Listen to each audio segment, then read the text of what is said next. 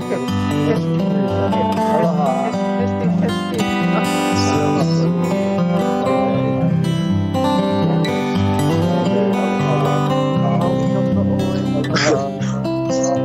Nice shirt, Randy. Thank you. Looks like a double Mahalo shirt.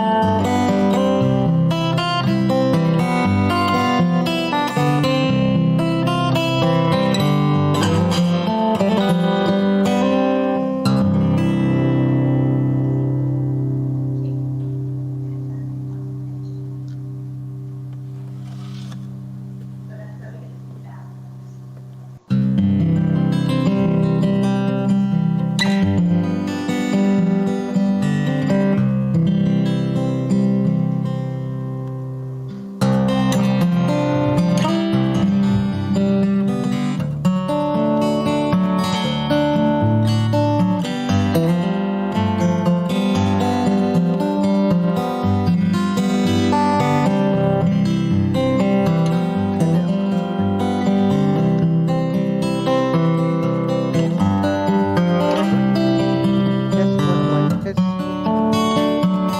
Yeah, we hear you. Thank you.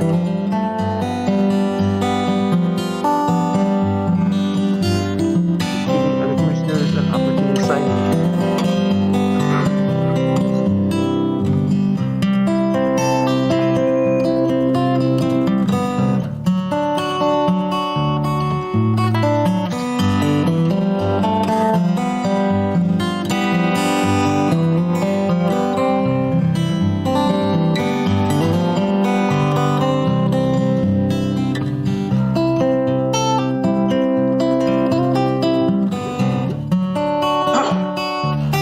Okay. Good morning, everybody. Aloha, commissioners. Aloha, staff, and aloha, members of the audience who's tuning in. Randy Allen was so gracious enough to consent to doing a full day this morning. So, Randy, proceed, please. Can you hear me, William? Yes. Kule kako. Kama lama o kia kua. E upuni mai a kako. Ke aloha o kia kua. E ki upuni mai a kako. Kamana o kia kua. E upale kele mai a kako. Makahi a kako. E hele ku ai. E o kua no. Heavenly Father, kia kua. During these very challenging and difficult times, we ask that you surround us with your light, that you immerse us in your divine aloha. We ask the power of Akua protect us, and through your presence, we ask that you watch over us. Mahalo for this opportunity to continue to serve our loved ones. We pray that you provide us the wisdom and guidance that ensures that we promote growth, prosperity, and strength for our beneficiaries. These things we ask in your name. In Jesus' name we pray. Amen. Thank you.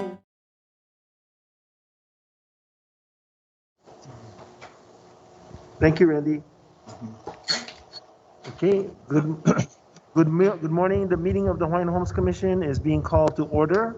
The meeting is being held via teleconference moderated by me, William Ilo Jr. from the DHHL office, Halepono'i, 915420 Kapolei Parkway, Kapolei, Oahu, Hawaii. And today's date is Monday, October the 19th, 2020. The time is 9:35 a.m. Pursuant to the Governor's 14th proclamation related to COVID emergency, Hawaii Revised Statutes, Chapter 92 regarding public agency meetings and records is currently suspended through November 30th, 2020, to the extent necessary to enable boards to conduct business without holding meetings open to the public and to allow state agencies the ability to effectively and efficiently provide emergency relief and engage in emergency management functions. At this time, we are unable to live stream this meeting via DHHL website. For each agenda item, staff will introduce the item and the motion. Chair will ask for a motion and a second. Chair will recognize staff to provide the overview. Chair will then call on commissioners one by one, alphabetically, if by last name if needed, for questions or comments. Chair will then take a roll call vote or a voice vote, depending on the situation. Leah, please call the roll. Here. Here. Aye.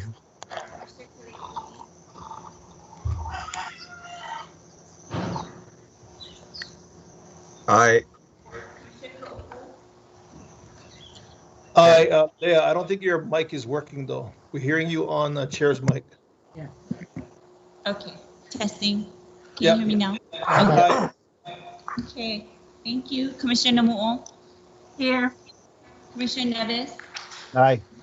Commissioner Teruya? Here.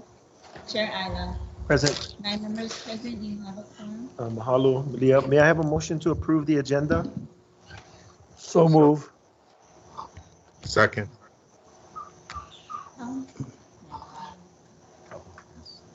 Okay. Any objections? Seeing none, the motion carries. May I have a motion to approve the September 21 and 22nd regular HCC meeting minutes? Can I have a motion to approve? So move. Second. Teruya and Ka. Perfect. Any discussion? No, that was Naumu.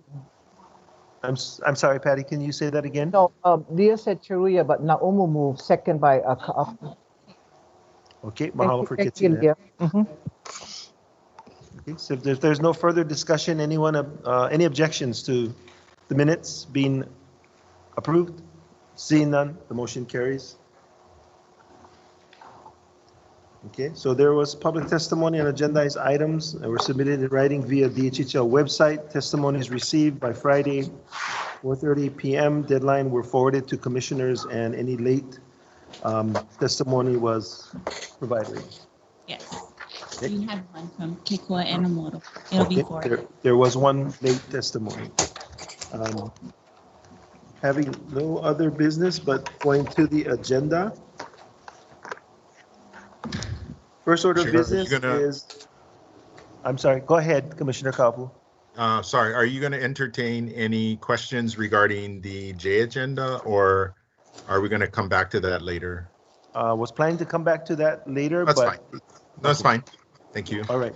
Okay, so agenda item 2A, the consent agenda, items D2 through D15. Aloha, Commissioners. For the record, this is Juan Garcia, HSD Administrator, Hi, Juan. Homestead Services Division. Good morning, all. Peace and blessings to you. Homestead Services Division has agenda items D2 to D15 for your consideration this morning. Are there any of the D agenda items that you'd like pulled out of the consent agenda? Chair David. Yes, go ahead, David. Yeah, can we pull D2, D5, and D8, please? D2, D5, and D8. Do I have a motion to second David's request? Second. Okay.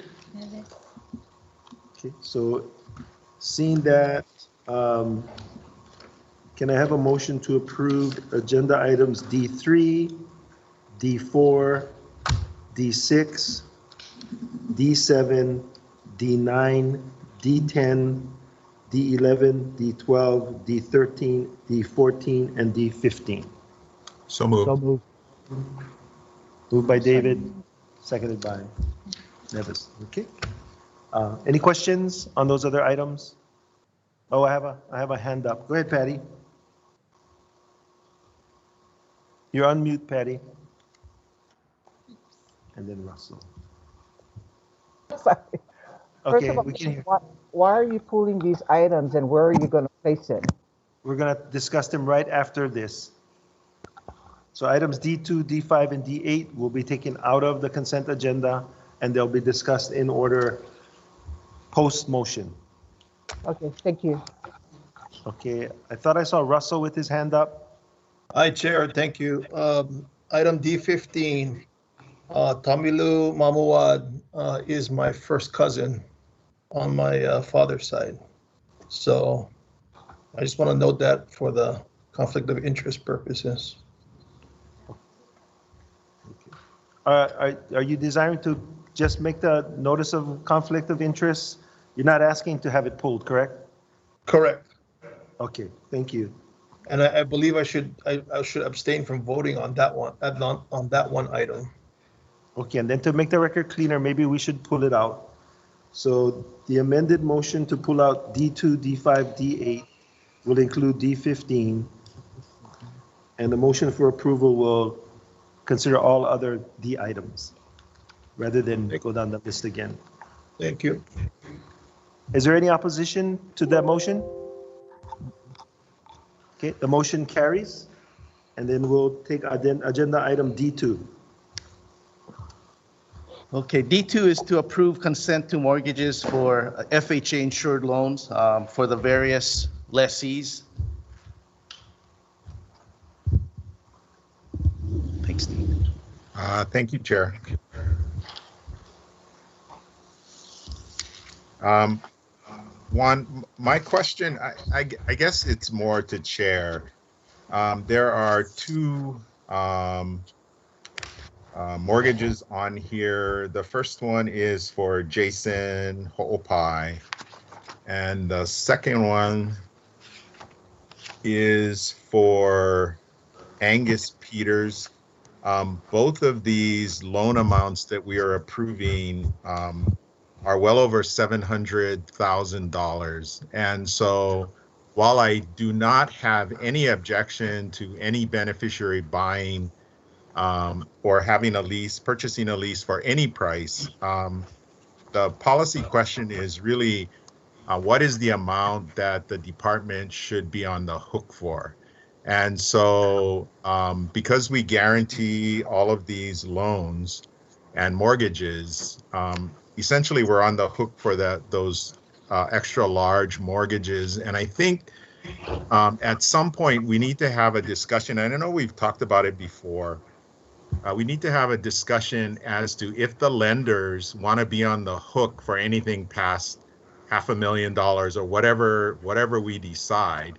Again, I don't have a problem with that. I'm wondering how many of the lenders would make these large mortgage loans if the department wasn't 100% guaranteeing the loans. And I think, we're not getting any input on this. They just come to us every month. And we've seen this kind of escalation of mortgage loan amounts, and I think we should address it. You're absolutely correct, David. We've had some discussions internally, and hopefully we will be able to. I'll let Dean speak first, and then we'll talk about the going forward. Thank you, Chair. Dean Oshiro, Loan Services Branch Manager. Commissioner, I just want to put on the record, make sure when we talk about FHA loans that the word is not guaranteed. It is actually an insurance product. Again, FHA HUD insures the mortgage loans, and we need to make sure that stays on the record, or we could run into some audit issues because it is reported as an insured product and not a guaranteed product, which is different. Thank you. Okay, So David, yeah, go ahead. ahead. Maybe you can explain what would happen if this person defaulted then. If the person defaults, the fund that is affected is the insurance premium fund. So the money is not directly taken out of DHHL trust funds, which what a guaranteed loan would be. When the department guarantees a loan, those monies in order to pay a lender is taken out of trust funds. With the FHA insurance fund, all the beneficiaries, whenever they make an FHA loan, they pay an insurance premium. That monies is held by HUD, and that is the monies that is used to pay any lender for a defaulted loan. So again, it is not the department's trust funds that are used to pay initially the lender. It is HUD's insurance pool of which monies they collect from insurance premiums. Therein So- lies the difference. Okay, so would this ever come back to the department then, in the event of a default? The loans would come back. There is an agreement between the department and HUD as far as what this minimum balance in this insurance account can be. And if it does fall below, then HUD will then place a demand on the department to replenish. But that's why we do not call it a guaranteed, although I understand what you're trying to say, we could be held liable, but monies is first taken out of the insurance fund pool and not directly DHHL's trust funds. So instead of a guarantee, it's called a replenishment. So I get it. Yes. But Right. it still ultimately could fall on the department. And so that's my whole point, is, if ultimately it comes to us, we should take a look at, whether or not we want to approve these or not, or Okay. make the lender, which is in this case FHA, be responsible. If FHA wants to be responsible for the difference over a certain amount of replenishment, I'm fine with that. But it's just having that conversation. I hear you. We just need to be cautious of how it may affect the beneficiaries if lenders decide they do not want to partake because they don't want any liability. That's the way the program was set up. Because as you know, they cannot foreclose and only you folks can cancel a lease, which means they could be making loans out there that are unsecured. And I don't know how much risk they're willing to take for a product like that, which they cannot get their hands on the property. Again, the other thing is the way the FHA insurance program was set up, when we talk about funds from DHHL, these loans that come back, when they get canceled and get reawarded, the appraised value is put back into the monies for which when HUD makes a claim to us to pay, that's what I meant by DHHL trust funds. We're supposed to be setting aside these pools of money based on lease cancellations, at appraisals and reawards. And that pool of money is what's used to pay back the insurance pool. Right. So I just think as a commission, we just need to have a better understanding of, as these mortgage amounts go up, what does this mean to the department? What does this mean to the trust funds ultimately? So we can make good decisions. Okay, Commissioner Kapu, what we'll do is we'll have a workshop with all the different loan products that's offered and an explanation of how that's impacted, as well as some suggestions for the commission to change policy. Thank you. Any other questions on D2? No. And are you, Commissioner Kapu, are you willing to act on these two? Oh, yeah, I'm willing to act on it. Just as a matter of principle, I think I will vote no on Ho'opai, Jason, and the Maui, Waiahuli 750, Angus Peters. Okay. But I'll still vote on it. Thank you. Okay. So we'll start with a motion to approve D2. So move.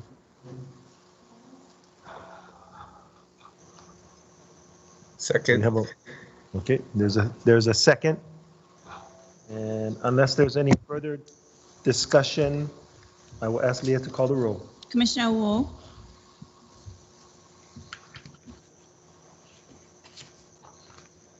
I will. Commissioner Wu. Roll call on D2.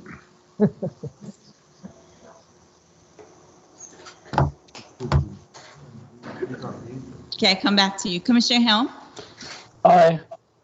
Commissioner Kapu, I will vote aye on all of them except for Jason Ho'opai and for Angus Peters. And the reason for voting no on that is only until I better understand the impacts to the department. Thank you. so that's an aye. It's an aye on everything except those two. Commissioner Kalekini, Aye. Commissioner Kaupu, Aye. Commissioner Namu'o, Aye. Commissioner Nevis, Aye. Commissioner Teruya, Aye. Commissioner Wool, Aye. Can Chair you hear Isla. me? I can hear you. Thank you. Okay. 9 ayes, motion passes unanimously. Agenda item D5. Hello, Commissioners. D5 is to approve the designation of the following individuals for application rates of deceased applicants. Commissioner Kaapu, you had a concern? Yes, Chair. I noticed on D5 number 7, 8, 9, there seems to be some time frame that elapsed since the beneficiary passed away. Maybe it was D8 and D9. Sorry, 7 and 8 and 9. It looks like the person passed in 2008, and in 9A, the person passed in 2009. I'm just wondering why it took so long for this to come before the. Thank you, Commissioner. Primarily, the delays in taking this before you is the process of clearing the successor's NHQ. So it's just the process of gathering more information from the designated successor. In order for them to qualify, we've been asking for documentation. It's just that process of qualifying the successor. Okay, so these people have taken like 11 and 12 years in order to get this information to us, I guess is my question. And then what has happened with the property for the past 12 years? First of all, this is application, so there's no homestead. These are applications to the wait list. And I have Nicole Bell, who is the applications branch manager, who has additional information for you, Commissioner. Thank you. Hi, Commissioner. I do want to also add that as part of the successorship process that the family comes forward with the information in order for us to initiate the process. And so if the family doesn't submit the death certificate within the year, or whenever it is that they submit the death certificate, that's when we begin the successorship process. Thank you. You're welcome. Other questions, other commissioners? Yes, I have a question. So if this is Commissioner Nevis and Kauai, so from the time someone submits a death certificate, what is the normal amount of time it takes to get this cleared up? Hi, Commissioner, it's Nicole again. So it really all depends on the circumstances.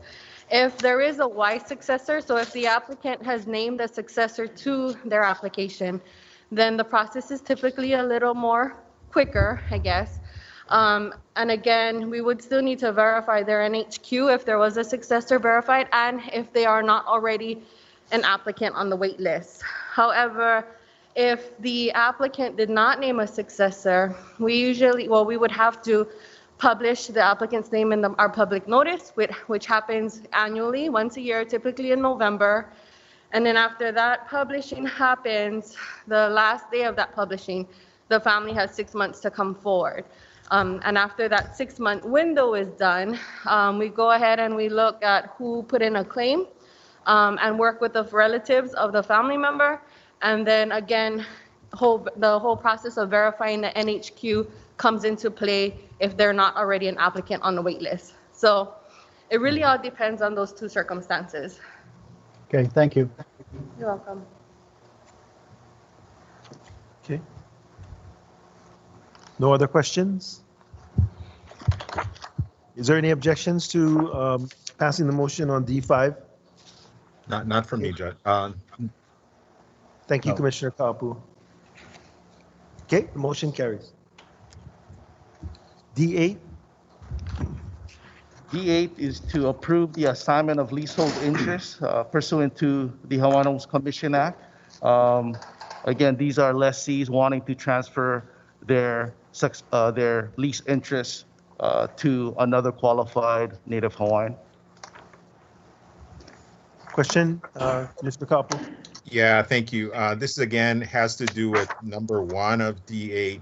I just noticed that, and this again has to do with Jason Ho'opai, that the amount that the property was sold for was like $850,000. So which I think is the highest I've ever seen for transfer of a leasehold interest. And so anyway, it does raise concerns when and again, not as to the beneficiary, but just how they're financing it and whether or not the department may ultimately be on the hook for this property. Okay, understand it's the same concern as earlier. Okay, I thought Dean was going to come up to the table, but and the same answer would be we're going to present a workshop next commission meeting and with some suggestions for the commission to approve on how to deal with it. Okay. There was another question. Was that? Yeah, there you go, Zach. Yeah, thanks, Chair. Juan, where exactly is Kavalo Oahu?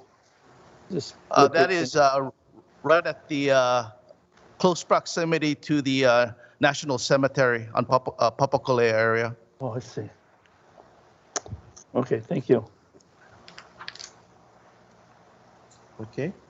Any other objections to approving the motion? No. Okay, I just was reminded we don't have a motion. Do I have a motion to approve D8? So moved. So moved. Yes. Further discussion? Okay, any objections? If not, okay, the motion carries. We go to D15.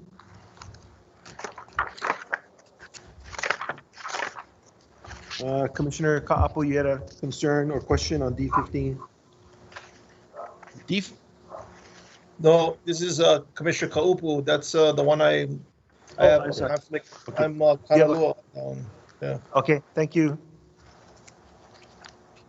Hello, commissioners. Again, this is D15, which is a designation of successor to a lessee who passed away without designating a successor. In this case, Catalino is the husband of the decedent who has come forward to claim the successorship of the lease. Do I have a motion to approve? So move. Second. We're going to do a roll call vote if there's no questions. I do have a question. Okay, so go ahead with your question, and David, you're on mute. So. Oh, okay. I'm sorry, I had to step out. What item are we on? D15. D15. Okay, thank you. So, Okay, go ahead, Zach. Juan, how long will it take to have this transfer be completed for Paul Mamuad? Thank you, Commissioner. Upon the Commission's approval, the next step would be drafting the transfer through successorship lease document, which would be then forwarded to our Deputy AG's office for review and approval.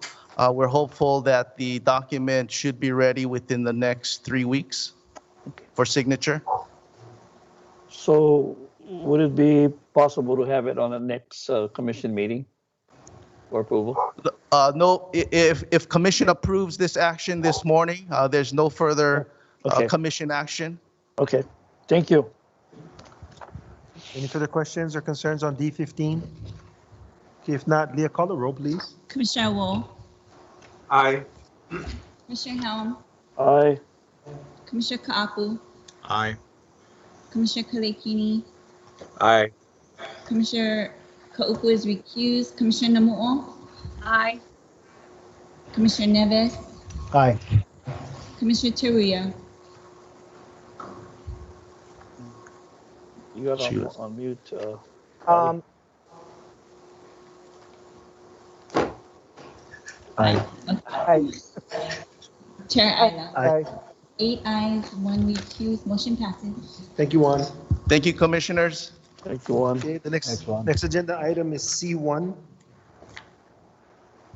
And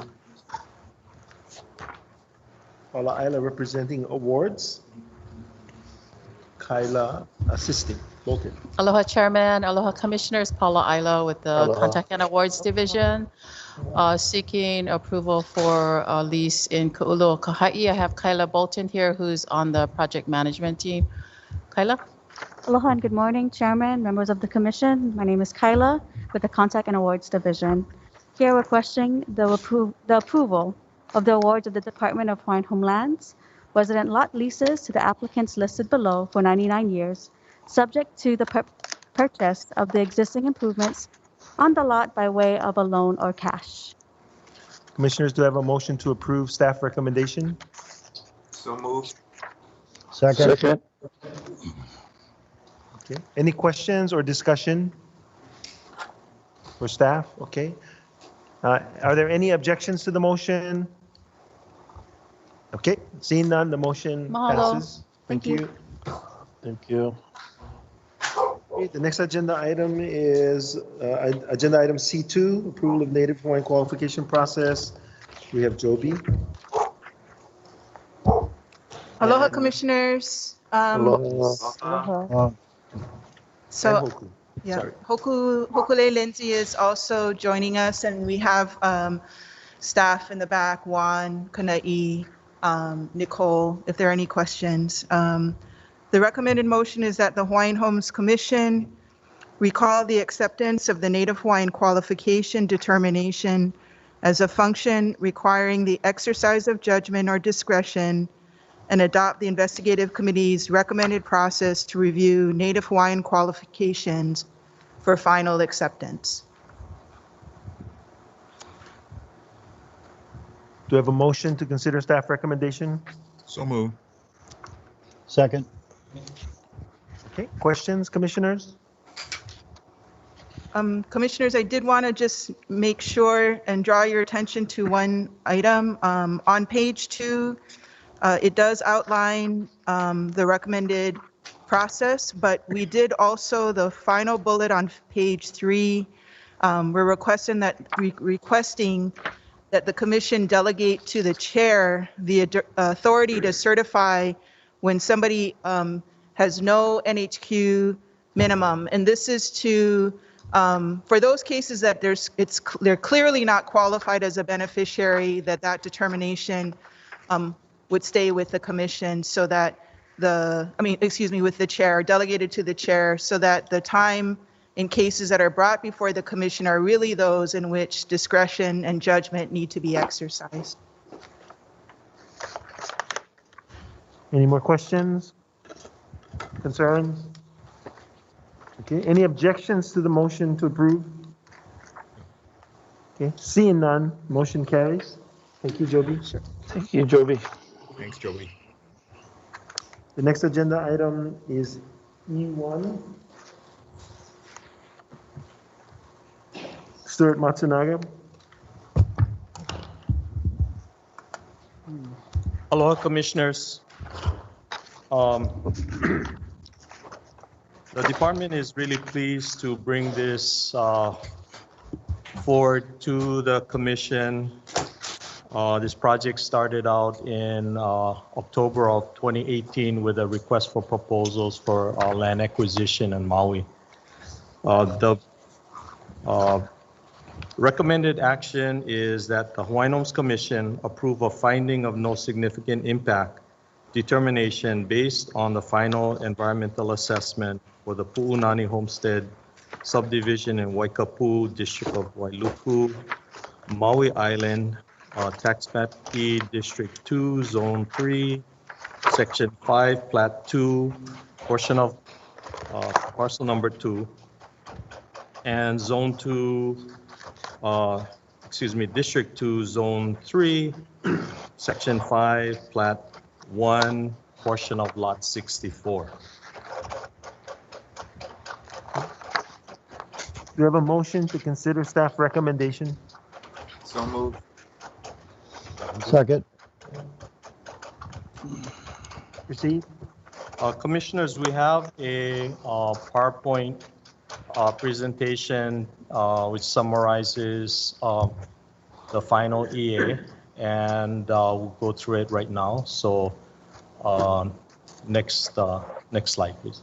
Okay, so this is basically the purpose to present the final EA for the Pu'unani Homestead subdivision and requesting the commission approval of a finding of no significant impact determination. Next. So a project outline is presented here, and we'll just move on to the next one. So the Pu'unani Homestead is located, you see that on the aerial photo there, 47.4 acres along Honoapi'ilani Highway.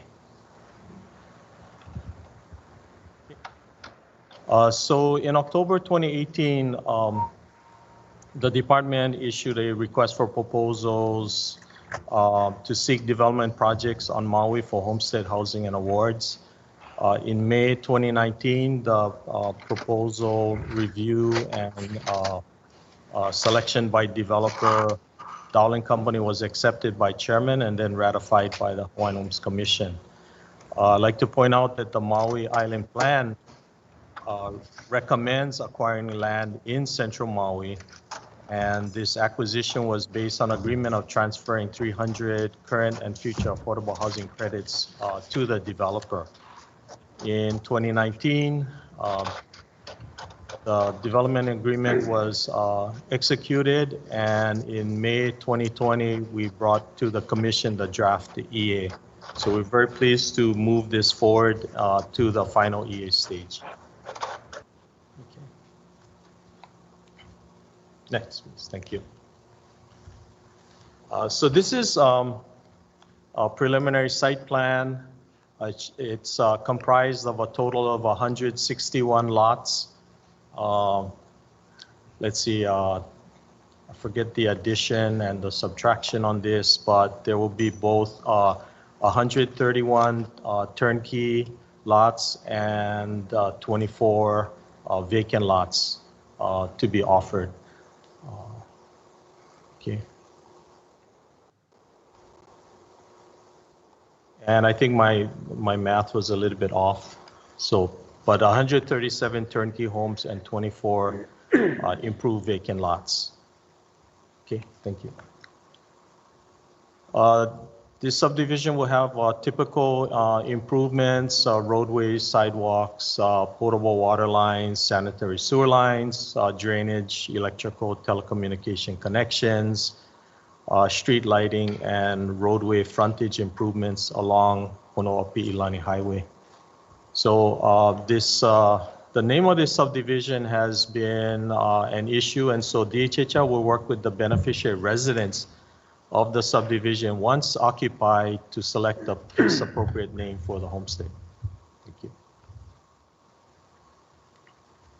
And just a little bit of history. In 2010, the Hawaiian Homes Commission approved a relocation option to the Waiahuli undivided interest lessees to relocate to other available residential offerings. So this will be made, the project offering will be made for both turnkey and vacant lots to the Waiahuli undivided interest lessees in their original selection order. If there are available lots after the offering to the UIs, then the Maui Island residential list will be offered in rank order for any remaining lots. This is a conceptual landscape plan. One of the big, I guess, issues to the subdivision was that there were a number of important or significant monkeypod trees along Honoapi'ilani Highway. These, the trees provided some limitations to access, visibility, and so DHHL went to the County of Maui, and I think the upcoming slide has some information on that. So in earlier this year, we secured approval from the County Arborist Committee to delist the exceptional trees.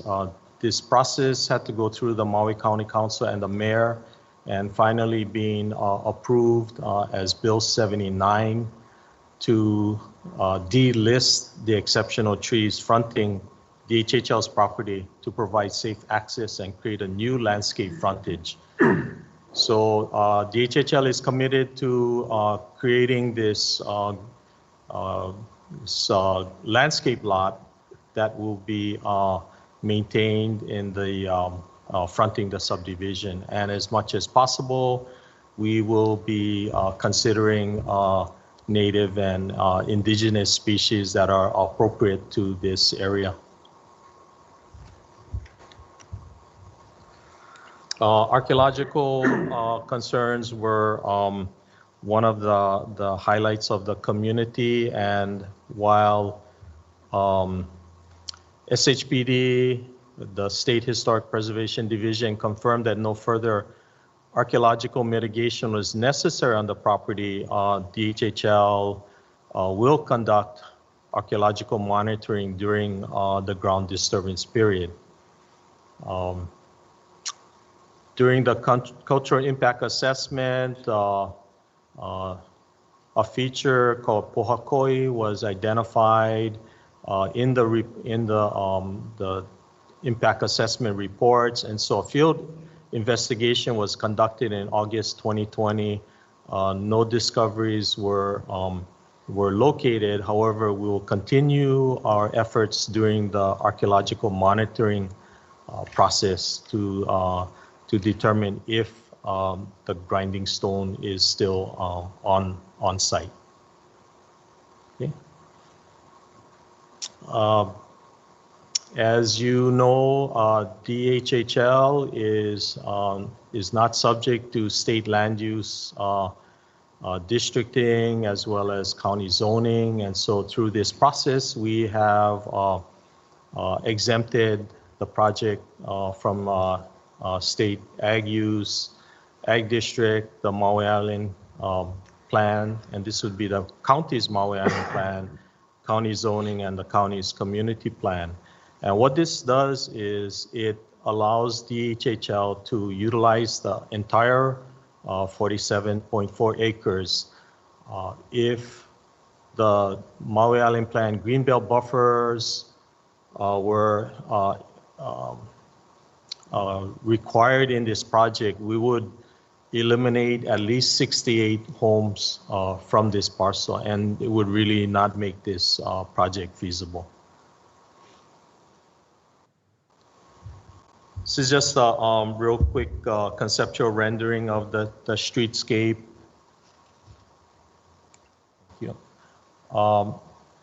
So different features on the house design. Two-story models have bedroom on the ground floor. There's two-car enclosed garage. Solar water heating is standard, and there are other features listed there. There will be options provided at the orientation and lot selection. Thank you. This is a calendar, of the different community outreach beginning in December of 2019, running through August of 2020. So there have been a number of meetings with the surrounding community to try to address the concerns of the Waikapu community and other surrounding communities.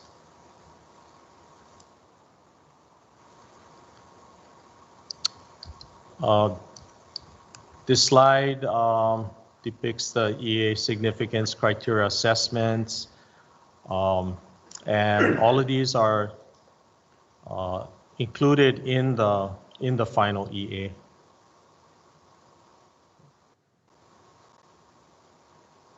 Okay.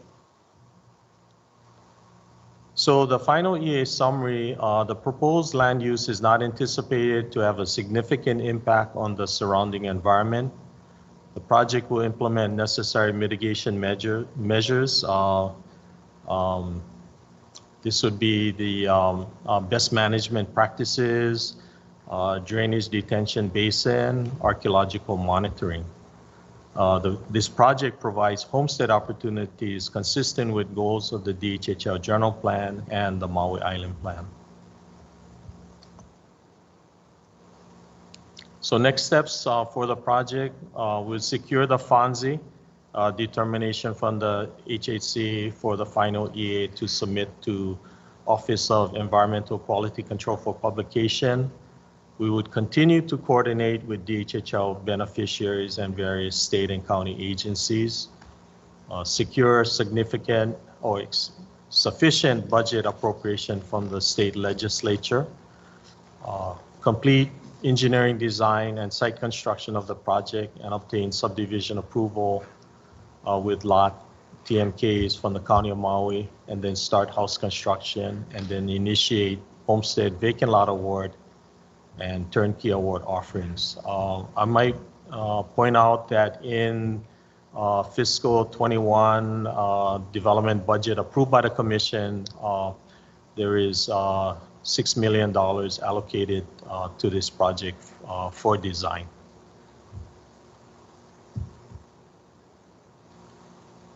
And this is the anticipated timeline. So today would be action on the finding of no significant impact.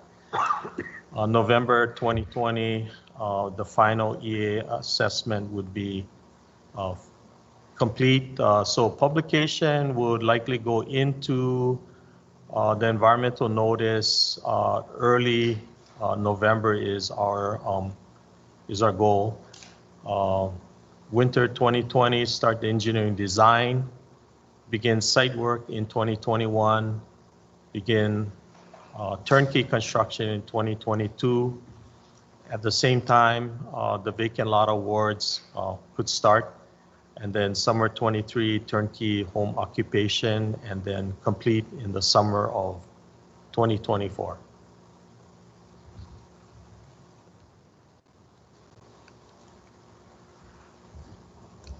Commissioners, I believe we may have a developer and our planner who have logged in, and I want to really applaud their work on this project with the community and in the County of Maui.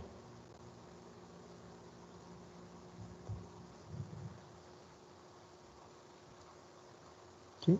Commissioners, questions either for Stuart or the developer or our consultants? I have a question. Question? Go ahead, Patty.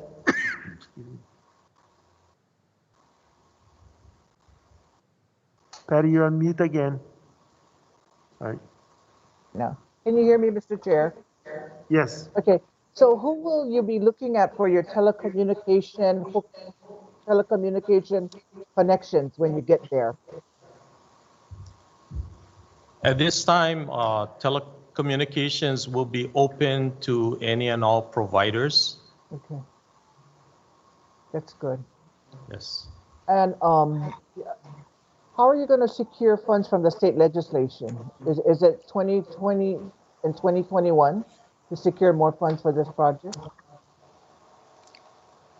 We have included this project in the sufficient sums budget to take it to the next step.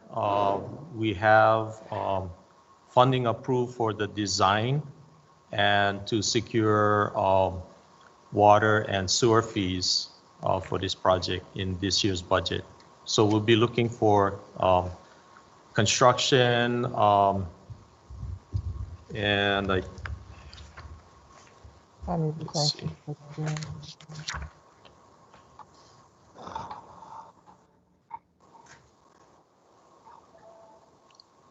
It'll actually be in the next biennium. So I believe that's where we are. 2022. 20, let me see. 21, 22. 21, 22.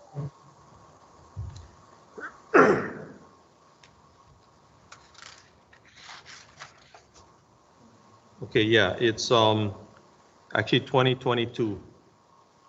Oh. This is, yeah. Okay. Any further questions? Thank you.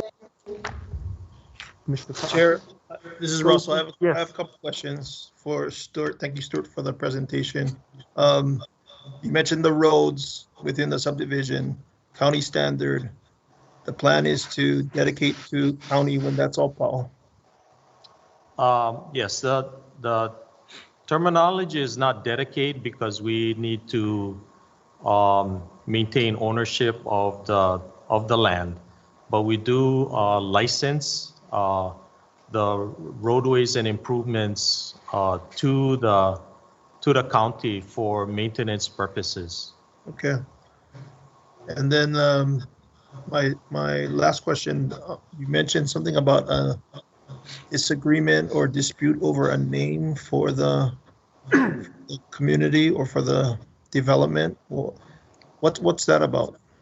Okay, the project when acquired had the name Pu'unani Homestead.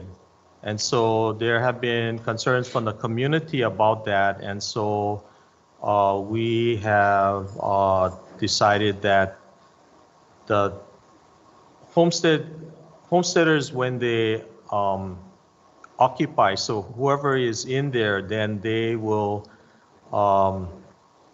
get together to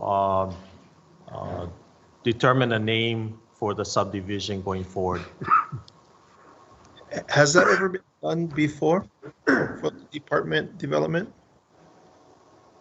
I don't think so, but we have had name changes following the final subdivision of the development. But you're gonna break ground and you're gonna hunt out one community without a name. That's right. It's like coming home from the hospital. You never name your Mo'opuna yet. The name Pu'unani will carry through the subdivision, and I think maybe a better way to state it is if the beneficiaries want to change the name, there's a process to do that. Okay. Yes. Similarly to changing street names, we've done that before because of the concerns of the community and the meaning of the street. And so that's something that we would want to afford the beneficiaries of that subdivision if they so choose to do so. Okay. Thank you. Thank you, Russell. David? Thank you, Stuart. I just wanted to check, and I know you had made a presentation, I think last month, but will these homes be eligible for NAHASDA funding, assuming that we get funded, additional funding in the future? The target prices for the homes are, excuse me, they're in the I guess 80% would be the target AMI, but of course, we go through the list, and then we do have beneficiaries who actually can qualify for more. Right now, we don't have NAHASDA dedicated to this project. If we were to do so, we would have to include it on the housing plan and then conduct the HUD EA for this project, which we haven't done. Yeah, I thought there were some lots that were reserved for people to build their own. That's not the case in this subdivision. That is correct. There are 24 out of the 161 which are dedicated to vacant lot awards. Yeah, so my thought was those are typically the ones where we take advantage of the NAHASDA funding, right, for people, or Habitat for Humanity or something like that. So I just want to make sure that if we are going to be marketing to that segment, that maybe this is something we should look at in the future, is that having additional funds. Okay, I'll work with CAD and with NAHASDA on that to see what the potentiality of that would be. Thank you. Thank you, David. Randy, I see your hand up. Yes. I appreciate the questions from the commissioners. I don't have a lot of questions having read through the EA. I do have some comments. I did want to commend Stuart and his entire team for putting together this EA. It's divided into 2 volumes and roughly 1,100 pages. So volume 1, there's a detailed narrative that covers the entire scope of the project. And volume 2, there's a lot of data to support those findings. So I learned a lot as a result of going through this EA. I think one of my takeaways has been, first, I agree with the department that an EA is sufficient and an EIS is not necessary.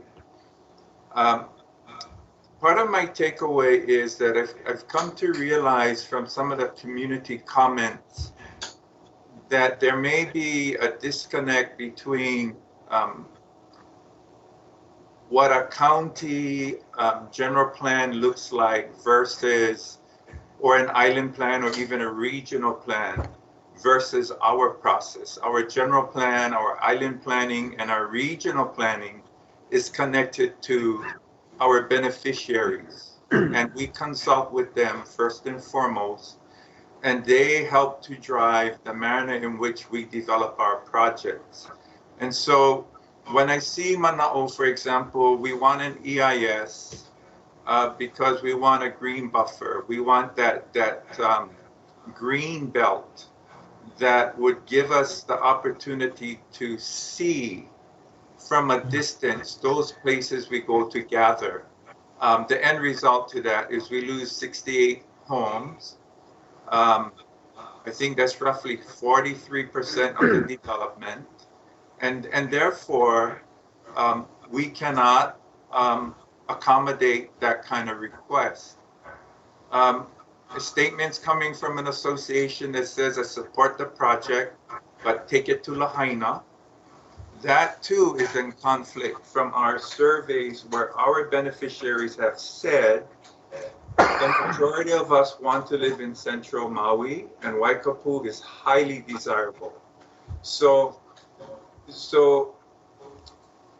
I really commend the department for engaging the communities in good faith, but striking the right balance between accommodating some of those requests, but not relinquishing our kuleana to our beneficiaries. And to those people who have said, I support our lahui and I want to strengthen our lahui, but here's the conditions under which the department should proceed. And some of those conditions, in my view, just are not reasonable. But I do want to focus on that statement because that is the common ground that joins us. Strengthening the lahui, that's where we agree. And I can think of no better way to strengthen our lahui by returning Native Hawaiians of 50% blood quantum to this land, to these ancestral lands that were once fully occupied by Native Hawaiians. Because currently there's a lot of development in Waikapu. Much of it is inaccessible to our beneficiaries. It's too costly. They can't afford it. So this is the right step forward in strengthening our lahui. And my hope is that beyond this 47 acres, 161 homes, we can expand further into Waikapu and provide more opportunities for our beneficiaries. So mahalo, I appreciate all the work that went into this. That's all. Thank you. Looking for any other hands up? Zachary? Yeah, thank you, Chair. Thank you, Stuart, for this presentation for the Pu'unani Homestead subdivision. I'm just curious, as far as the construction cost for this project, what do you anticipate the cost would be? I believe that the costs start in the purchase of the homes will start in the low 3s to the low 4s is the anticipated sales price for these homes, varying from 3s to 4 bedrooms. And I can't give you the exact prices right now, but those are the ranges. So what I was curious to know is the cost to do the foundation and the prepping cost. That's my question, not the homes. So what? Yeah, the infrastructure. Yeah, the infrastructure is roughly about $18 million. What was that? It's approximately $18 million. Okay, so do you need to go to the legislature for this money? Yes. Mm-hmm. Okay, well, I was just concerned because of the uncertainty for the budget for the next 2 years with the state. Yeah, so if they won't provide you that total amount, would you think about doing different phases so you can start the project? Yes, we could phase the project. I think right now we have the subdivision application going in, and subject to the funding and the timing, then we could possibly phase it. I think along with many other projects statewide, we have a really aggressive lot development program. So, I think we're going to have to work with the legislature. On Maui, we have lot development in Waiahuli, in Leali'i, and later when I go through the Maui status report of lot development, then you'll see what the total demand is going to be, and it's also reflective in the sufficient sums budget, and not only for Maui but statewide. I mean, we have a really, really aggressive program, and I think that's what we need to do and continue to push. Yeah, Zachary, I would just go ahead. I was going to just add that the operating budget for all of the state departments is the one that is going to be extremely challenging for the next biennium. However, because the state has a good bond rating and a good history of having a good bond rating, the capital improvement projects, which are funded by the issuance of bonds, appears to be something that I think is a good possibility that these and other projects like this, where infrastructure and just getting ready for either turnkey or vacant lot offerings, is something that will receive a higher consideration from our state legislatures, especially the money committees, which are currently controlled by the Maui legislative groups. So I just wanted to share that with you because it sounds like it's daunting, $18 million, but it is really possible this next go round, and we'll aggressively push for it. Yeah, that's only my concern, but you know, I really want to see this project move forward. But I'm just thinking about, you know, the next 2 to 3 years, how this economy, it's really unpredictable right now. So I just thought I'd bring this up. Thank you. Yeah, part of the CIP strategy is keeping people working, and so the construction industry is a big part of that. Thank you. Any other hands up or questions? Okay, if not, is there anyone that opposes this motion to move forward with the EIS, the adoption of the EIS approval? Okay, seeing none, the motion carries.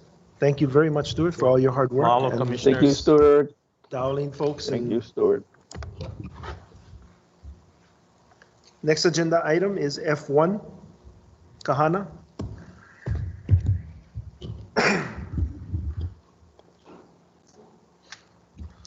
Aloha and good morning, Commissioners. Kahana Albino, Acting Land Management Administrator. Item number F1. LMD is seeking the annual renewal of right of entry permits for East, Central, and South Hawaii Island. Do we have a motion to consider staff recommendation? So moved. David. Just for clarification, I know on a table. Hang on, we need a second. Sorry. Do we have a second? Sorry, might have been soft.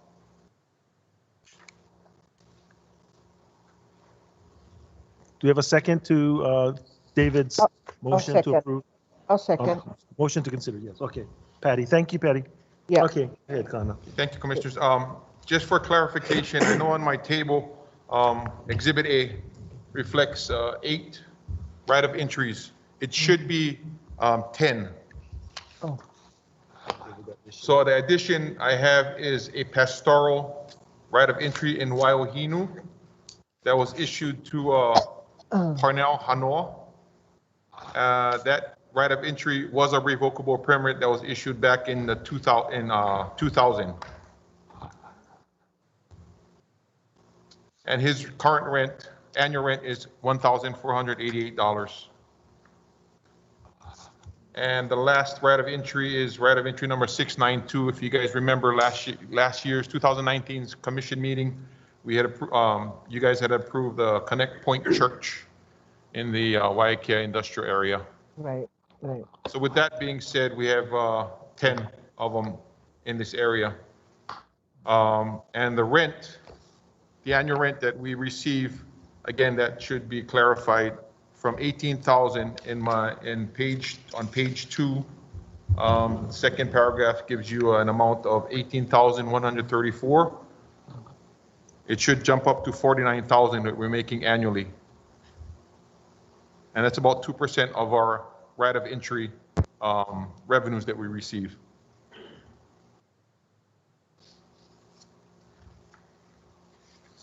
So just to clarify. Questions, commissioners?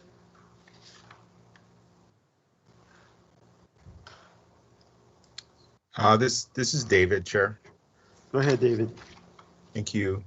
Kahana, in looking at your table, I noticed that from last year, for example, Darryl Kalua'u's total acreage went from 450 acres last year to 504 acres. Correct. And then I noticed that Dean Kaniho seems to have picked up the additional 750 acres that had been given to Daleco, but I don't ever remember the commission taking an action on those items. Yeah, that action was taken and amended by the chair, who has authority to do that in amending right of entry. And David, I would just add that it was meant to be a temporary situation until we could figure out what the appropriate use of the additional acreage from Dileco. Okay, and I don't necessarily have an issue with the amendment. It's just that, we didn't get any notice on this. So I'm not sure, when it happened, what the other considerations were. But I think, I know that there was a big deal. For example, I know that there was another one in Honolulu. I think the Clays had 300 acres of pastoral, but I don't see where that's been absorbed anywhere. So yeah, that hasn't been absorbed anywhere. That one was not renewed as of your guys' action in October 2019. So that's canceled, and that's vacant right now. No. I'm just, so procedurally wise, if the idea is to get it to somebody so that there's caretaking, and if we've delegated that to the chair, I don't see that anybody's taking care of that property. I just think that we should maybe take a look at this because, as you know, this is kind of a point of contention with a lot of our beneficiaries, and we want to make sure that we're transparent in whatever we're doing. And I think that the commission should be aware of what's happening, even if the chair is amending ROEs as an interim measure. I know Hanoa was not on your list for last year, and I don't know if that was just an oversight. Yes. But the Connect Point Church, what is the rent that we're getting from them? Connect Point, we are getting annually $30,240, which is divided by 12, 25 something, I think. Okay. And is that in line with what we would receive for a commercial general lease for this property? Correct. We basically did that formula in October of last year, 8% of the assessed value. Okay. But weren't we getting a much higher rent from the guy who didn't pay for the last 10 years or something? I mean, wasn't he supposed to pay a higher rent than that? It was step ups, yeah. Yeah, it was through step ups. And his step up was almost, I think, a little bit close to 3,000, I think it was at that time. 3,000 a month? Yes. Okay. Okay, yeah. So as long as we're getting, what would be considered market rent, yes. I have less concern. I still am concerned about the use being in I guess it's in an industrial yes, it is. Zone area, and whether or not that's appropriate. But as long as we're getting the rent, I'm okay with that for now. Thank you. Yeah. Okay. And the plan, Commissioner Kapu, is still to go out for an RFP for a commercial industrial lease on this lot. Okay. Thank you. Commissioner Kalekini first, and then Commissioner Namu'u. Thank you, Chair. And thank you, Kana. Yeah, so what I wanted to share with everyone, more specific, like in the Ka'u, the Kamoa Puel area, about, the us looking at the fire break situation. That's been a concern, and, we just recently had one. And I did speak with the district manager from the East Hawaii office. She is actually initiating a meeting with beneficiaries and others, to discuss fire plans. So I just wanted to just share that that's a concern for that area. But I'll support the renewal of the ROEs. Thank you, Chair. Okay. Thank you, Mike. And sorry, Commissioner Namuo, I saw the hand up.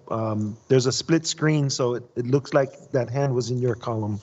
You do not have a question, correct? No, Commissioner. Okay, thank you very much. Already addressed them. Thank you. Mahalo. I have been informed by our Attorney General that the additional two items, because they were not on the agenda, it appears that we're not going to be able to vote on those.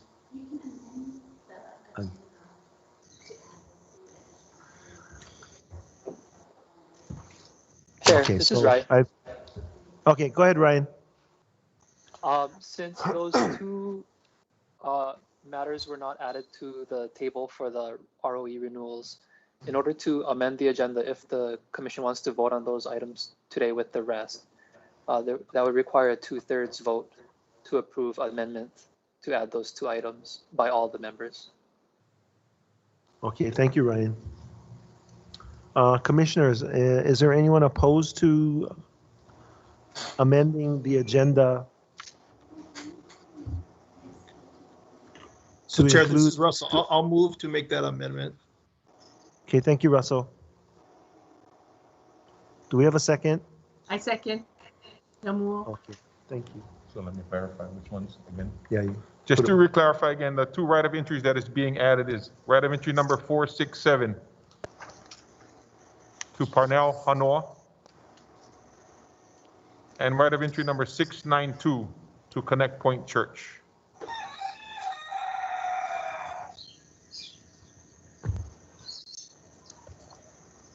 Yes. So can I have an approval on the motion to amend the agenda to include these two parcels? So move. Russell said. Second. Moved and seconded. Anyone oppose? Have concerns? See none. That motion to amend the agenda is passed. So is there anyone opposed to? What did we vote on? Yeah, We Chair, I voted- think we should, since What we did need we a vote? 2/3, I think we should Yeah. probably vote on that. You got to Okay. vote on the 2/3 and then you Okay, vote. so roll call vote on the motion to approve the Yes. amended No. agenda. No, No, it's Russell's amendment, right? Okay, Patty, you're muted. Your concern? Russell move, Naumu second, for the 2/3 votes to add this item on the agenda. That is correct. And now we're taking a vote, a First roll call motion. vote on that. Yes. Yeah. Commissioner Wu, Aye. Commissioner Helm, Aye. Commissioner Ka'apu, Aye. Commissioner Kalekini, Aye. Commissioner Ka'upu, Aye. Commissioner Namuo, Aye. Commissioner Neves, Aye. Commissioner Teria. Aye, I see. Okay, Chair Ida. Aye. 9 ayes to amend the agenda to add the two additional ROEs. Motion passes. Okay, thank you. Hang on, just to make it safe, why don't we do a roll call vote on the full motion? Okay. So we're taking a motion on item F1. We have, it was moved by Commissioner Ka'apu, seconded by Commissioner Teria. Ready? Commissioner Wu, Aye. Commissioner Helm, Aye. Commissioner Ka'apu, Aye. Commissioner Kalekini, Aye. Commissioner Ka'upu, Aye. Commissioner Namuo, Aye. Commissioner Neves, Aye. Commissioner Teria.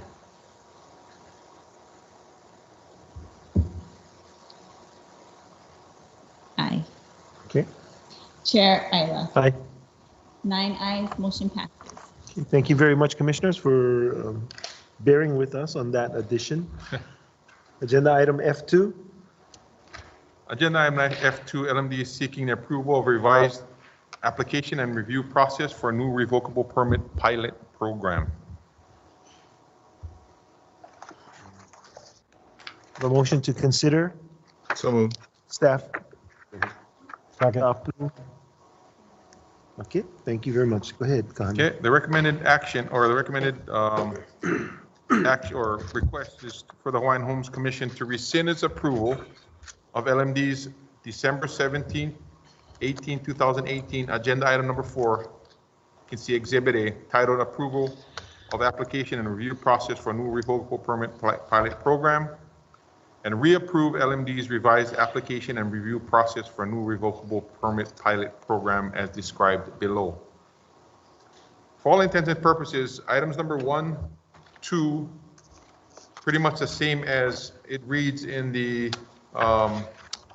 submittal that was presented back in 2018. The only changes is in the scoring criteria, item 3. So if you had a chance to look through the scoring criteria, kind of spells out how points would be awarded to applicants in this process.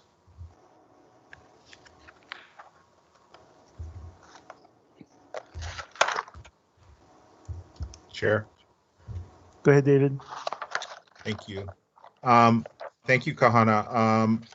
I'm a little concerned only because we have so many new commissioners who weren't around in 2018 and didn't have the opportunity to get the presentation from Land Management Division. And then in looking at this, I think just in reviewing it, there are a lot of idiosyncrasies that perhaps people will have questions about how we're going to do it. I did have a question as to what if and when we roll this out, Kahana, what is going to be the process for educating our beneficiaries? Because, you know, the whole purpose for this was to make properties available to our beneficiaries. And so I'm not sure that just reading the criteria would assist the beneficiaries in being able to appropriately apply for the different potential properties that may become available, even if they wanted to. And so I think when we get to that, I think I'd like to see something that will address an educational process for our beneficiaries so they can take advantage of this process and secure some of these revocable permits. And then my last comment is, you know, since it's a revocable permit and can be canceled at any time, there's a whole lot of criteria to go through that can be canceled just on really short notice, right? So that's just my comment, but thank you. Yep. Okay. Thank you, David. Go ahead, Randy. Yeah, so I agree with David on several matters that he has brought up. When I was looking at F2, there's a lot packed into that proposal for right of entry. And so I do have some questions. Some of it I don't fully understand. And so it does, I'm not inclined to vote on it today, but,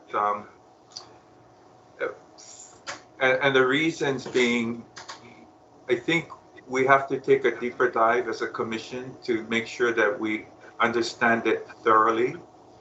And I do agree that in addition to that, our beneficiaries should receive an informational briefing on this proposal so that they understand what the requirements are up front rather than learn on the back end that they don't qualify or that they do not fully understand the process. So that's my manao. Thank you. Okay, thank you, Randy. Patty? Thank you. Can you hear me, Mr. Chair? Yes, we can. Okay, thank you. I am going to support Mr. Ka'apu, Commissioner Ka'apu's discussion. So at this time, what I'd like to propose that the motion to defer until other commissioners and myself be able to get a proper workshop on ROE right-of-ways entry and understand more of the process. So at this time, my recommendation is a motion to defer at this time and work with LDD on a workshop to provide for all of us. I further need a little more understanding on this proposal this morning. Thank you, Mr. Chair. Okay, thank you, Patty. Dennis? Yes, yeah, I agree with what's been said by fellow commissioners. I'm a little concerned that some of the stuff we took up in December, and I believe in December, we didn't approve this, my understanding. I think we just said, go back to the drawing board. But it's saying to rescind the approval. I don't believe we approved, as far as I understand, and maybe the commission secretary can check that out for me. And again, some of the points we brought up, or at least I brought up in the initial meeting, not getting into the weeds, because I had a lot of weeds to get into. So I think I agree that we probably should. I agree with Commissioner Turia that we put this, that we defer this motion and have a workshop and understand it. Also, I would like to see the product, basically the product. Show me the contract so I can read the contract as a beneficiary, as a commissioner, and understand what all that means. There's some things in here we're given points for that are actually required. You have to have insurance. So why are you given points? In the old writing, there was something about, explain why you think it would benefit Native Hawaiians. Now you have to go out and you have to get, people to sign up for you. I don't think that makes any sense. Anyway, we need to understand a little bit better, understand what the motivation is, and make it clearer so that our beneficiaries and the public can understand what the rules are as we move forward. Thank you. Okay, thank you, Dennis. Any other questions? I have heard it loud and clear that this item be deferred, and that in addition to a workshop with further explanation, a rollout plan also be presented at that workshop. Is there anything else that commissioners would find useful during this planned workshop? Chair? Yes, David. I agree with Commissioner Nevis. If we could have, or Kahana could select a particular property that might be attractive, that right now is on an ROE, I think that would help people put kind of a face to what we're trying to decide here, so we can kind of see from a realistic perspective how this is going to work. If this is a shop down on a wharf, or if this, whatever it is, I think it would be a good idea to just have a practical example of what we're talking about. So I think better people can process that a little easier. Thanks. Okay, thank you, Commissioner Apu. And I see Dennis, you got your hands back up.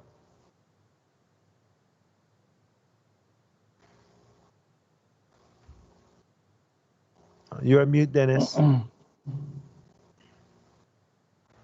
You're on mute, Dennis. Okay, I got it. There you go. Okay, well, one other point I want to make is I have a concern about a 50% discount on the base. My experience worked for the state. Revocable permits were given out to airlines. Revocable permits given out to airlines that operate at the airport, and it was market rate. So I don't understand why we're just going to flat out give a 50% discount. If you look at some of the ROEs, or ROEs, revocable permits, whatever you call them, even on the list, some people have been on the list, had these properties for 20 years. So I'm a little concerned that we're just going to say it's automatic 50%. And I understand some of the areas, ranchers, so on and so forth, maybe there are some things. I think we ought to look at some kind of a sliding scale that says what makes sense. not just give up and say it's 50%. So I'd like to look at the structure as well, because the responsibility we have is not to the trust, but the honesty to our beneficiaries as well, to make sure we're getting a bang for our buck. Okay, thank you, Dennis. All of that's been written down. Okay, I guess I will go to Ryan. We made a motion to consider. Do we need to finish with a motion to defer? Was that motion put on the floor by Commissioner Teruya? Yes. Is there a second? I entertained a motion. I was just going to say that I don't have a second to that motion. So if any commissioners want to second for deferral. I'll second. Okay, Dennis second. Okay. All those in favor of deferral, say aye. Aye. Aye. Is anyone opposed deferring? Okay, see none, the motion carries and F2 is deferred. We'll come back Thank to you. the commission. Thank you. Thank you. Thank you. Thank you, Connor. All right, is it a good time for a 10-minute break? Please. Please. Okay, Yes. we'll take Thank a you. 10-minute break, commissioners. Thank you.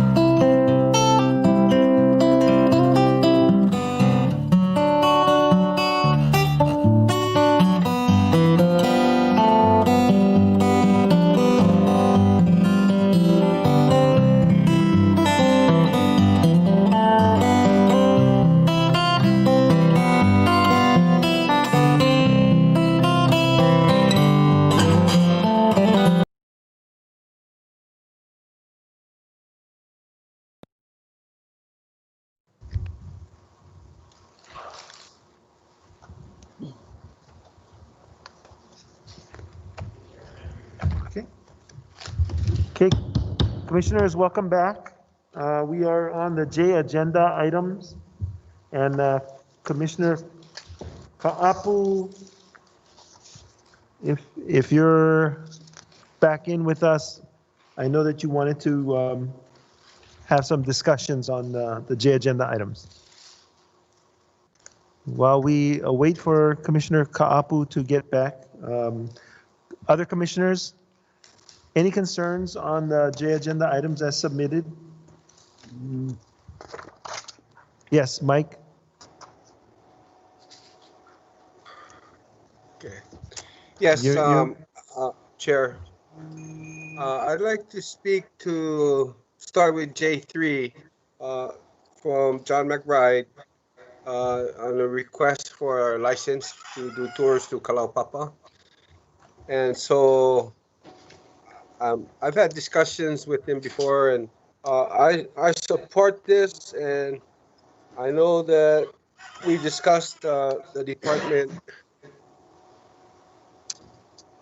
developing a process for folks or interested people to follow to get that process in place at the department.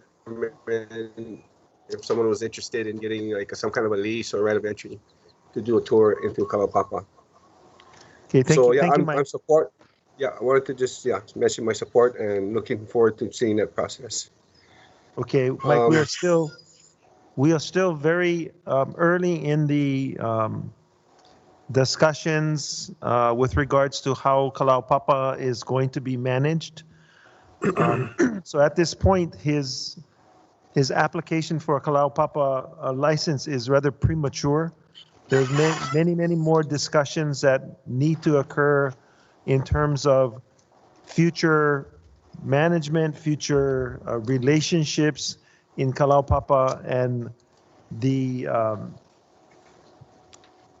issue of tours is something that I can just say that it's premature at this point to have the discussion. Once we get closer to identifying which agencies are going to be responsible for what purposes or functions in Kalaupapa post Department of Health managing the area, when it becomes appropriate, then we can start the discussions again. Okay. Okay, and I have a feeling that you're gonna also talk about J8, and we had a similar request to begin discussions on a concession for access to our Humu'ula lands for shuttle service. And it again, it's premature because the shuttle service, whoever gets a shuttle service or access to the summit as well as the visitor center, that has to occur with the University of Hawaii first, because our, I guess, jurisdiction begins a lot further down the mountain. So it's premature to talk with anyone on a shuttle at this point when they will have to get permission from the University of Hawaii first. So I just want to make that clear with regards to those two J agenda items. Yeah, and I just wanted to let everyone know that I'm in support of those two items. Okay, thank you.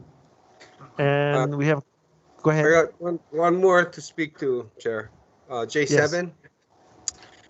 So this is in regards to some activities that's been going on in the Panaeva with the lessee, and apparently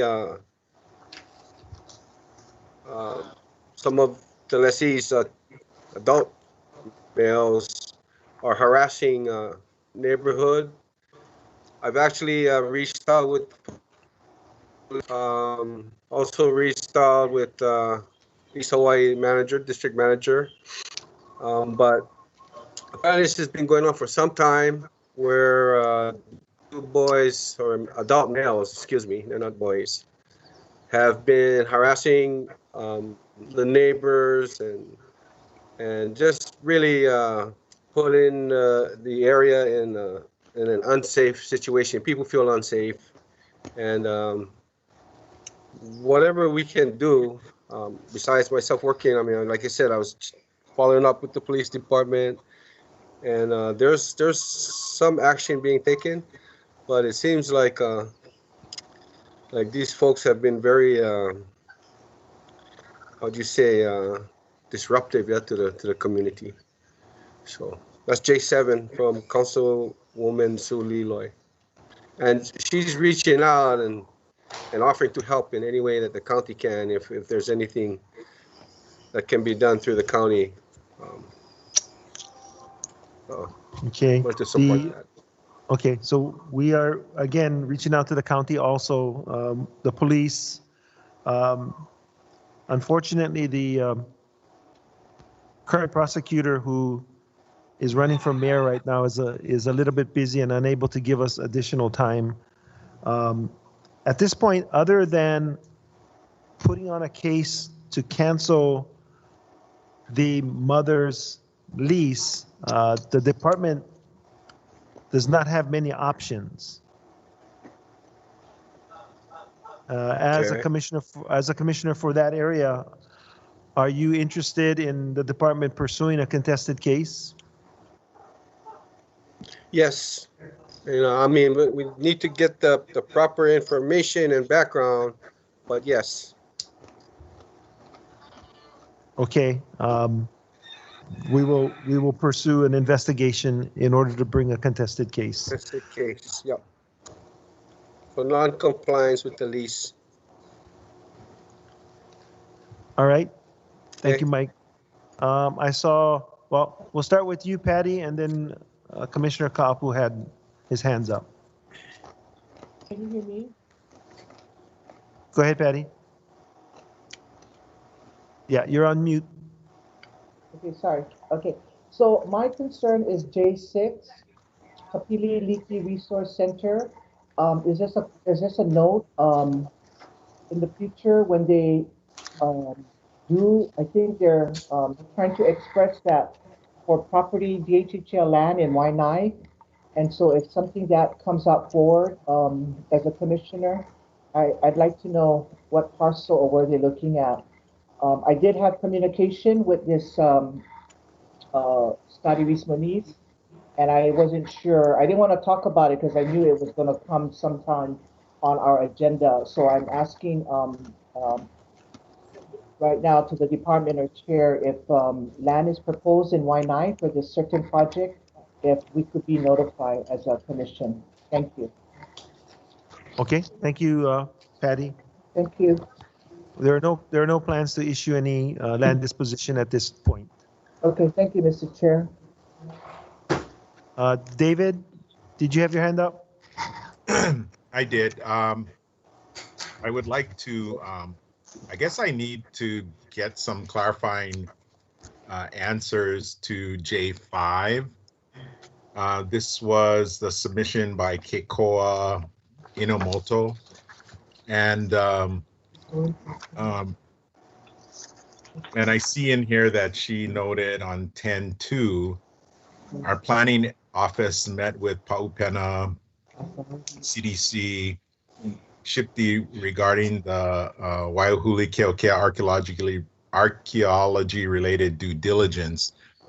And if this is related to the ROE that was issued to her, I also did see additional communications about company Big Water that was looking at doing some sort of housing.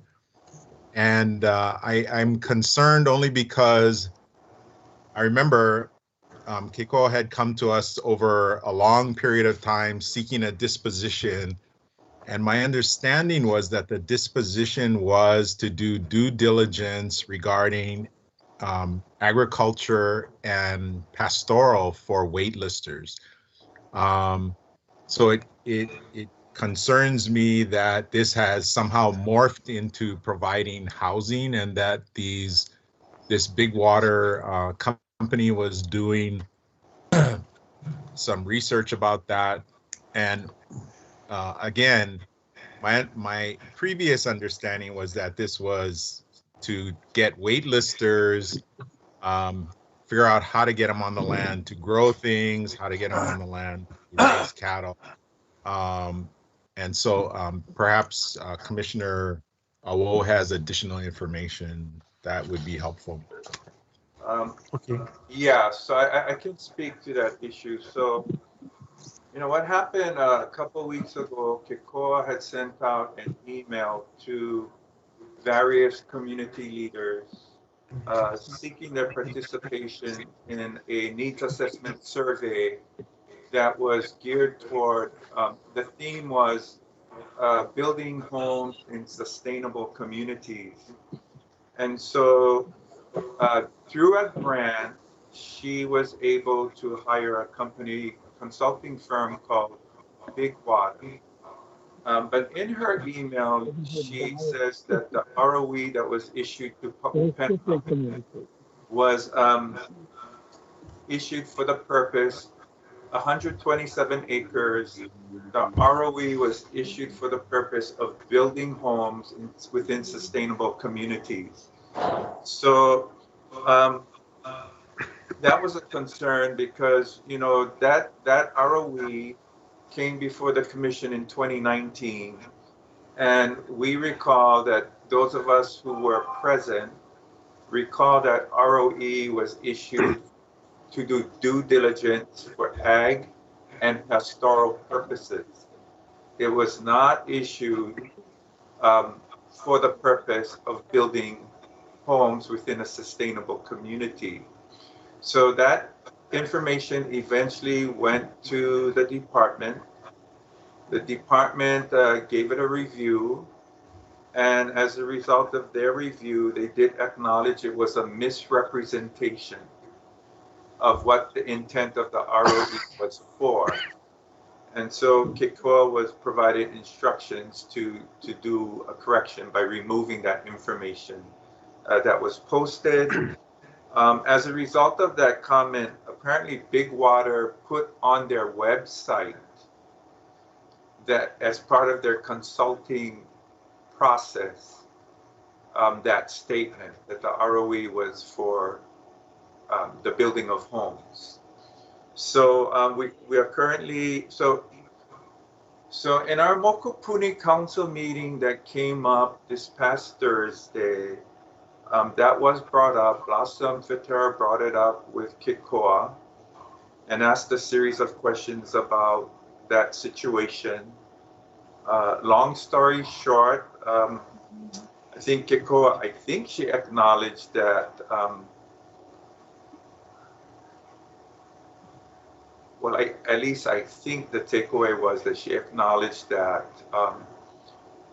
it was not appropriate, and therefore my question to her was, based on the discussion that has occurred, are you prepared to follow the instructions contained in the letter to you from the department to make the corrections necessary? And she said yes. So that's where we're at. And so we are not opposed, of course, to community engagement, to participate in surveys that take us toward opportunities for developing homes. The concern is the misrepresentation of what was contained in the ROE. I also wanted to add, when I looked at the ROE, it was very general. There was no specific laid out details on what's required as part of the terms, but instead they referred to a general plan that was supposed to be submitted by Pa'upena, and that general plan is not attached to the ROEs. So, you know, I would like to see that, but anyway, the department recognizes that that was a misrepresentation of what was approved. So that's where we're at today. Okay, thank you, Randy. I'm going to acknowledge Andrew's presence at the table. He's going to cover the question regarding the Waihulikiokea archaeology-related due diligence. I think Commissioner Ka'apu, oh, sorry, Commissioners, Andrew Choi, Acting Planning Program Manager. Commissioner Ka'apu had mentioned that the Planning Office did meet with Pa'upena and the State Historic Preservation Division on October 2nd. That is true. We met with SHPD to help assist Pa'upena through their due diligence process. As you folks remember, in 2019, the Commission did issue a right of entry to Pa'upena for due diligence purposes. As part of the due diligence, Pa'upena CDC was supposed to submit a master plan to the department.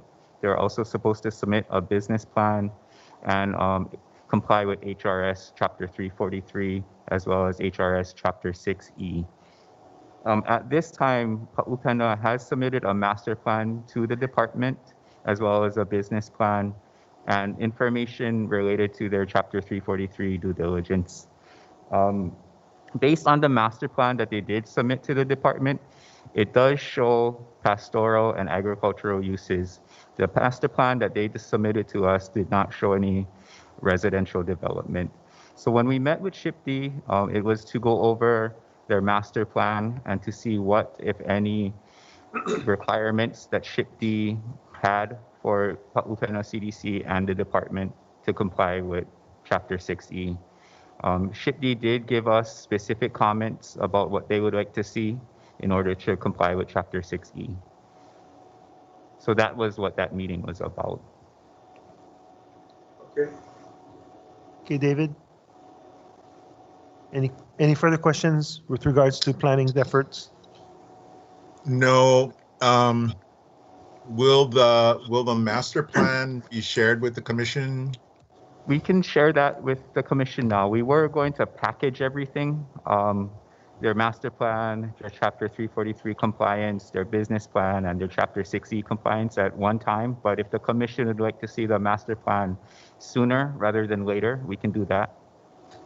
Yeah, I'm just wondering, since this company, Big Water, had put on their website that they were looking at providing housing as part of the planning process, you know, how this is different than what was submitted to the department. So I would have further concerns if an organization were submitting something to the department that was in compliance with the ROE, but yet soliciting other companies to assist it in seeking housing, which it's not authorized for. And I just don't want there to be a disconnect at some point, or us to be placed in a position where it's gone down the road and people have invested time and money and it's not approved. So yeah, I guess my question to you is, have you heard of that Big Water issue? I have not, other than the email correspondence that Commissioner Owo talked about. Thank you. Andrew. Go ahead, Randy. Andrew, do we know if, has anybody checked to see if that statement is still on the Big Water website?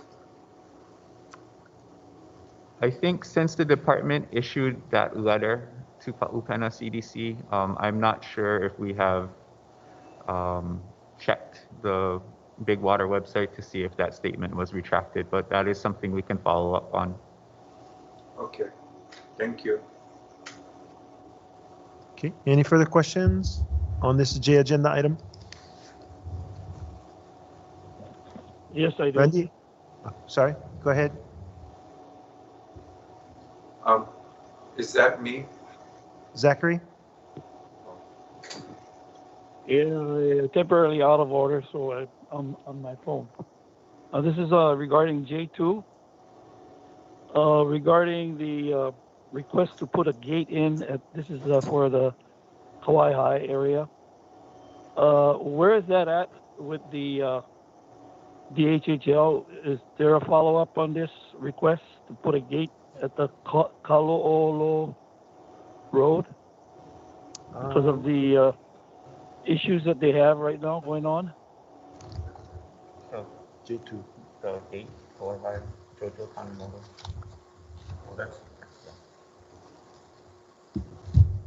Hello, Commissioners, Kahana Albino again.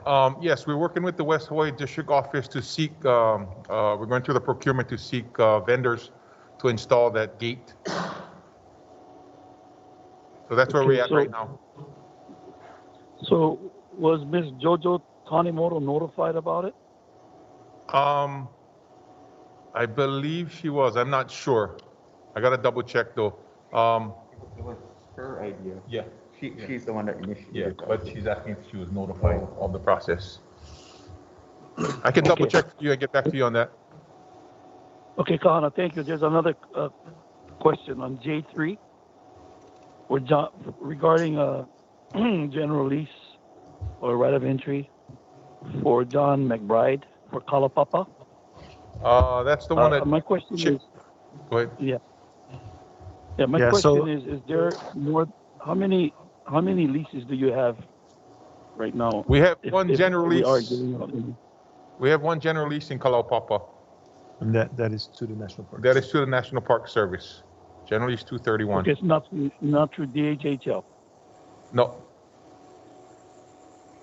And as I explained earlier, sorry, Zach, as I explained earlier, the negotiations between DHHL, Department of Health, National Park Service, DLNR are going slowly.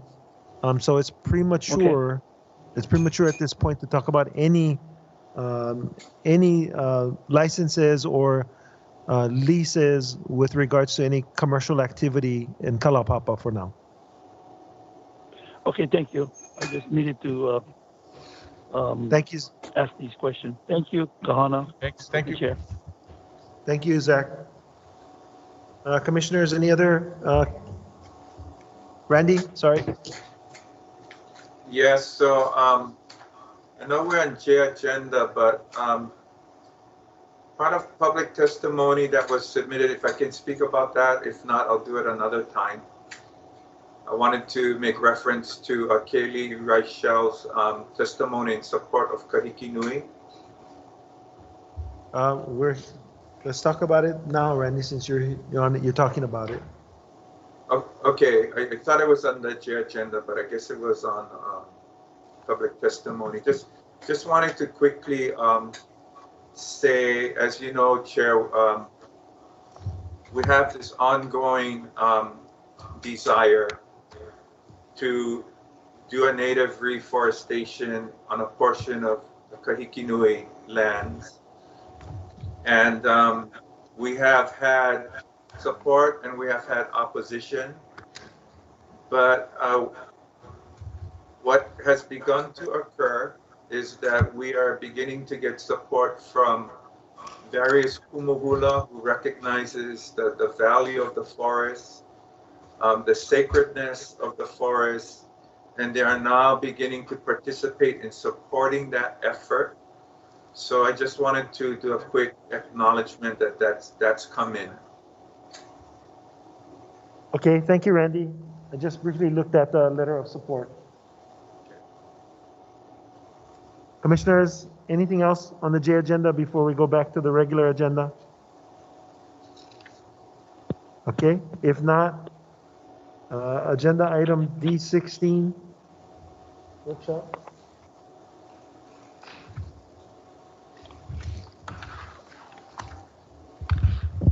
Hello, Commissioners. D16 is for information only regarding the conversion of Waiahole agricultural leases to residential. As you'll recall, we had a discussion on this matter last month, and we were in the midst of preparing a for-action submittal for you this month today. But in gathering information, there were some factors that we needed to come before you to get clarification on. As a summary, as you will recall, the Waiahole lessees that we have a total of 16 currently. These lessees were relocated from their pahe'ehe'e lots primarily due to the poor conditions of the agricultural lots in Pahe. Leases, or the lots that was transferred to Hawaiian homelands, were designated either agricultural lots or residential lots. We currently have 13 lessees in Waihole that hold a agricultural lease, but the lots that is covered under their respective lease is designated by the DCCNRs as residential leases.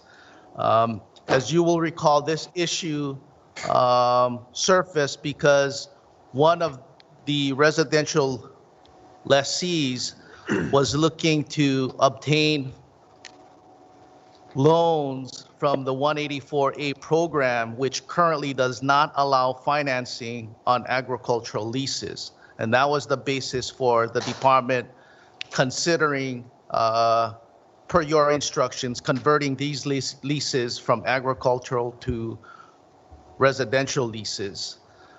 One of the factors that came forward in preparing a submittal for your action was 6 of the agricultural lessees, Waihole agricultural lessees, currently hold a residential application. So should the lease be converted from agricultural to residential, those respective residential application would need to be canceled, as we would normally do on any type of award. In addition, of the 13 lessees presently, there's 6 lessees that have homes currently on the lot. 7 of those 13 don't have homes.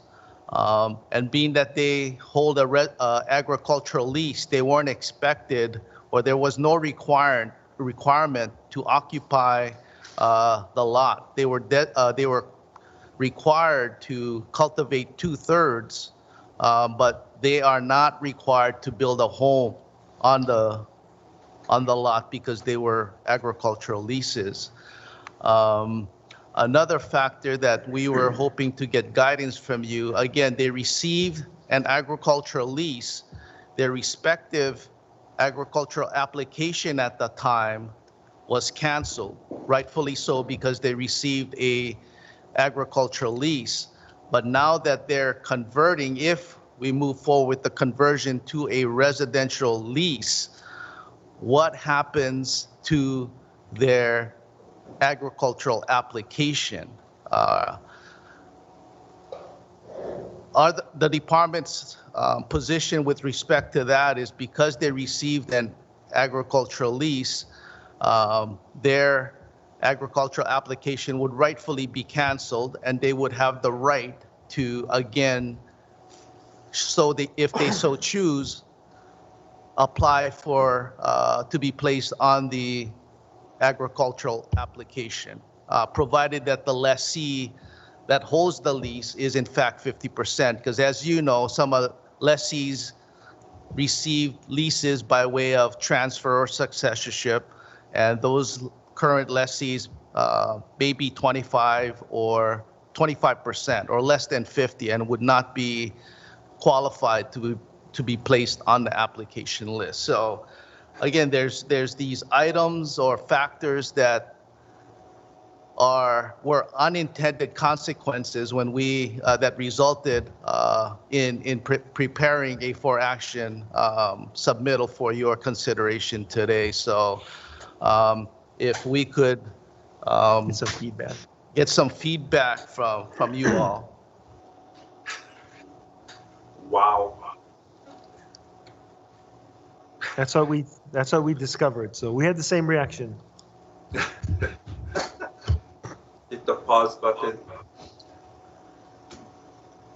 And again, just to add a little footnote is the department has a scheduled meeting with ONAP, Office of Native American Programs, regarding the 184A. I believe it's this Wednesday. And again, we at this point, don't know whether they will consider allowing financing for agricultural leases, but that's our hope that they will decide to do so. But again, we don't have any crystal ball as far as what their decision will be on that matter. Okay, Commissioner Kaapu, you have your hand up. I think Dennis was before me. Oh, I didn't see. Sorry, Dennis.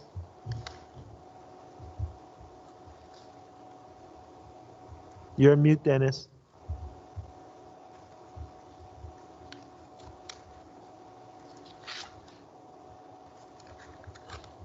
Sorry, Dennis, you're still on mute. Can't hear you. All right, got it. Thank you. There we go. Yeah, it seems like a can of worms here. Do we know how many of the current lessees of the 16 are 50% and how many are 25% or less than 50%? Right now, 6 of those lessees are current residential applicants.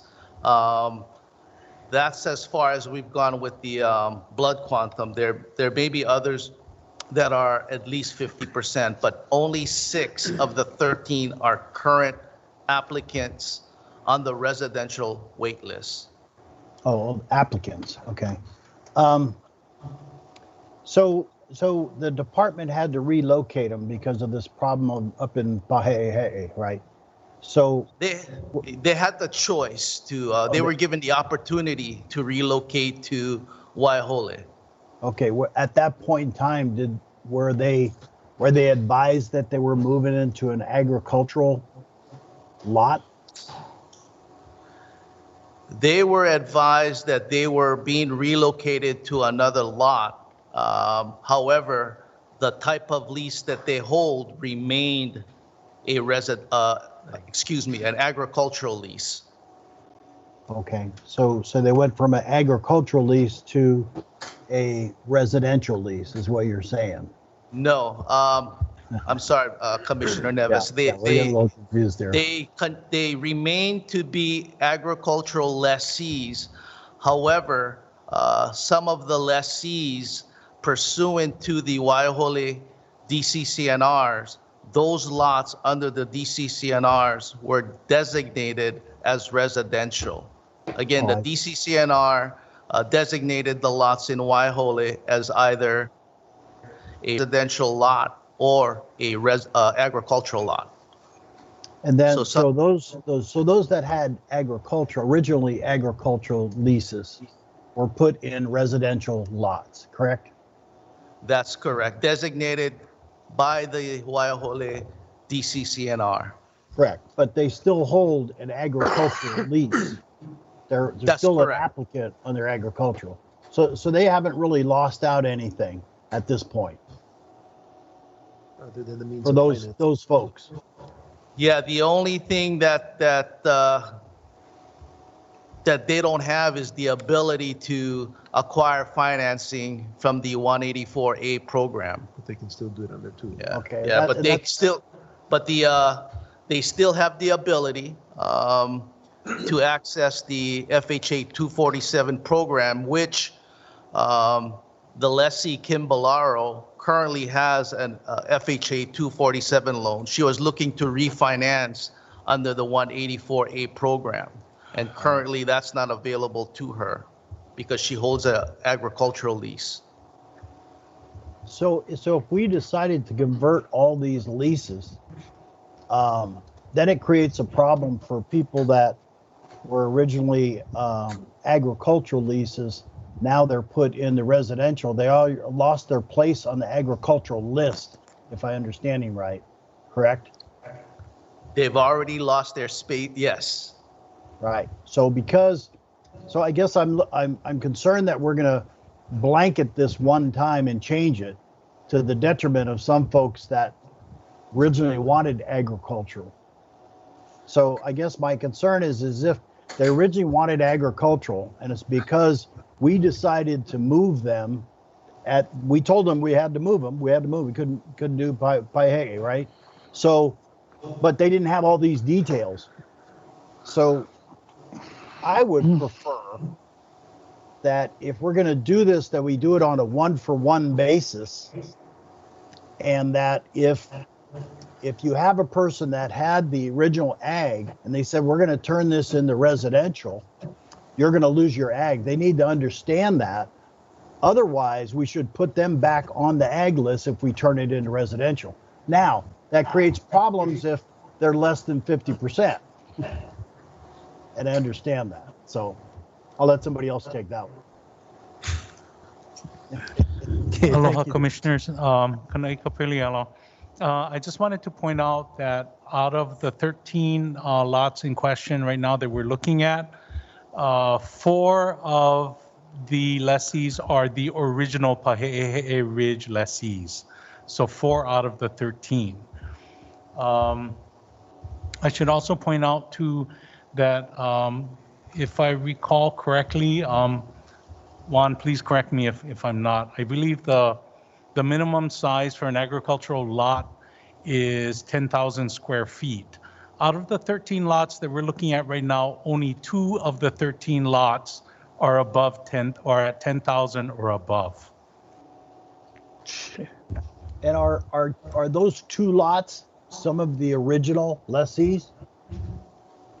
Let's take a quick look.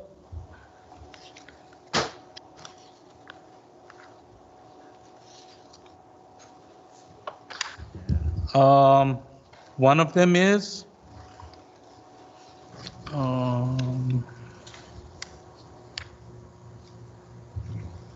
it's number 6 and number 9. Yeah, one of the 2 is. Okay. So that's okay for the one because that qualifies as a agricultural lot. So it's sort of a trade-off. The problem is the other ones. If we're saying we're going to move you to a different location, it's supposed to be ag, but it's less than 10,000 square foot, according to the department's understanding. We sort of didn't give them what we asked for. Well, we allowed them to move. They didn't have to move, but we allowed them to move from Pahe'ehe'e to Waihole. Yeah, I guess unfortunately we didn't have all the information when they moved as far as whether they can get, with all this loan situation that they're getting involved in now, because of the certain loans that apply to either ag or residential. So I think if you change all the lots of residential, then it may affect what the original intention of those folks. Some folks just wanted the farm; they didn't want to live on the lot. So if it's a residential, then they'd have to move on to the lot. Correct. So one option that is before the department right now, because it's not an action item for the commission, is to simply wait and see on Wednesday what an indication from HUD ONAP is going to be, because that's so far we only have that one lessee that is impacted by the ability not to get a 184A. Yeah, I think that would be important. And then maybe we meet with all the lessees and say, look, this is, if we get a positive result from that meeting, then we meet with all the lessees and say, look, this is a one-time window for you to get this specific loan if you want to build on your house. Otherwise, the window is going to close. And maybe that's the way to address it, so that, we didn't know this information when we first moved you. It was a voluntary move. We didn't force you to move, but we have additional information and we have an additional opportunity, possibly, if it comes out positive in the meeting. That may be another approach. Yes, and as far as the lessees who are not in compliance, that have not started cultivating, I think the department needs to motivate them to make a decision. Yeah. Okay. Any other questions or concerns? We just discovered how complex it is, and so we wanted to share that with you. Michael? Yeah. Yeah, just a quick comment, I guess, is so from what I understand from Juan, why can the DCCRs be amended? I suppose it could, but it's not our DCCNRs. It's the associations. No, it's HHFDC. It's HHFDC. It's formerly HCDC, but it's now Hawaii Housing and Financial Development Corporation.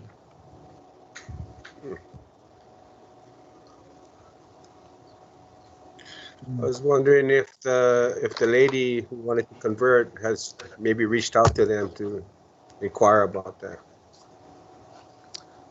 Well, I think that's one of the options, commissioners, rather than a blanket conversion of all 13 lots.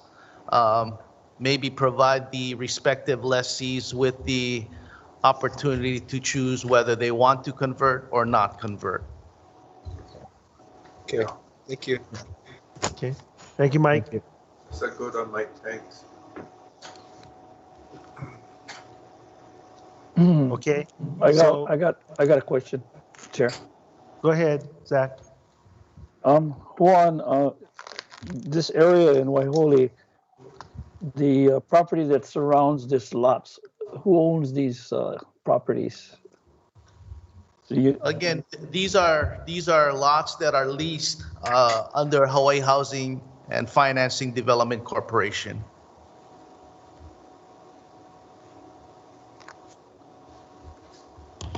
So when Waihole was acquired by the state, originally, not counting the DHHL lots that we received later, okay.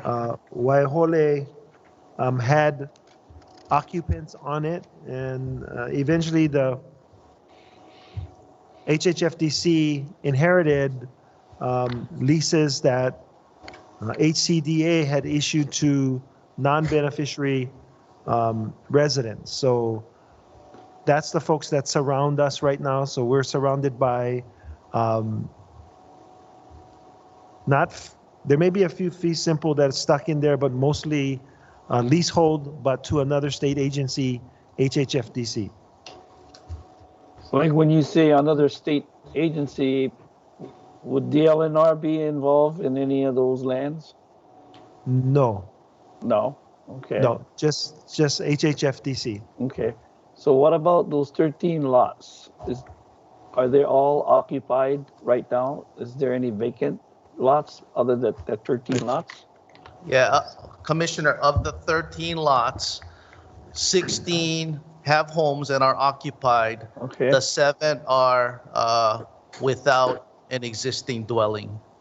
But they're not required to have a dwelling. Right. They're ag. Because they're agricultural leases, Yeah. they're not required to occupy by way of a residence. Okay. But they are required to farm, and some of them are not farming, so we will have to bring that to their attention. Okay, thank you. Okay, so if there are, I see Russell. Chair, in the write-up, it says that these properties were transferred October of '98 to DHHL. In that process, we step into the CCNRs or the DCCNRs, or do we take free of those?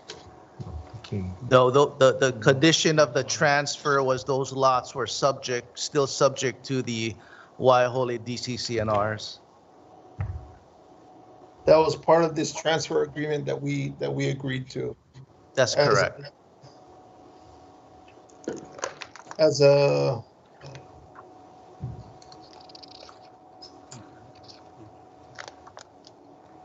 condition of transfer, yes. So Ryan, I don't know if you're listening in, but can we just go back and change that? We should have never taken it subject to their DCCNRs, right?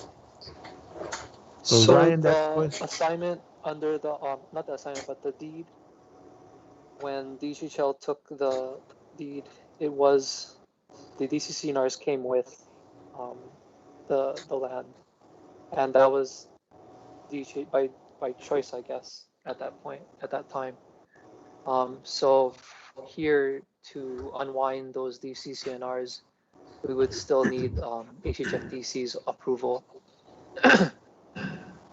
And we don't think that we could get that at this point?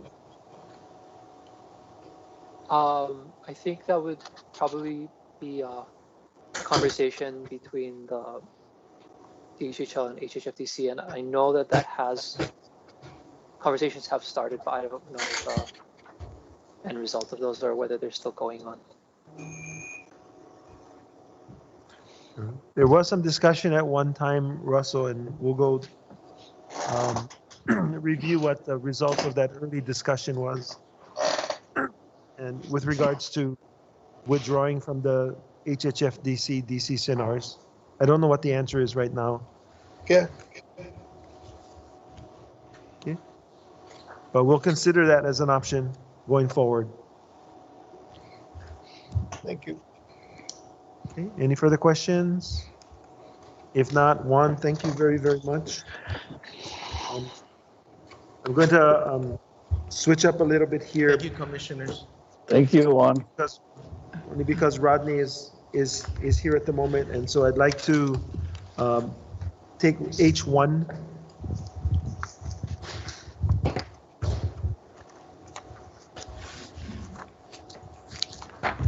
Thank you, Rodney.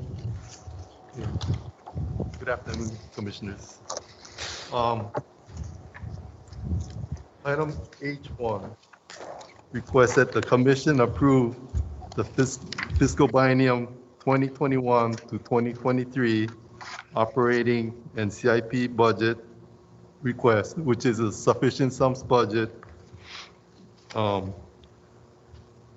that will be presented to the governor for consideration in his executive budget.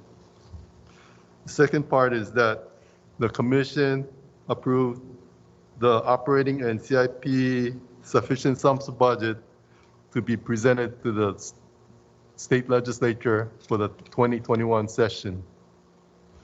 And the third part is that the commission authorized the chair to adjust the operating and CIP budget requests to make technical adjustments before it's incorporated into the governor's executive budget.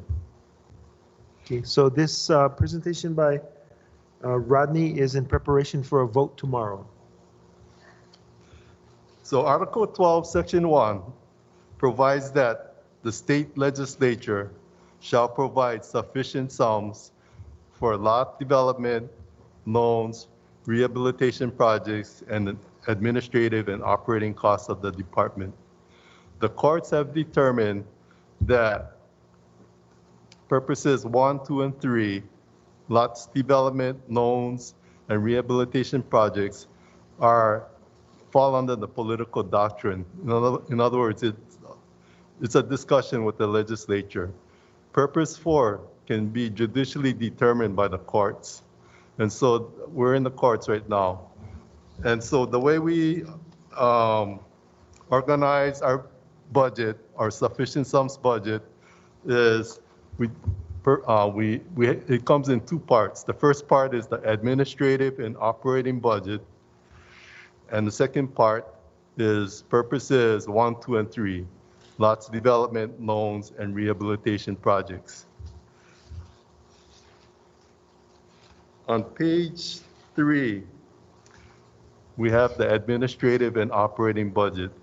And basically, what we're requesting is $211 million in fiscal year 2022 and $86 million in 2023.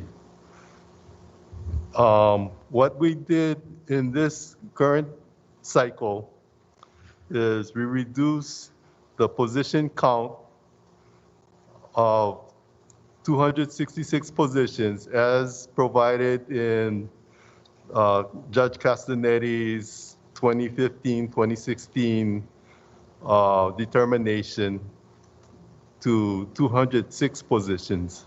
And so what we did was there were 60 new positions that the courts authorized to establish. We reduced it to 206 positions. But when the economy recovers, we're going to go back and ask for those positions again.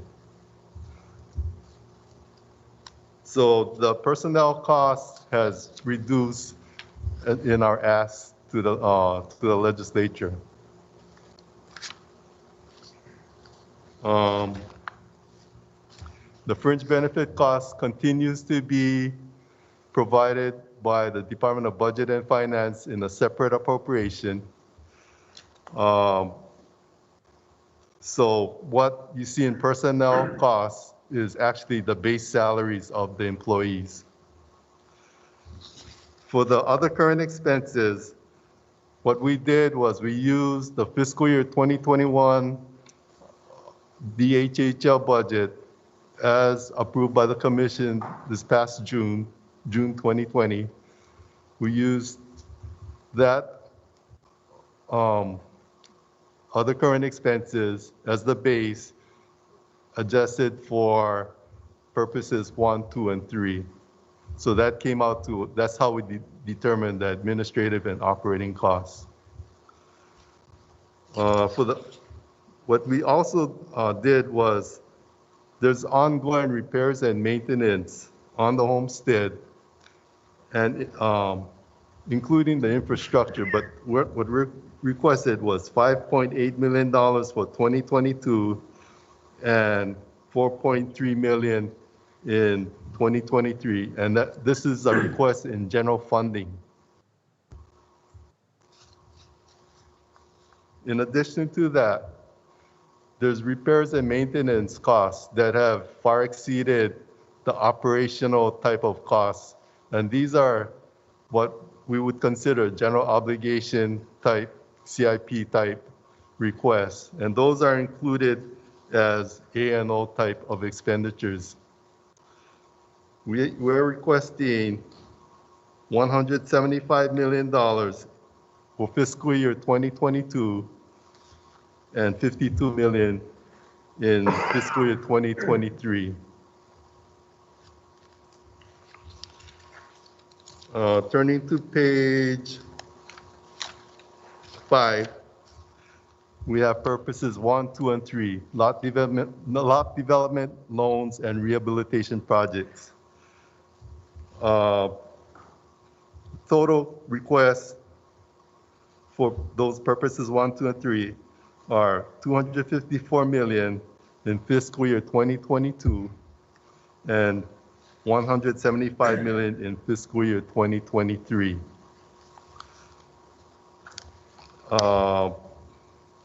What we have done is in attachments B-1 for lot development, attachment D for loans, and attachment C for rehabilitation projects. These are the breakdowns of those projects. In 2018, the department participated in a Tuvalu discussion, and due to the COVID-19 pandemic, we did not have a 2020 Tuvalu. So what we've done is we've included again what the requests are from the homestead leaders, and in addition to that, we have GIAs that they requested. So the GIAs are separate from the sufficient sum requests, but they are included as on the same spreadsheet. For the new commissioners, what is a GIA? For the new oh, the GIAs are grants and aids. So the homesteaders are allowed to go, by associations or by, they have been doing this individually also, but they can make a request for grant and aids from the legislature. Page 6, federal funding. What we've done is there's 6 federal funded positions that are funded through the NAHASA program. We've requested that in the sufficient sums budget request because they do the same functions and tasks as a regular. Pardon me? Feedback. Oh.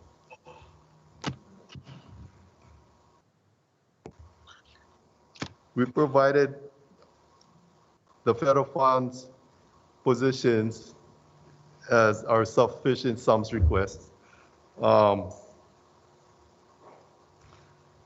Separate from that sufficient sums request, we have a current funding level that the state has provided as far as federal fund authorization, which is $23 million for fiscal year 2022 and fiscal year 2023.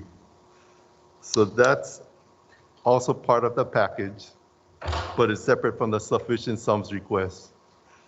And then also in the request, we're asking that we establish, or the legislature establish, a revolving loan fund. What we want to do is do direct loan financing with the NAHASA monies. So that's part of the package. Are there any questions?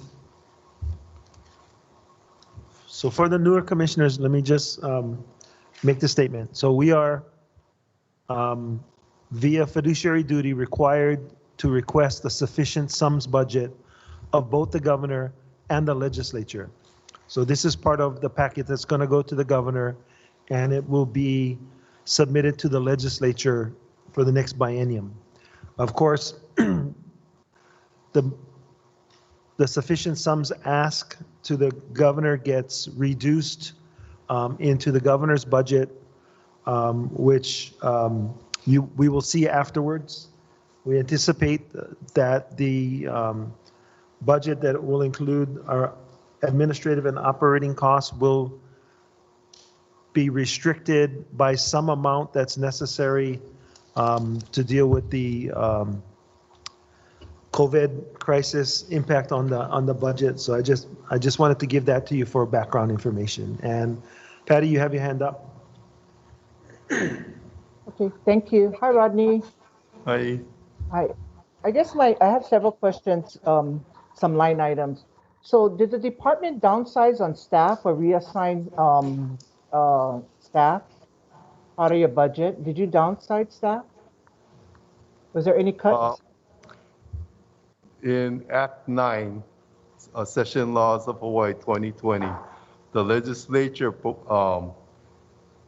actually funded 149 positions. Although if you look at the position count, there's 200 positions. Mm-hmm. So that was equivalent to about $8.7 million. So what we're trying to do is, to reestablish that current funding level to what it should be. In addition to that, so we're looking at about $12 million in funding. So we want to be fully funded with the 206 positions. Okay, thank you. And another one is going on page 3 to 4 under your budget requests under operating. I have questions on number 78. You have Nanakuli Cemetery Restoration Project, 370,000 FY. Is this a departmental funding or who does it go to? This is a request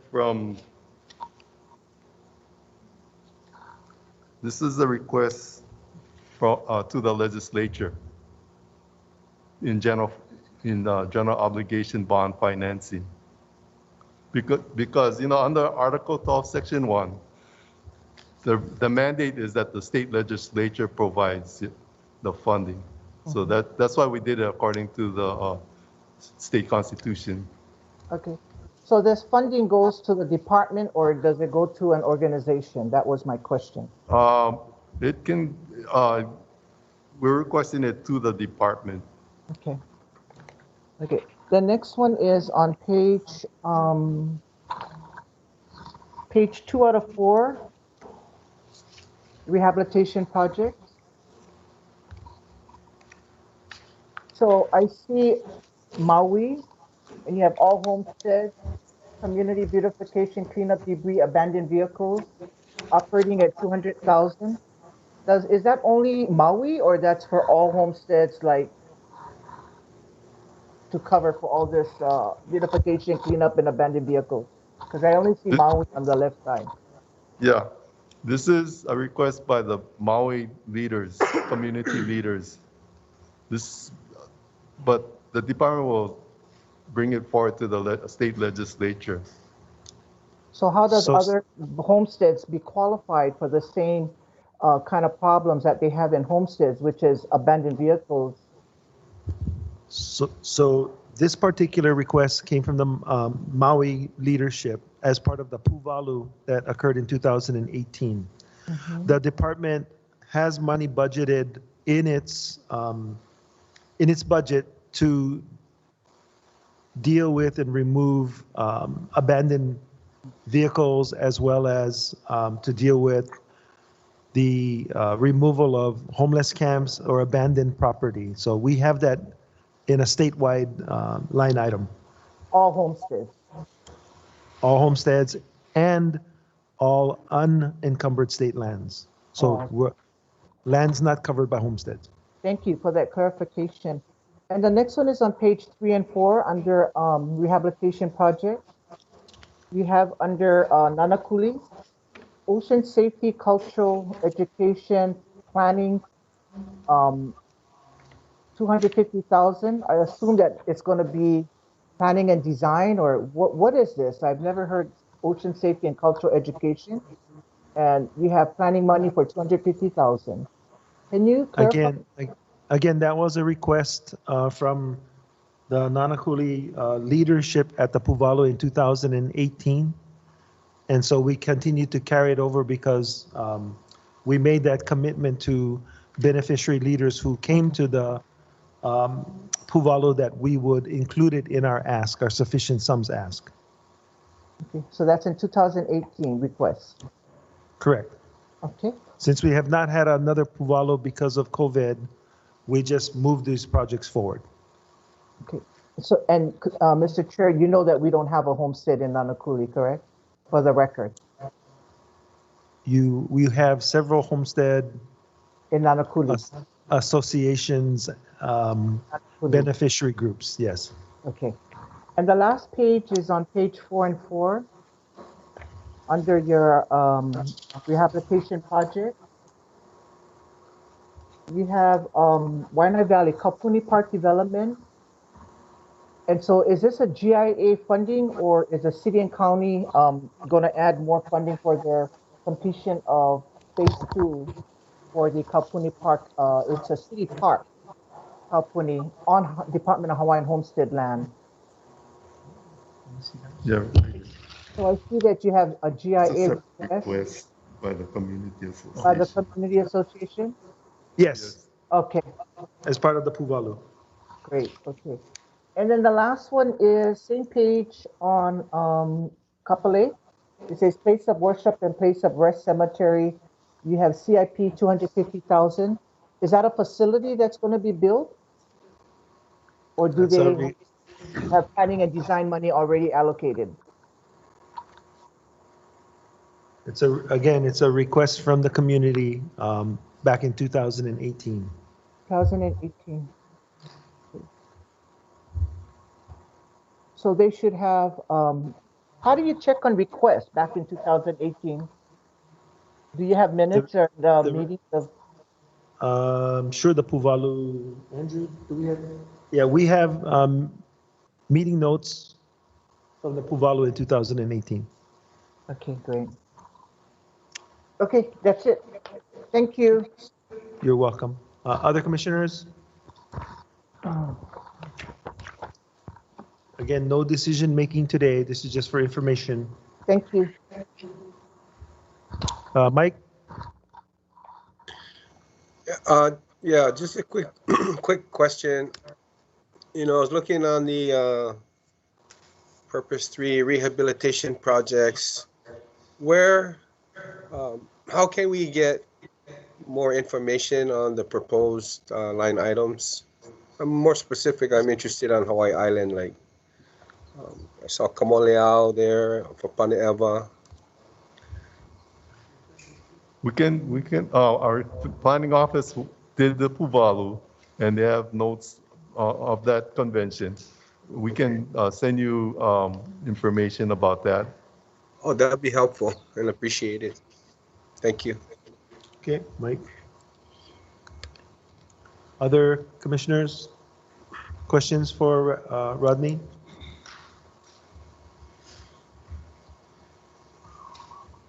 Okay. If not, thank you, Rodney. They're all waving to you. Okay, thank you. Thank you, Rodney. I'm so glad to see you. This is Commissioner Namuo. Thank you, Rodney. Thank you, You worked Rodney. so hard. Thank you, Rodney. Mahalo. You ready for E2? Next agenda item E2. Going back to the agenda.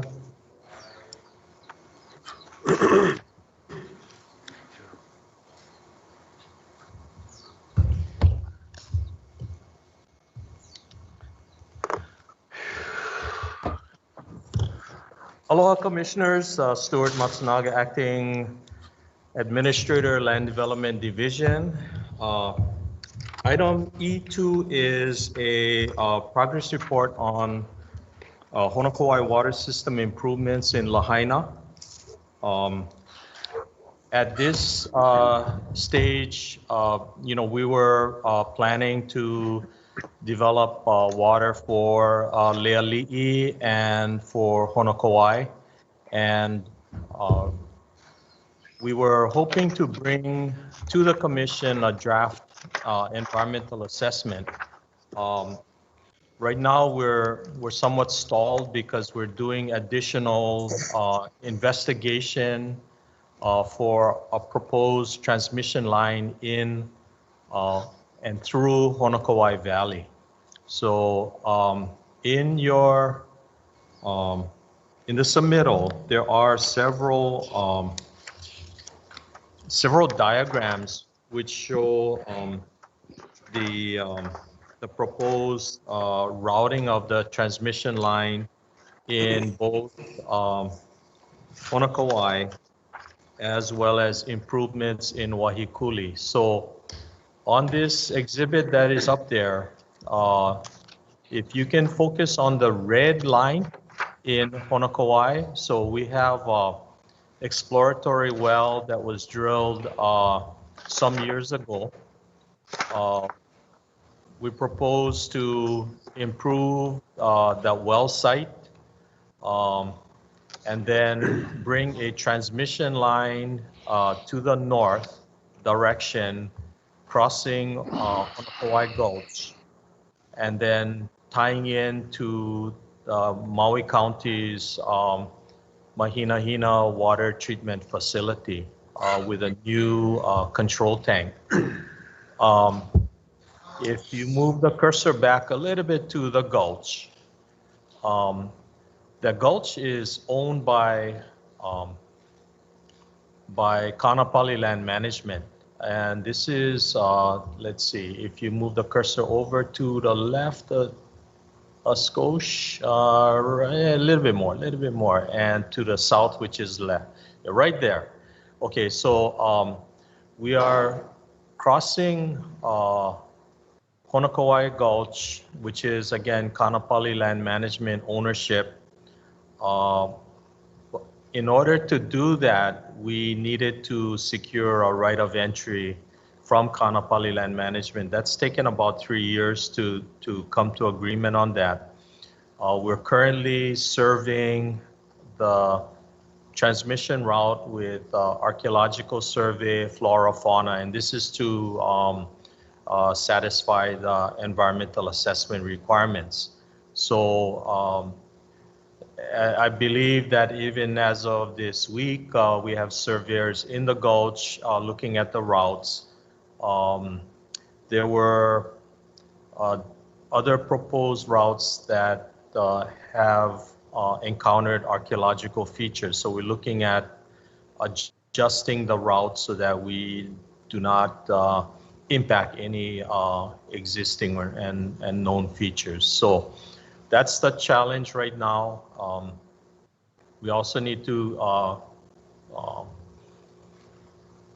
conduct a stream study to make sure that we, again, not impacting the stream. So there's a lot of technical challenges, some environmental challenges, and so we're hoping to have this mitigated and then to submit a draft EA next summer. So this is one part of the Honokowai water plan, and if let's see, if we go further south down towards the Lahaina area, okay, so so that orange shape there is Leali'i Village 1B. We are proposing 250 residential units there. And in order to provide water to the entire subdivision, we need to construct a new water tank, and that is just to the right of the subdivision. It says new HHFDC reservoir. And part of the challenge here is that we need to, again, construct additional transmission lines, make improvements to the existing system that is under County Department of Water control. So this is the entire water system. I mean, the good news is that we entered into agreement with County of Maui for 200,000 gallons of wet water in exchange for land licenses. The new well that we're going to develop is also can provide up to 1 million gallons a day. We still need to go to the County of Maui to negotiate what our net take is on the water. We have $10 million funding from HHFDC to build this because HHFDC also has lands within this area. So we are sharing whatever water is developed from our well with HHFDC. So there's a lot of great opportunities, and this is one of the pieces needed to develop both Leali'i as well as new development in Honokowai. And I believe Planning Office will be submitting very shortly to the Hawaiian Homes Commission draft EA for the development of Honokowai. So we're working very closely to ensure that the water resources are planned out, and so that we can develop more homesteads, again, both in Leali'i as well as in Honokowai.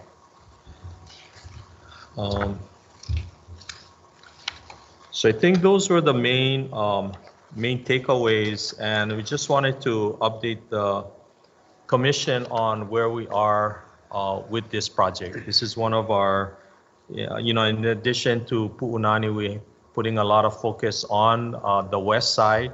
There's a lot of demand for the west side, and so we're trying to do our best to move this project, Pu'unani, as well as development in Waiahuli. So I think that's the basic information I wanted to share today with the Commission. Any questions, Commissioners? Comment? Go ahead, Randy. Yes, so Stuart, thanks for the presentation. As you know, we get a lot of calls about what's going on in Honokowai, Leali'i.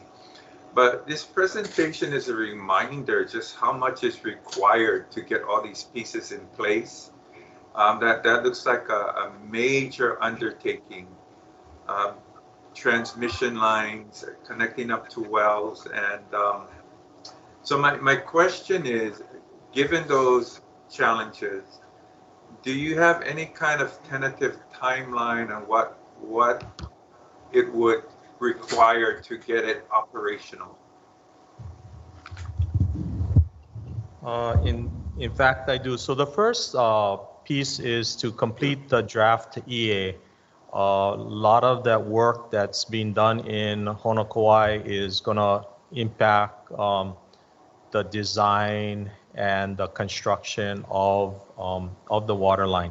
So the good news is that we do have funding from HHFDC to the tune of $10 million, which goes to support that.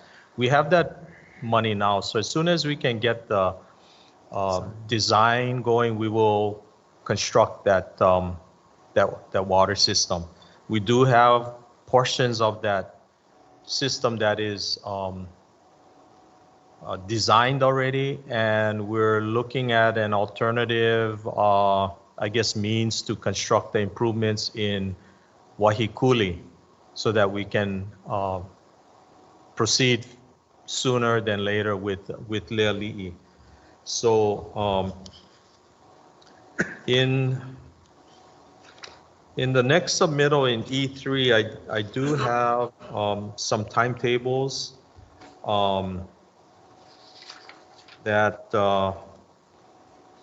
let's see. So FY 23 is when we hope to start construction of the highway improvements, as well as getting the jump on the design for the first 75 lots at Leali'i. And so I can go over that a little bit more in detail when we get to that submittal. It's in your packet in the PowerPoint that's coming up in E3. Okay, got it. Thank you, Stuart. Thank you, Randy. Any other further questions, commissioners, regarding E? Oh, go ahead, Patty.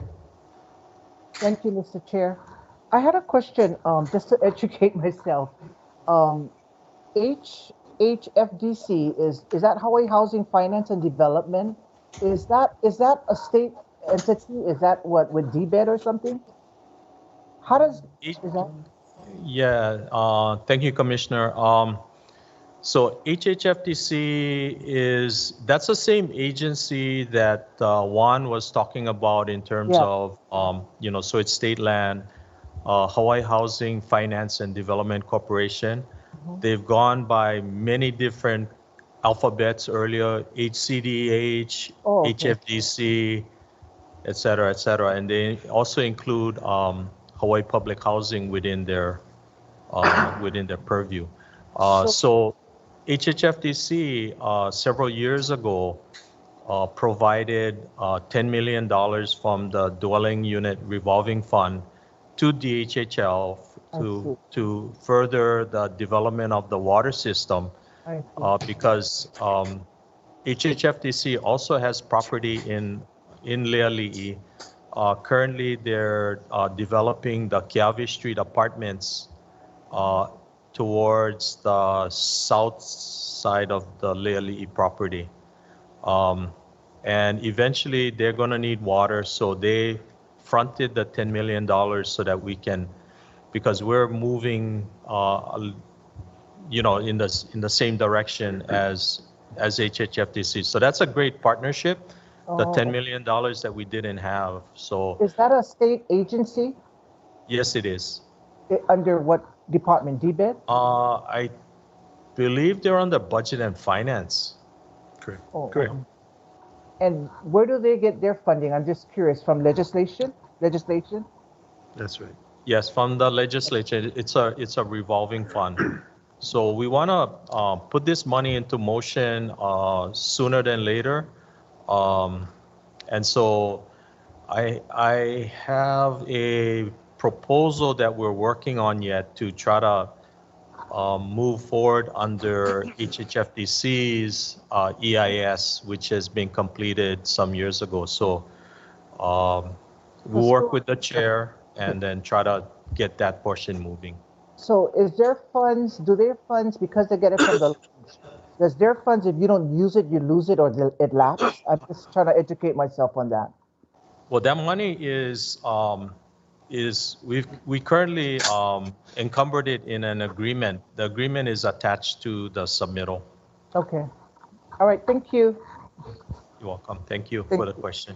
Thank you. Other commissioners? Okay, I don't see any hands up, so you want to move on to E? Sure. Okay.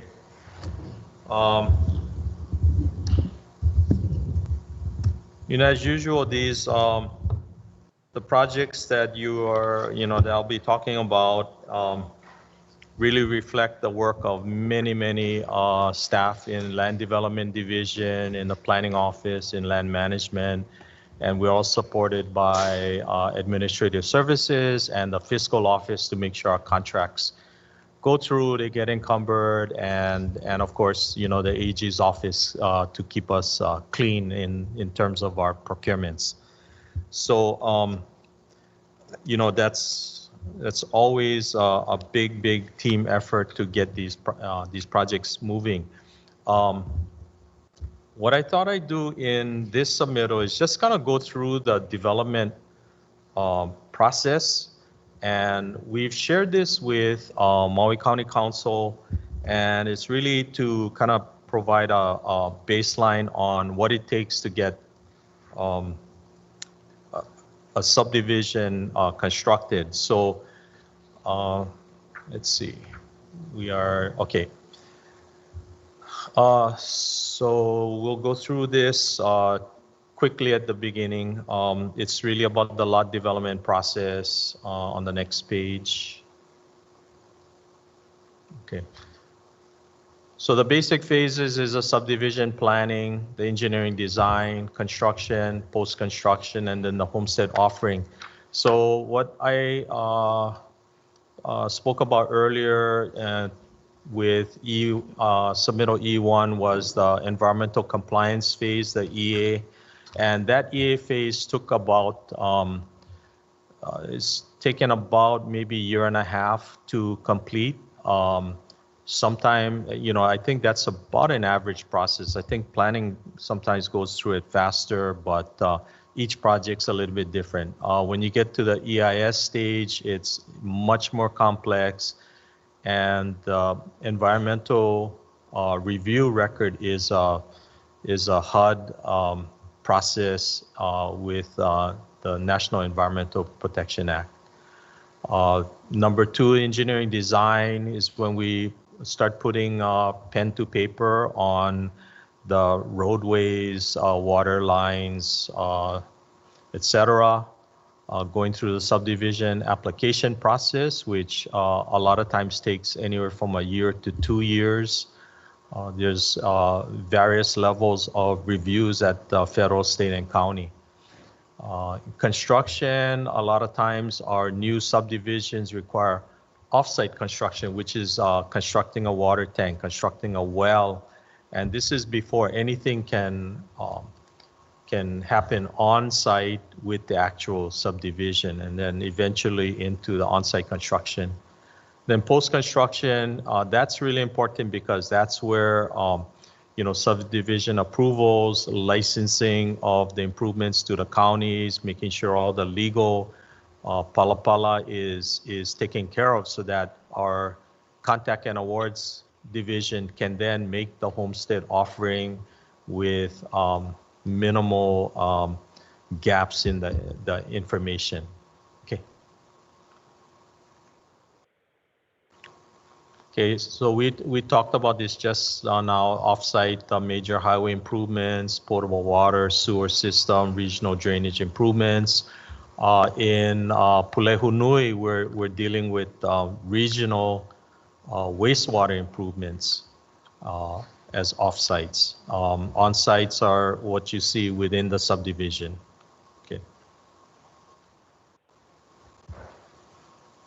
This is just a generalized 68-year process when we start something from, from an unimproved situation to actually getting house construction and then our beneficiaries into homes or onto the lots. Okay, so with that in mind, for Maui anyway, we had a Maui scattered lots project, so we have some design going on. We did some construction on some of the lots to mitigate drainage, and as we speak, we have some improvements going on in Waiahuko and Paukukalo to improve lots, and once these lots are improved, then we'll turn those over to CAD. Next slide. In Kula and Waihuli, we have some lots that were returned, and we will be turning these over to CAD very shortly. We're just trying to assemble all of the lot information so that lessees will have all of that at hand before selecting.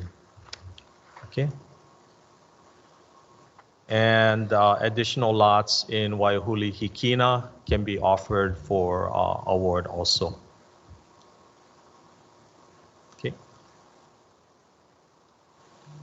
In Keokeo Waihuli, on the right-hand side, the status, we said that the construction contract is in certification process to encumber the funds, and just last week, the contract was certified, and we should start construction at the beginning of the year. And this is for 76 residential lots in Waihuli Phase 2A.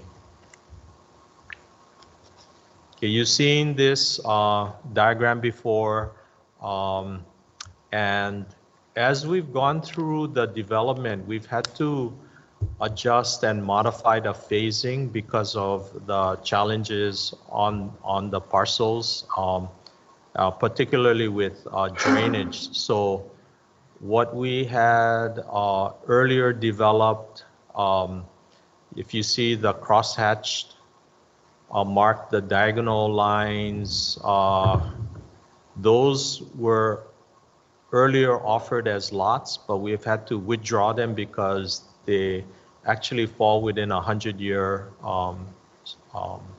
flood area. So those have been withdrawn from offerings. We also have various archaeological sites within those parcels, and those are also being withdrawn. Those are the sort of the rectangular, the double crosshatched areas. And to the left, you see historic preservation lots. There's also historic preservation lots to the right, just below the farm lots. And these are several 100-acre parcels that DHHL is still responsible for maintenance. Okay. So in fiscal 22, this is our proposed program to start planning for the next phase of Lanai residence lots. We would have to reinitiate a Chapter 343 environmental assessment. In the sufficient sums budget, you'll see a line item for offsite development, but that's in the next following fiscal year. Keokeo Waihuli Phase 2B is additional 61 lots in addition to the Phase 2A lots. We're currently in design, and so in sufficient sums budget, I think we're asking for $12.5 million for construction. So that's in design right now, and in early 2021, we should be ready to go out to bid. So this will be shovel ready. So we're really pleased that this one has moved along to this stage. Honokawai Subsistence Ag, again, working with the planning office. The master plan EA is in process. It'll come to the commission. And so we are coordinating with the planning office on the conceptual plans for homesteading and a preferred plan. And so the next stage will be for designing for that.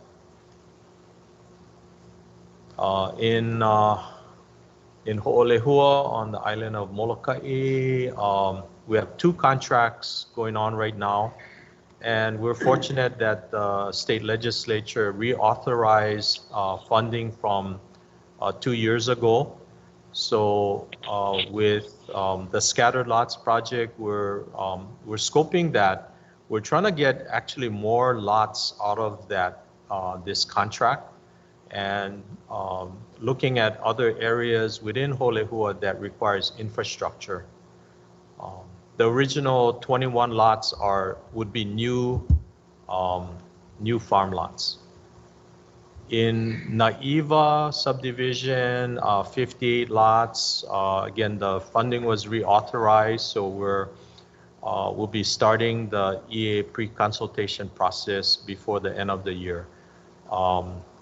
This one has kind of stalled a lot because of COVID and just trying to plan the community consultation, and so, but we hope to get things going before the end of this year.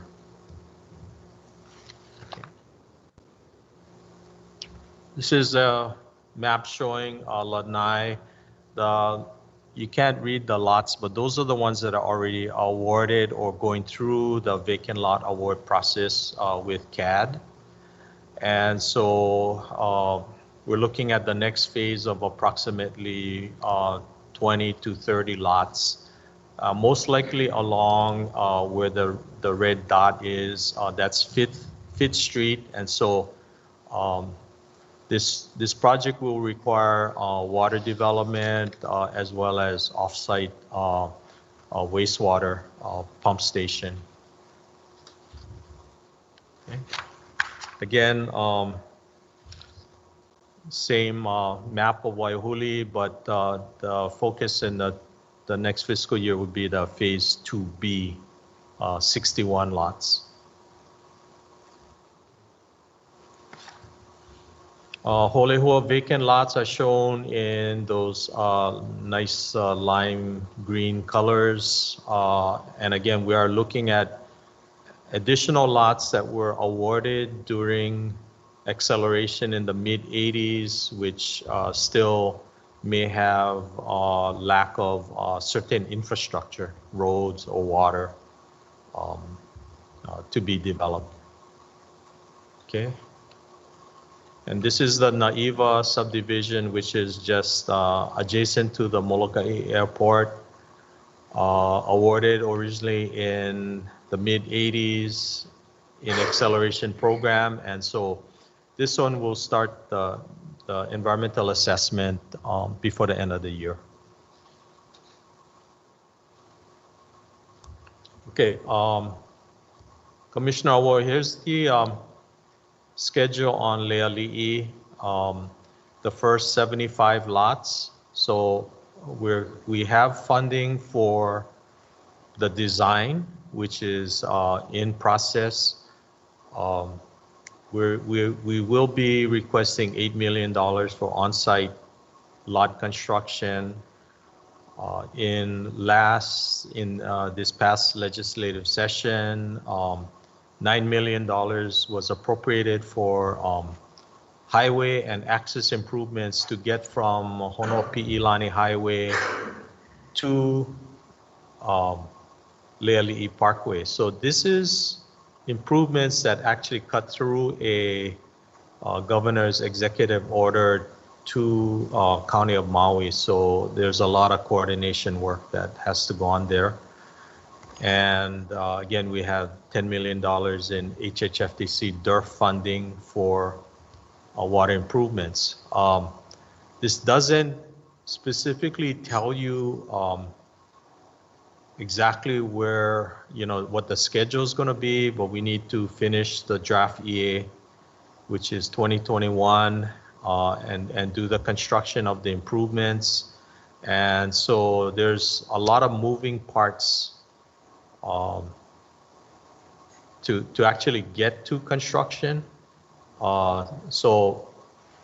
But at this point, once we get the EA done, then, within the next couple of years, I think we can be in construction given the funding that we have. Okay, thank you. Okay, Honokowai, subsistence ag, this is a second phase that we'd like to also start the planning for, again, subject to the master plan EA for Honokowai, which is being handled through our planning office. Next up, we see the Pu'unani Homestead, 161 lots.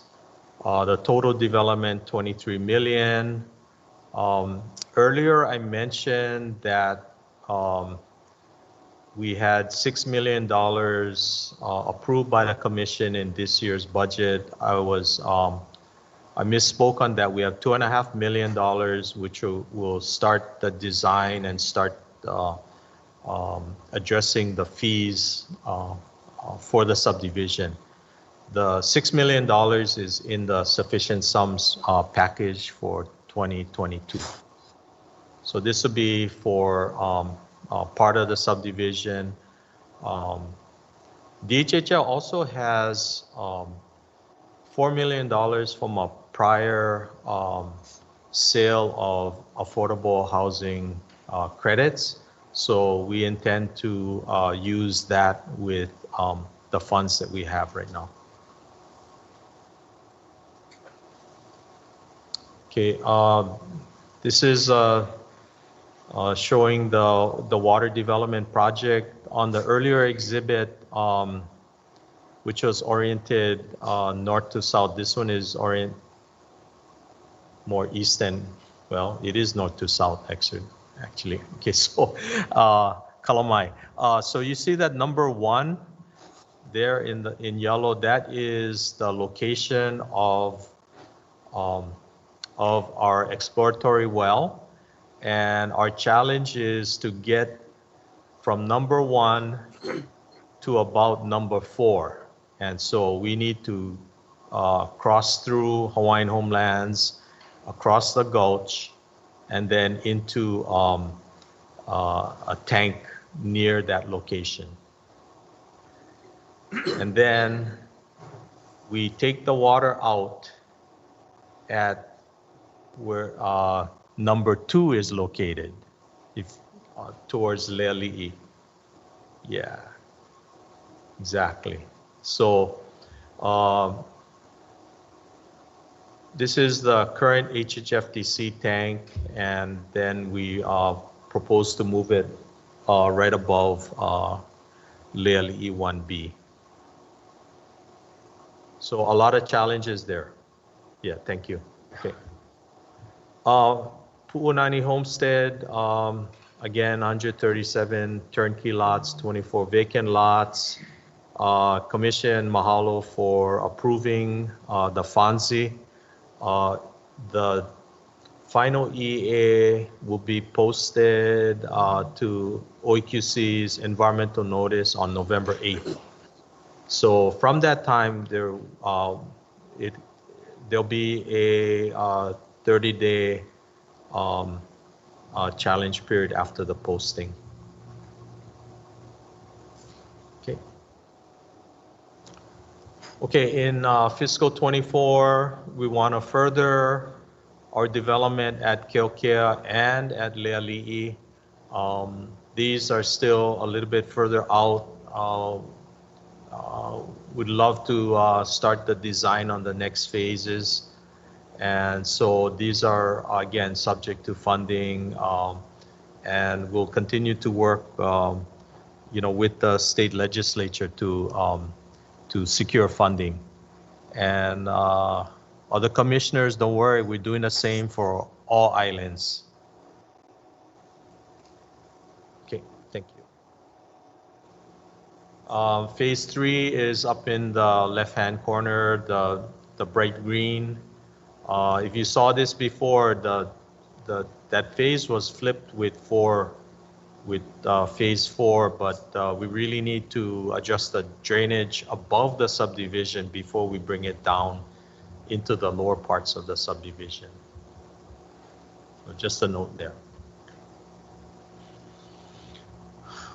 There's a lot of impediments to development. Funding is, of course, the main one to get our offsite and onsite improvements going. We do have a contract for offsite non-potable water for Keokea farm lots. That's another project that we'll be starting to have discussions with the community on. Wastewater credits and improvements are always challenges. Recently in Waiahuli, Department of Health is requiring aerobic treatment units for individual wastewater systems. And what this does is it really increases the amount it takes to construct an aerobic treatment system versus a standard septic tank. Again, environmental compliance, regulatory processing, labor and material costs are rising, and we have development of aged infrastructure. So if you look at our sufficient sums for repair and maintenance, there's a huge demand for funds for remediating existing sewer systems. Okay. Besides impediments, we do have opportunities, and you've seen these before. And so with that, I want to thank the Commission for its support, and we hope to get these projects,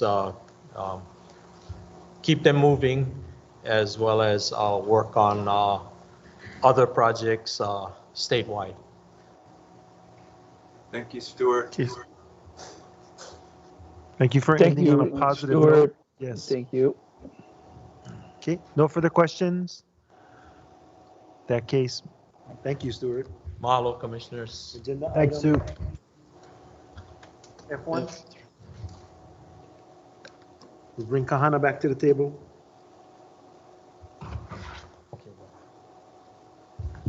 F3. F3, sorry. F3. F3, I stand corrected. All right. Aloha, Commissioners. Good afternoon again. Kahana Albino, Acting Land Management Administrator. For the record, I think your guys' it says F4, it should be F3, if I'm not mistaken. Or you guys changed it already? Okay, on the actual submittal. Again, this is a snapshot for information only with regards to the rent relief status of general leases, licenses, and permittees statewide.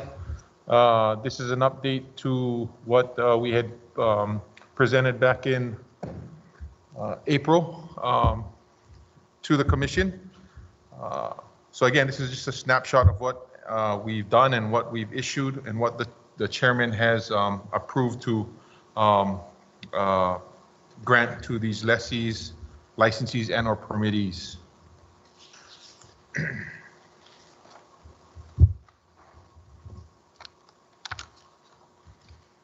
Any questions with the update? Commissioners?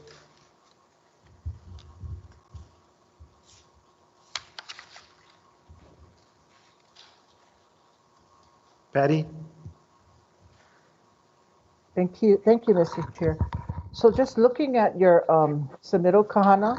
Yep. On all these 1, 2, 3, all this couple of ROEs, what did the Commission approve? I mean, what did the chair approve on their rent or what? Their extension lease? Just to again, the Commission had approved to give the chair, delegate the authority to the chair to grant rent relief for the period covering from April to September 2020, back in April. So that's what it was up until, again, from April, 6 months, from April till September. Yeah. The rent would be, not waived, but deferred. And come October this month, they start paying their usual rent. In April of next year, April of 2021, they're going to pay their deferred rent with interest. Okay, thank you for the clarification. Okay, thank you for the question. Other commissioners? Oh, I see Russell. So on the write-up, 16 requests, 5 of 7 eligible were granted approval. Correct. So the 2 that were eligible but were not approved, what was that decision? What made that determination? Millennium Carbon on the first page on the table, again, 1, 2, 3, 4, 5, 6, 7. Millennium Carbon was one that was presented back, I guess they came in December of last year, had asked for a request to, I think, assign the lease. And I know they had a delinquent rent, so that wasn't considered. Their request wasn't considered for deferred rent. And the other, what was the other one? Paradise. No. Jeremiah Trucking Company. Same reason. Same reason. And then what is this AUW 211 program? That's the one that Lehua was doing through her Mahalo, or It was a rental program. Well, it is a rental program for assistance. However, it's not open to commercial tenants. But applications are sometimes submitted anyway. Okay. Thank you. Yep. Thank you. Mike? Thank you, Chair. Thanks, Kahana. So I just had a quick question on Millennium Carbon. Yep. So you said they were not part of this consideration, right? Correct. Okay. What is status with that lease? I remember we talked about it and you're behind. Are we taking steps to revoke the lease, or what's the status? Yes, we are taking steps. We have sent the letter. However, the letter that we just sent recently, there are some dates that are incorrectly put in there. So we have to redraft that letter and put in the correct dates. Got it. Thank you, Kahana. Other commissioners? Patty again? Thank you. Kahana, hi. What is Kapolei Hawaii Property Company? What is that? It's DeBartolo. Oh, okay, DeBartolo. Yes. Kamakana. Correct. Kamakana? Kamakana Ali. Kamakana Ali. Okay, Yep. Thank you. Yep. Okay, other questions from commissioners? Thank you. David, looks like you're about to ask one. Yep. I hate when my face gives away my intentions. It does. So can you just tell me again for DeBartolo, it was approved 5/4/2020. So I'm assuming that it expires on 11/4. Is that correct? Correct. Everything expires. The application date for the request, again, all applications need to be submitted by May 29th. However, if their application was approved May 28th, the rent relief period will be from April till September. Okay. And that's what the application had noted. Okay, so when do they come back online to pay rent? This month, October. Okay, and so there's no plans to extend that any further, because I understand Kamakana Ali'i is open, right, for business, and stores are open, people are going there. And... Yes, they are. Okay, all right. And so go ahead. Go ahead, and just to clarify, Commission, if you guys remember last month, you guys had granted approval for DCI Paradise to extend their request period up to December, an additional 3 months. Okay. All right, thank you. Yep. Okay, thank you, commissioners. Seeing no further questions, thank you very much, Kahana. One more. F4? Yep. Then one more, item number F4, again, it's a snapshot for information only regarding right of entry 294. I know commissioners had asked about this this disposition. Malama ka'aina, hana ka'aina. So before Kahana continues, I just want to let you know that the investigation that E-Team is doing is not completed yet with regards to these other issues that occurred down at King's Landing. So we don't have that report for you as of this moment. It's still going on. But this is the workshop to bring you up to speed on. Again, this is just information from when it was issued. I did provide commission action that was taken back in 2000 for when the right of entry was converted from right of entry 76 to right of entry 294. Unfortunately, I could not find the commission action that was taken back in the 80s when it was right of entry 76. So if you look at the bulleted items that I had noted, back in 2001, right of entry 294 was fully executed. That was based off in 2009, February 29, 2000. The action had, the commission had approved for that issuance of right of entry 294. Second page, February 1987, there was a study done, and you can read what I have there. I only have one book. Unfortunately, it's a thick book. If commissioners are interested in getting a copy, I can make copies and send it to you guys to help you understand how this right of entry was issued and why it was issued. September 24, 1986, right of entry 76 was fully executed, which the commission had approved back in 1984. And that's when this whole right of entry for Malama Ka'aina, Hana Ka'aina was started.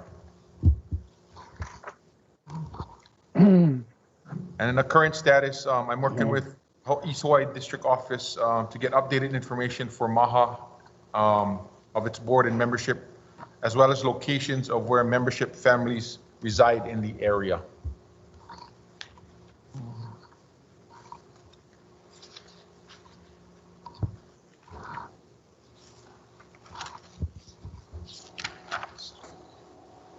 Okay, questions, commissioners? And I see David.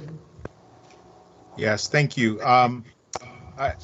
In looking at our agenda, I don't see any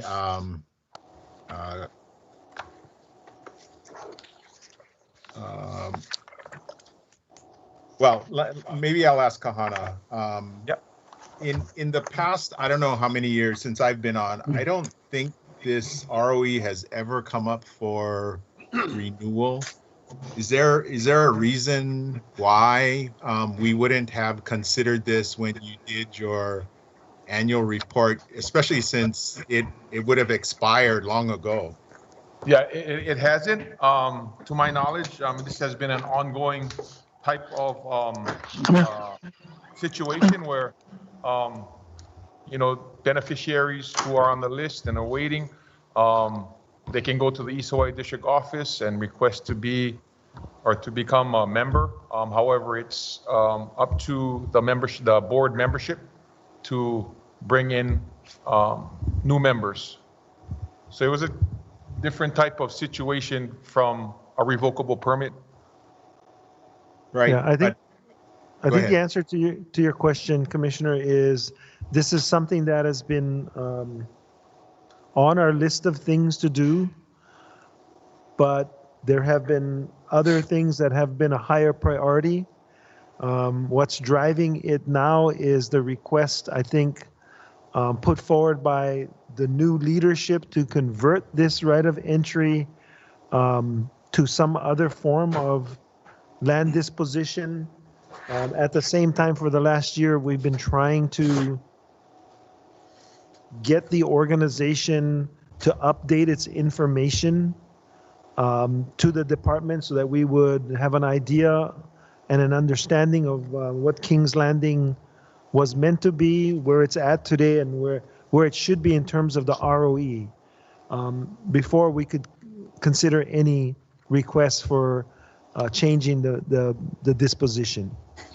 Well, and since the ROEs only last a year and they've actually never been renewed, there actually isn't an ROE. There isn't a disposition for MAHA. And so that's the part that concerns me, because procedurally we should have had some sort of action to do something with this ROE. And so if they don't have anything, I'm not sure why we're calling it a ROE. I mean, it's a something, but it's not an ROE, that's for sure. Okay. And then I noticed on our calendar we don't have executive session for today. That is correct. Or tomorrow, is that we don't have executive session, or we don't have anything on the agenda. If there is an item that's listed in the agenda and you have questions and you want to go into executive session, that is possible. I would ask to go into executive session on F4, just because there's a lot that I guess that's happened, and I'm not sure the other commissioners are aware of what's been going on. Okay. Are you making a motion to go into exec session? Yep. I would so move. Is there a second? Second. Zachary, you're raising your hand to second, or you have a question before we go into the motion? Yeah, I have a question for Kahana before we go into the motion. Just a note. When is the possibility of the ROEs for Molokai that we can discuss in the future? That comes up, I believe, in March or April. I know we already did it back in this past March or April. So typically it's usually a year from that point. So it'll be next year, March or April? Correct. Okay, thank you. And I can send you the action that was taken from this year. Okay. Because we have some requests for ROEs of Molokai, that's fine. Thank you.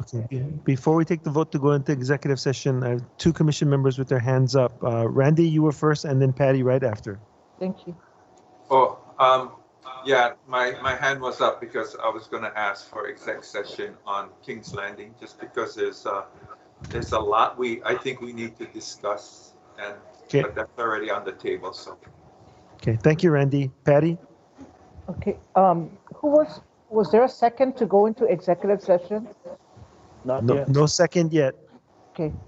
Before we say, David, can you also add, like, we can have a 10-minute break before we go into exec? Yeah. Thank you. Yes. I support your executive session. I mean, I'll second it, but if you can also add a friendly to get a 10-minute, and then we can kind of go about. A friendly half an hour. Or something I like. I gotta heat up my leftovers. Thank you, Okay, so for the record, can we have a second? I second. Second. Okay, and then before we take the vote, Mike raised his hand again. Yeah, Chair. I wanted to just make a request at Kahana's offering of a copy of the book. Okay. Thank you. Okay, and Ryan has his hand up. Ryan? Before the motion is made, I just want to put on the record that, and please correct me if I'm wrong, but this is a motion to enter into executive session pursuant to section 92-5A4 HRS to consult with its attorney on agenda item F4. That is correct. Thank you, Ryan. Okay, thank you. Okay, Mike, you still have your hand up, and you were talking, but you're muted.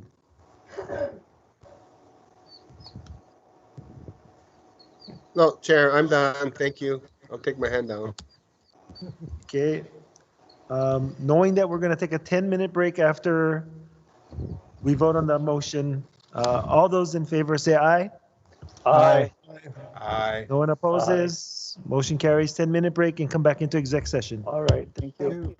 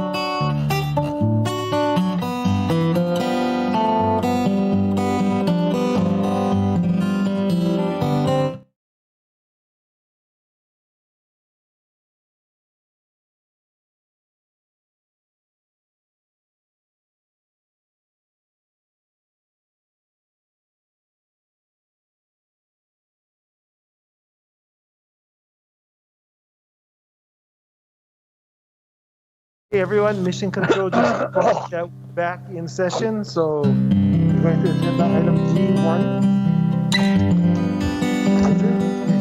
Commissioners, item G1 for information only, presentation on U.S. Geological Survey presentation on scientific investigation report 2019-5150, numerical simulation of groundwater availability in central Molokai. I just want to first off and say it's a lot more interesting than the title. So, with me today, I have Jonathan Witeke Schroyer, who will give an introduction to and context about the study, and he will be handing it off to Delwyn Oki of the USGS. Aloha mai kako, commissioners. I will be sharing my screen right now as Andrew shared. I'm just going to give an overview and introduction to why the department undertook this study, why it cooperated with the USGS in this study, and then Delwyn will give you the actual substance of what's going on. I trust that you can see the screen okay? Yes. Okay, great. Yes. So very briefly, I'm going to cover 4 items. First, I'm going to, as you all know, the Hawaiian Homes Commission in 2014 passed a water policy plan to guide the Commission's and the Department's decisions on water related issues. And so I'm going to relate how this study supports that overall policy.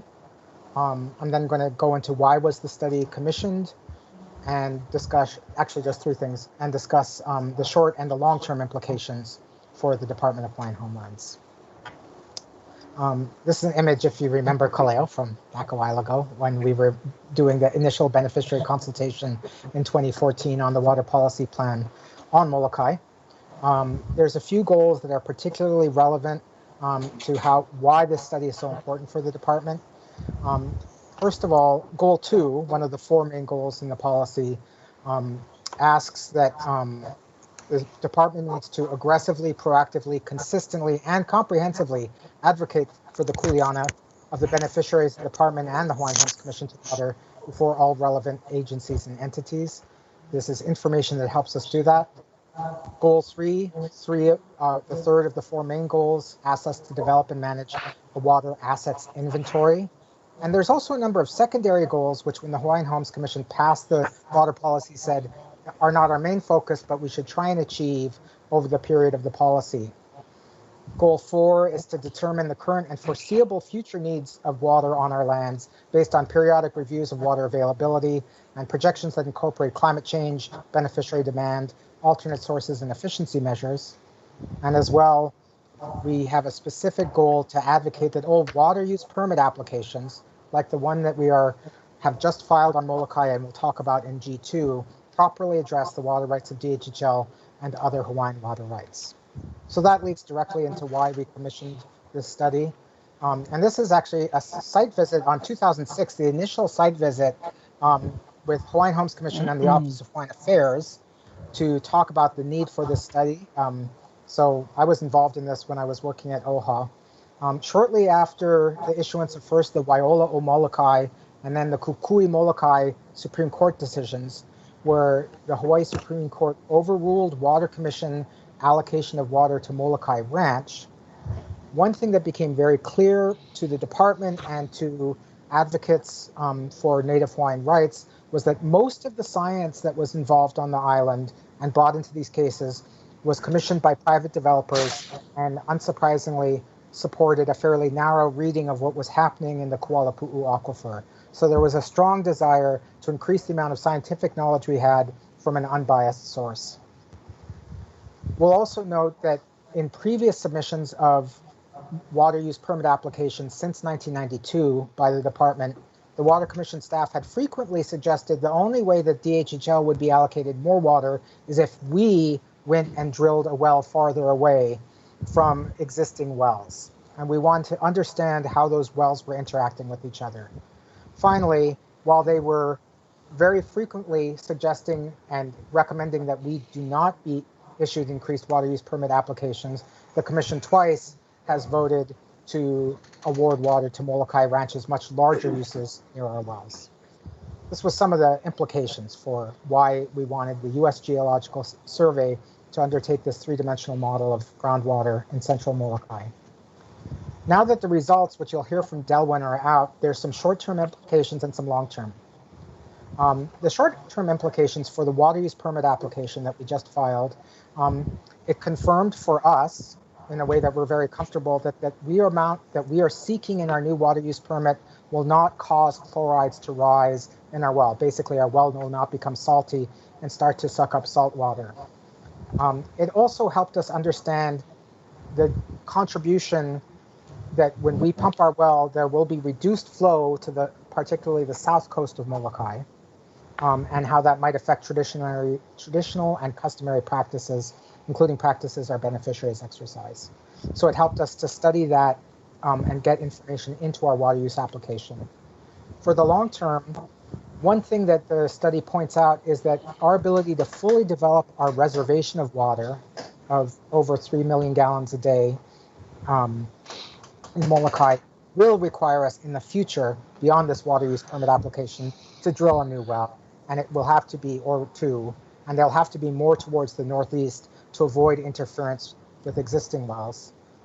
It also has great information in it, as we anticipate both the county and Molokai Ranch will again apply for water use permits, how we can respond in a scientifically informed way about the implications of their water use on our beneficiaries' uses and rights. With that, I'm happy to answer any questions now, or we can just hand it over to Delwyn, and then he can present, and I'll be around along with Delwyn to answer questions at the end. What do you prefer, Andrew? I think we should just hand it off to Delwyn for right now. That sounds good. I'm going to stop sharing. Okay. First of all, my name is Delwyn Oki. I'm with the U.S. Geological Survey, and I want to thank the Commission for giving me this opportunity, or giving the USGS this opportunity to present our results. Share my screen here.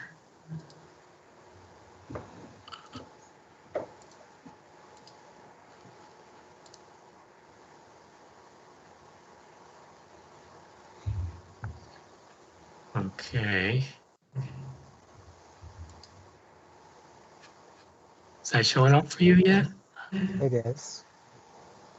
It's showing up there? Okay. So for today, what I'd like to do is go over a few things. I'll provide a very brief overview of the background situation in Central Molokai. Talking a little bit about the what exists out there in terms of the wells. I'll then provide a brief description of the motivation for the study, and then finally I'll describe some of the results that we came up with in this study. Okay, so we do have a published report that came out earlier this year, as Jonathan mentioned, but you'll probably get a pretty good flavor of what the report contains from this presentation. If you feel so inclined, you can always download the report and get greater detail. Okay, this is a map of the geology of the island of Molokai. And the island is formed by two volcanoes. There's the West Molokai volcano forming the western third of the island, and there's the East Molokai volcano shown in the green. And the main area of interest is in East Molokai volcano, and that would include the Kualapu'u aquifer system. Now, the Kualapu'u aquifer system is basically a management system that's been defined by the State Commission on Water Resource Management. They've divided the island into a number of these aquifer systems, and they limit how much groundwater can be developed from each one of these aquifer systems. So the Kualapu'u aquifer system has a state sustainable yield value that presumably, if you exceed that, you will cause some adverse effects on groundwater conditions. One of the significant features of the Kualapu'u aquifer system is that you can see a number of these orange splotches within the aquifer system. And these represent the surface vents, volcanic vents. I showed a photo of one there, the Kuala Pu'u vent at the top. These vents are important, not so much because of what they are at the surface, but really in terms of what contributed to these vents in the subsurface. So all of these vents are surface manifestations of volcanic eruptions that were fed by magma in the subsurface. And the important feature about the subsurface plumbing of these vents is that the magma had to cut pre-existing lava flows. And so these magma that eventually cooled in the subsurface that had cut through the pre-existing lava flows, they tend to form these vertical features that have low permeability, which means that they don't transmit groundwater readily. And so this is somewhat advantageous in some areas because what happens is that the water levels, the groundwater levels tend to be higher behind them, and the fresh water tends to be thicker behind these volcanic features in the subsurface called volcanic dikes. Okay, so this is the close-up of the Kuala Pu'u aquifer system showing the existing wells of the aquifer system. There are 4 active production wells within the Kuala Pu'u aquifer system. There's well 17, which is privately owned. There's Pa'ulawai 1 and 2, which are the DHHL wells, and the county operates the Kuala Pu'u Maka well. Well 15, shown towards the west, has been abandoned, and the Kuala Pu'u Deep Monitor well is the well that we use to monitor conditions in the aquifer system. One of the aspects of our study was that we needed to estimate how groundwater recharge varied over time. And what we did was we created a water budget model for the entire island of Molokai and estimated how recharge varied by decade from 1940 through about 2012. And this bar graph shows how the recharge varied by decade. You can see that the greatest recharge over the entire island was during the 1960s, when recharge was about 280 million gallons per day over the island. And the driest period in terms of recharge was the 1970s, when groundwater recharge was less than 200 million gallons per day. The map on the bottom shows how the recharge is distributed, with the blue and green areas being areas of greater recharge and the orange and yellow areas being the drier, lower recharge areas. The Kuala Pu'u aquifer system, unfortunately, is in a drier area, kind of in the yellow and orange area. Okay, so what motivated this study? First of all, groundwater is the main source of drinking water for the people on the island. And we do anticipate that demand for groundwater is going to increase over time.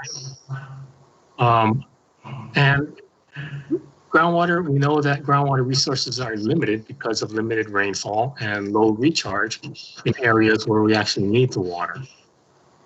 Past records have indicated that the salinity of water produced by some of the wells that exist in the, for example, in the Kuala Pu'u aquifer system, have increased during certain periods. And so we needed to be able to understand what would happen if additional groundwater was developed within the Kuala Pu'u aquifer system. So how would these additional withdrawals affect salinity of the existing wells? And how would the additional withdrawal affect fresh groundwater discharge to the nearshore ecosystems? Would these impacts be acceptable or not? Okay, so we undertook this study quite a while ago, recently completed it. The overall objective of the study was to evaluate groundwater availability, mainly in central Molokai. And to meet this objective, we developed a numerical groundwater model. which was capable of quantifying changes in salinity and flow in nearshore areas.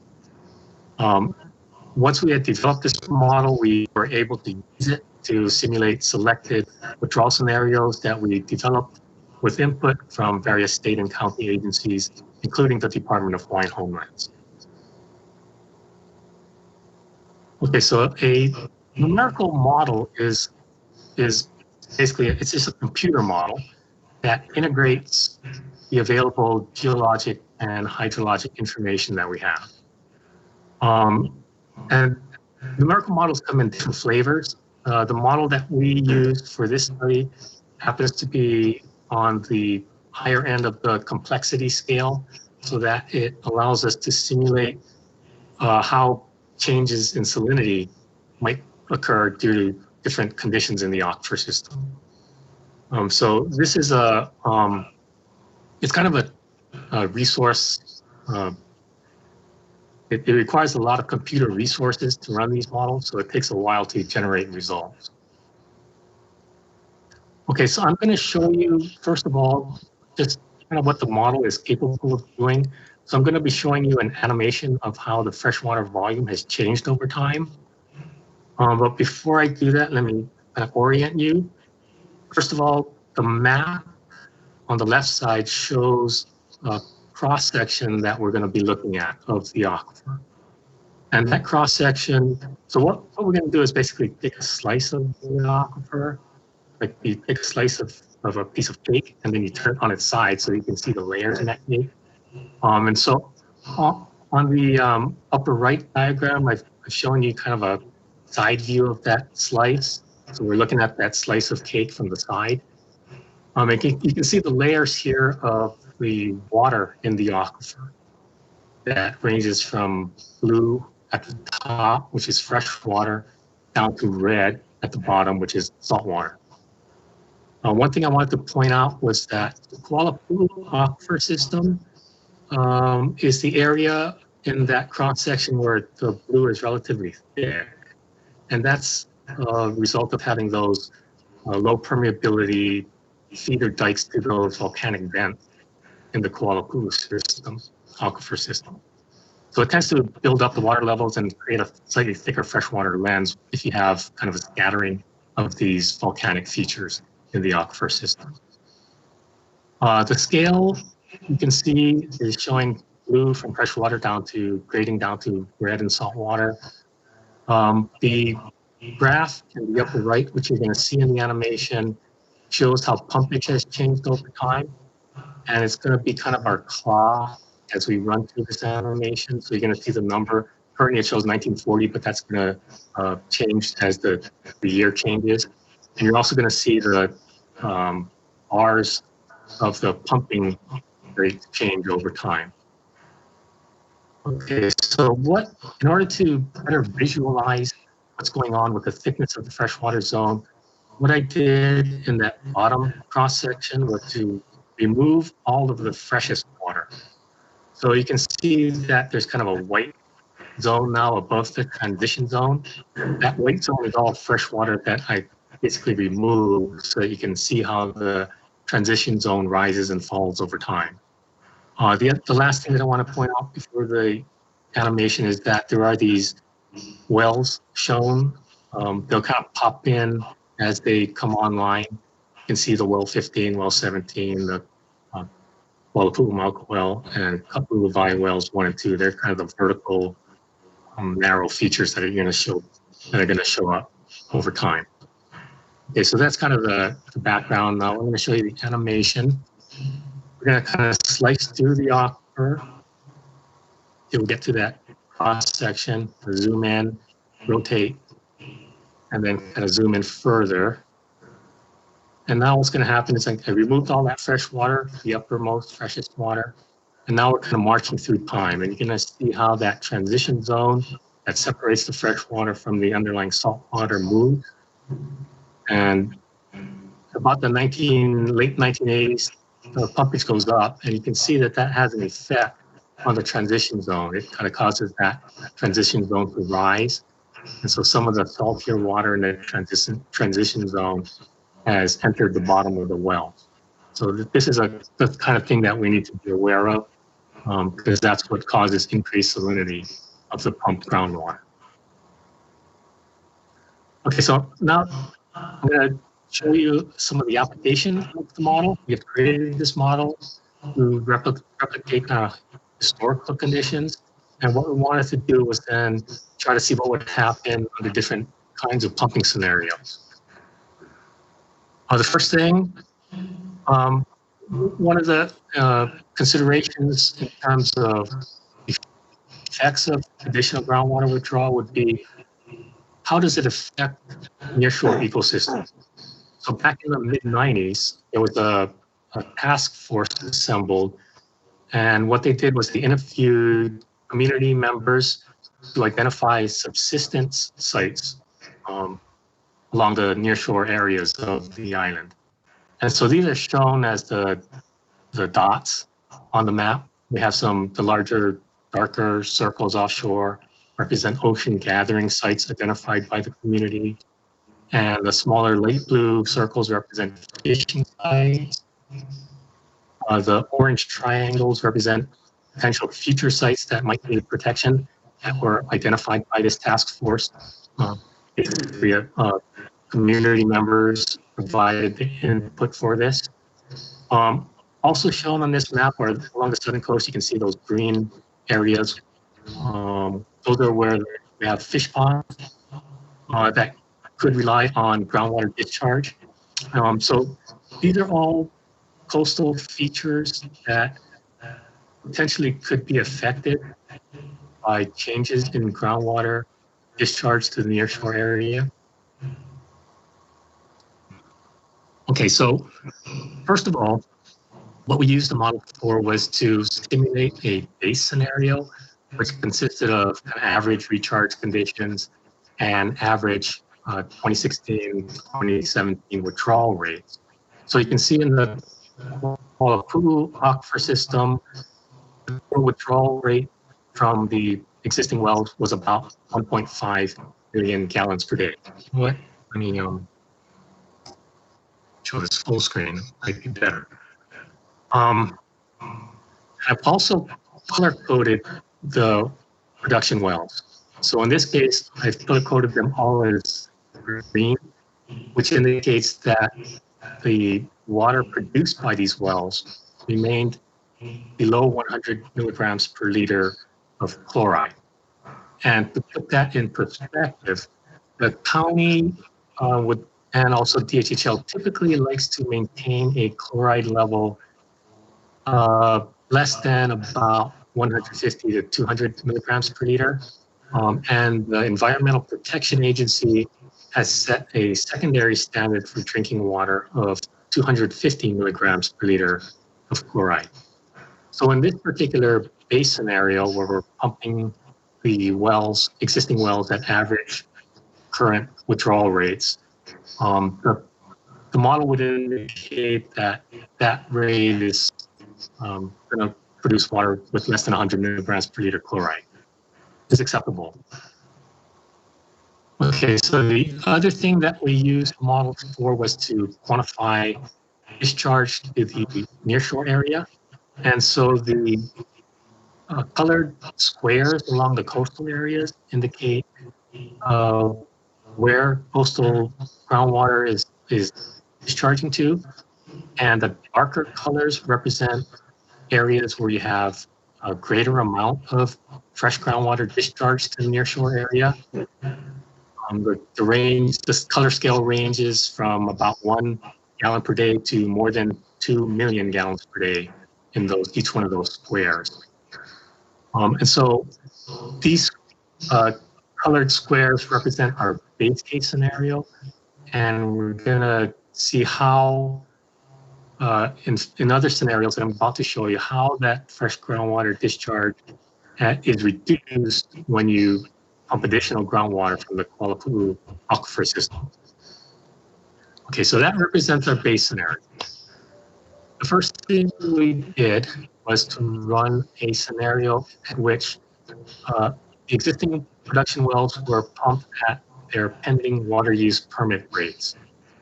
And these rates were current as of sometime in 2019 when we initially developed this scenario in consultation with various parties.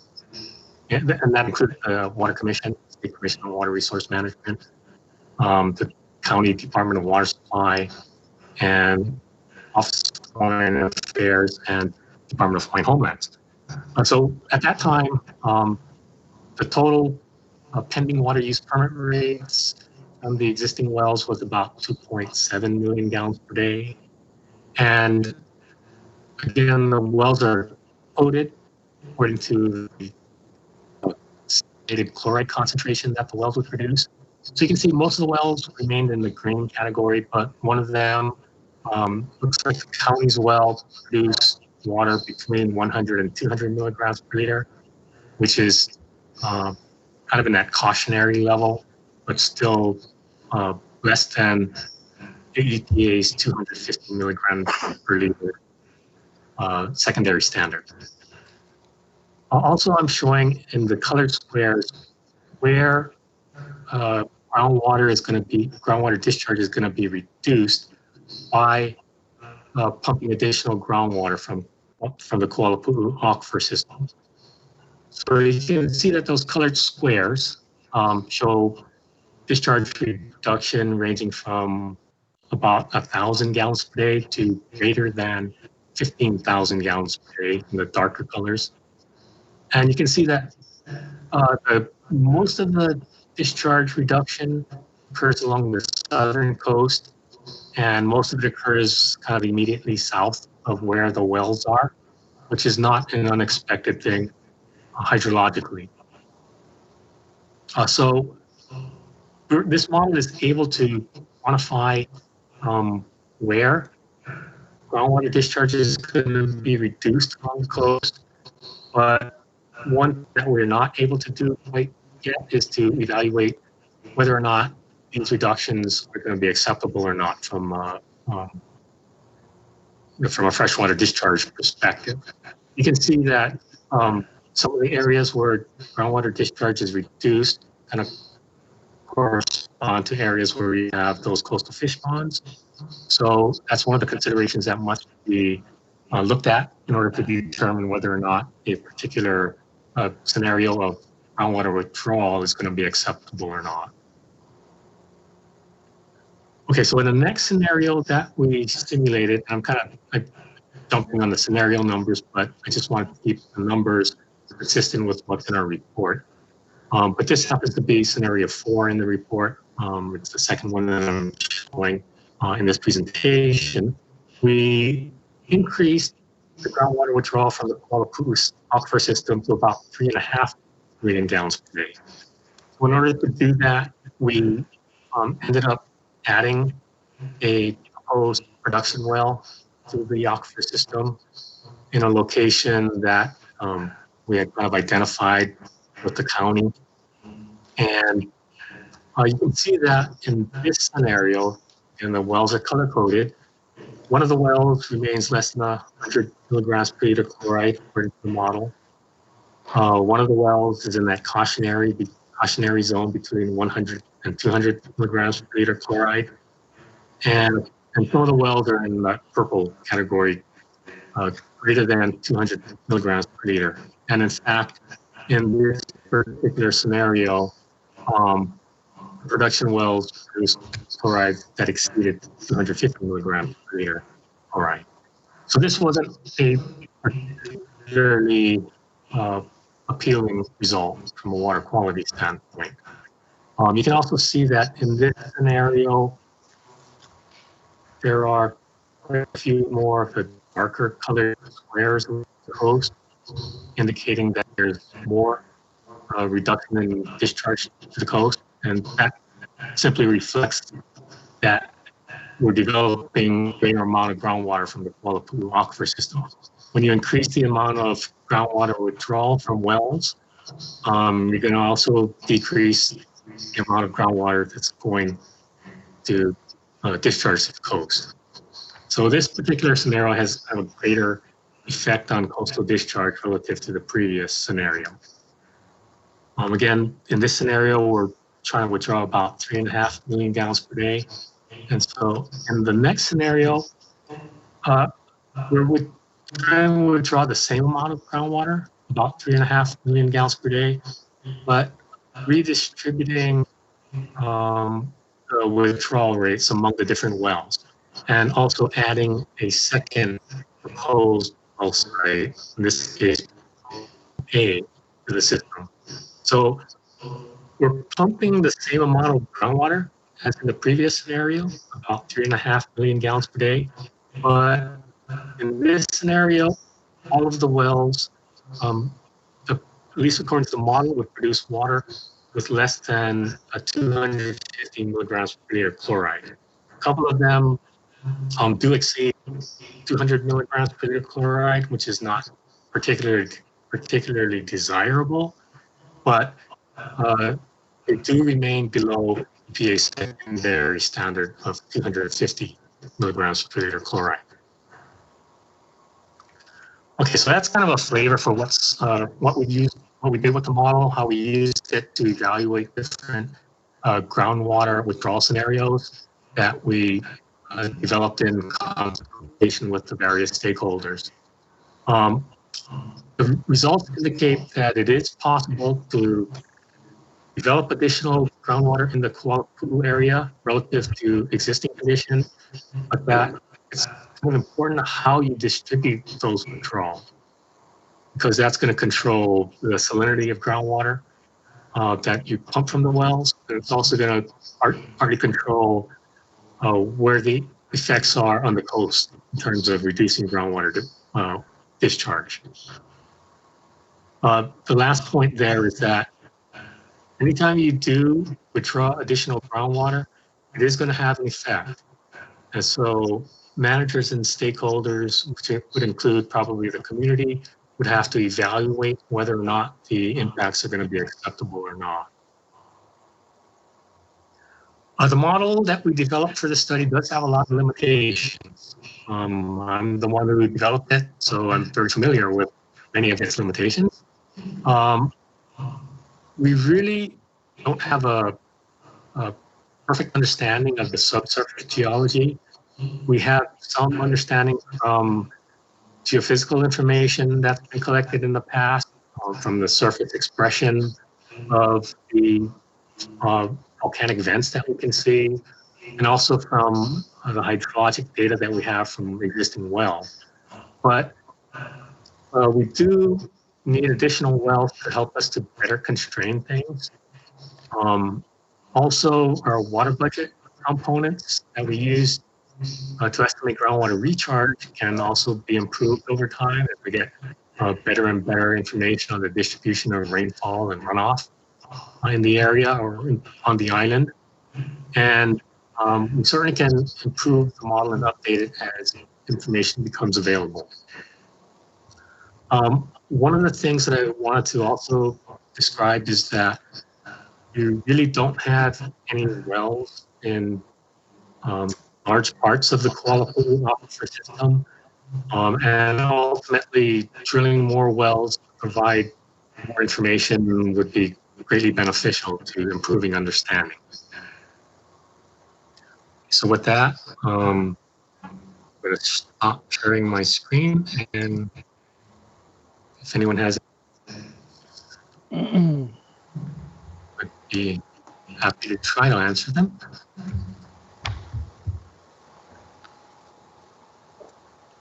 Okay, commissioners, questions? I have. Zachary? Yeah, and thank you for the presentation. I was very educated.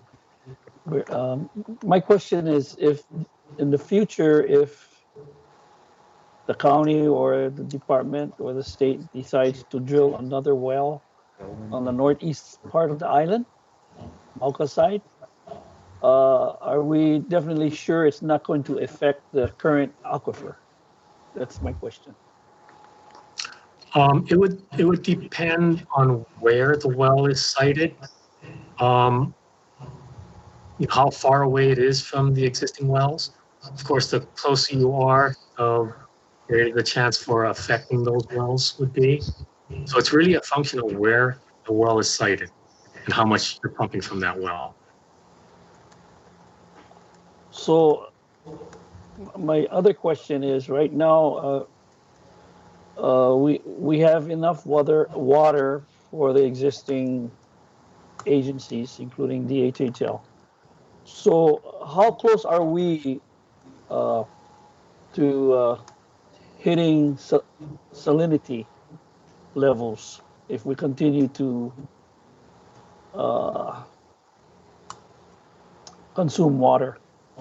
Is there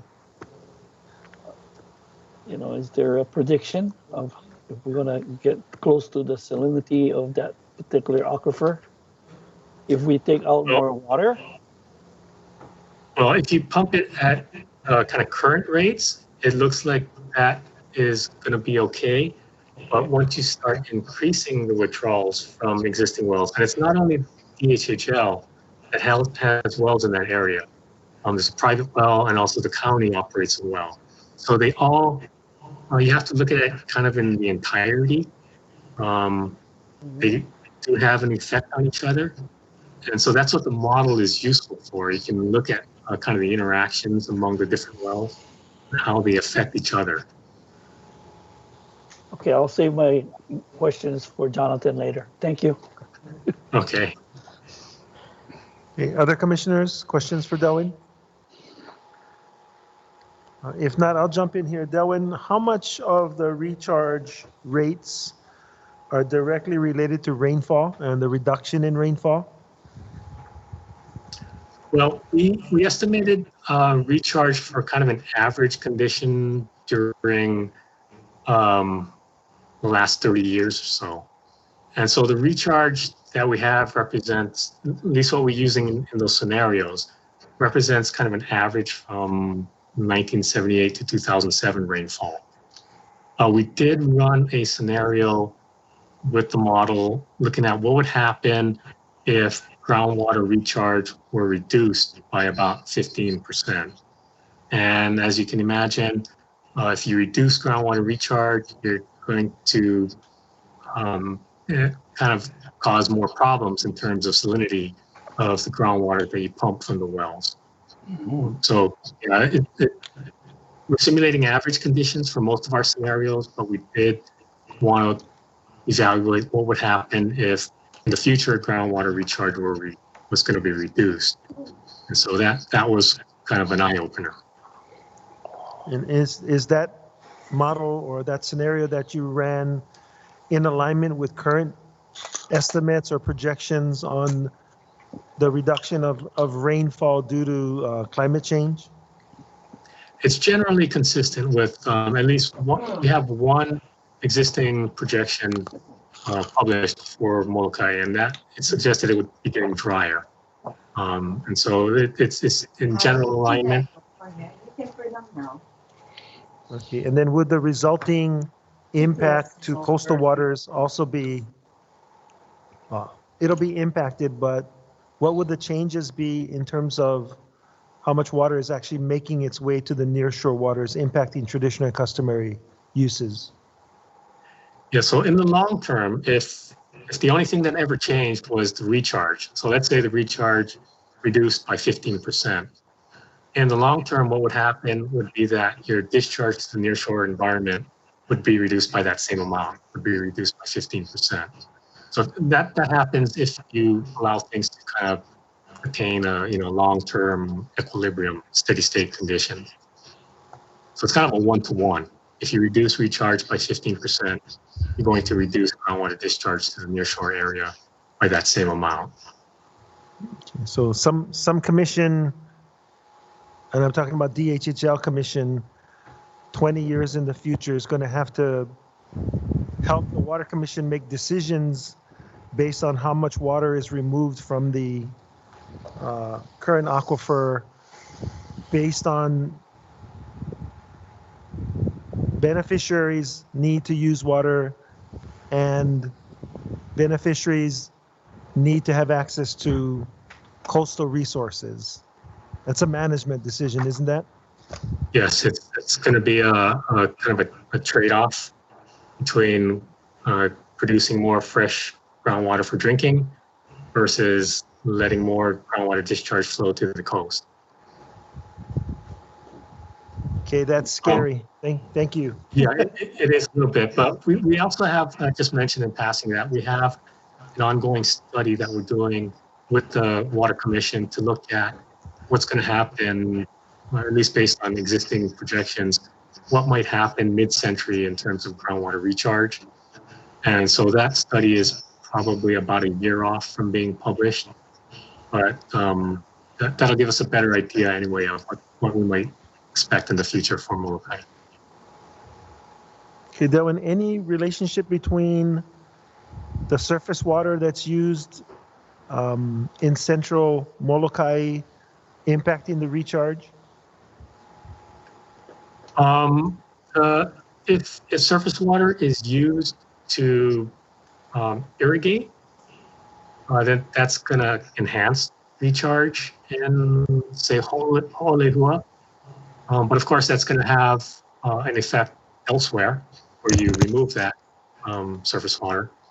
But for instance, if you take water out of Waikolu and you use that for irrigation in Ho'olehua, you would tend to enhance groundwater recharge in Ho'olehua. But that would affect flow in Waikolu Stream. Okay, thank you. Jonathan? Thank you. I wanted a little bit in response to an earlier question, and just to give you some background to why these scenarios, why when Delwyn working with stakeholders and funders, OHA, DHHL, and the county developed these scenarios, is we wanted to know what happens if we pump our well at the amount we want in this new permit, 0.595, if the county got what they wanted, and if the ranch was allowed to pump just what they actually need for their existing domestic needs, not big irrigation, not new golf courses, but just the people who are living in homes that they deliver water to. And under those scenarios, we're good. We can increase our amount of water, the county can increase the small amount that they want, and the ranch can get what it actually needs. What you'll see in the report, and I'm characterizing Delwyn's report, so I'm not trying to put words in his mouth, but it's the scenarios in which the ranch starts to really increase their water use, where you start to see our well impacted and the county well impacted. And so it points towards how we will not just advocate for our own water use, but respond when the ranch wishes to increase its water. Thank you, Jonathan. Commissioners, any other questions? RT has their hand up. Who's RT? Commissioner Ka'apu? Sorry, I don't recognize the RT.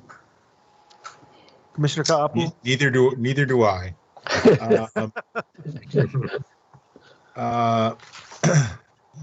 Delwyn, did your study take into account sea level rise and maybe saltwater intrusion into the freshwater lens and how that would impact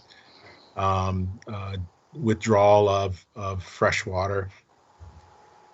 We did not look at sea level rise, but conceptually what happens is that, let's say sea level rises by a meter. Because the freshwater resources kind of float on salt water, if the salt water in the ocean rises by a meter, that zone of freshwater which floats on salt water is going to also kind of go up by a meter. That'll have a small effect probably on Kuala Pu'u. It would have a larger effect on wells that are drilled near the coast. That maybe the bottoms of those wells are close to that transition zone. So if you had a sea level rise of a meter, that transition zone would rise a meter, bringing it closer to the bottom of the wells. That might have a impact in the Kuala Pu'u aquifer system, but generally you would expect a greater impact in wells closer to the ocean. Thank you. Commissioners? Yes, Chair. Zachary? Yeah. The Kuala Reservoir that has non-potable water, will that somehow, someday down the future, will it have an impact on the aquifer? Well, that's an interesting question, because if you look at our recharge maps, we actually show the Kuala aquifer system as being an area where groundwater recharge is kind of enhanced because of estimated leakage from that reservoir. So that's providing kind of a source of groundwater recharge to the Kuala aquifer system. So if it is no longer in existence, we'd expect that leakage to go away and also affect groundwater recharge to some extent. Thank you. Okay, Dennis. Yeah, so a question for Jonathan. So Jonathan, when you talk about the amount of water that we've requested, is that for current projects, future projects? We talking 20 years down the road? We've got some development going on with the scattered lots, so on and so forth. So how far will this last? How long will this last? What are we looking for? Thank you, Commissioner. And that is actually the subject of item G2, our next item. But briefly, it will allow us to build out existing entitled lots and do a whole bunch of subdivisions, or subdivision of existing lots, but not much beyond that. So much larger new developments will require an additional well. Okay, very good. And this study is, Delwyn, I hope people know, is the very best in Hawaii at what he does.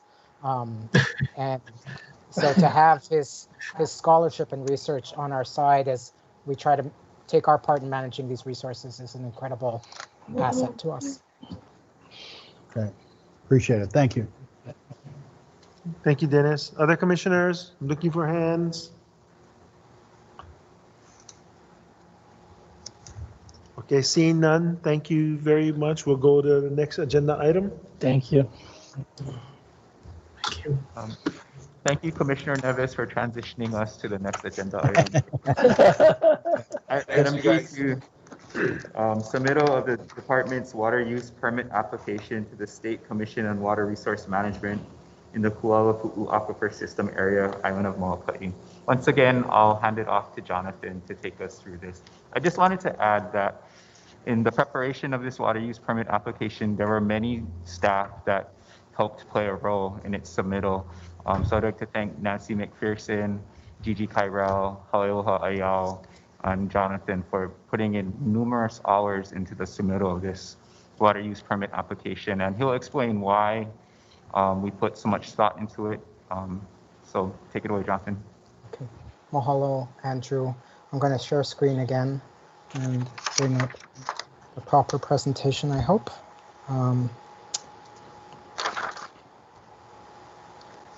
You can see that okay? Yes. Great.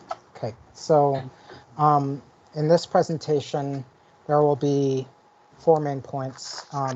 First, I want to cover for the commissioners the relationship between water use permit applications, what they are, and how they are supposed to protect public trust uses of water, which includes the uses of our beneficiaries.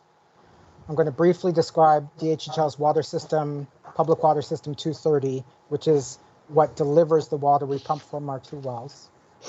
I'll then review on a high level what is in our water use permit application that we've just submitted to the Water Commission, and finally discuss some of the next possible actions by the Water Commission as they review and process our water use application. So first of all,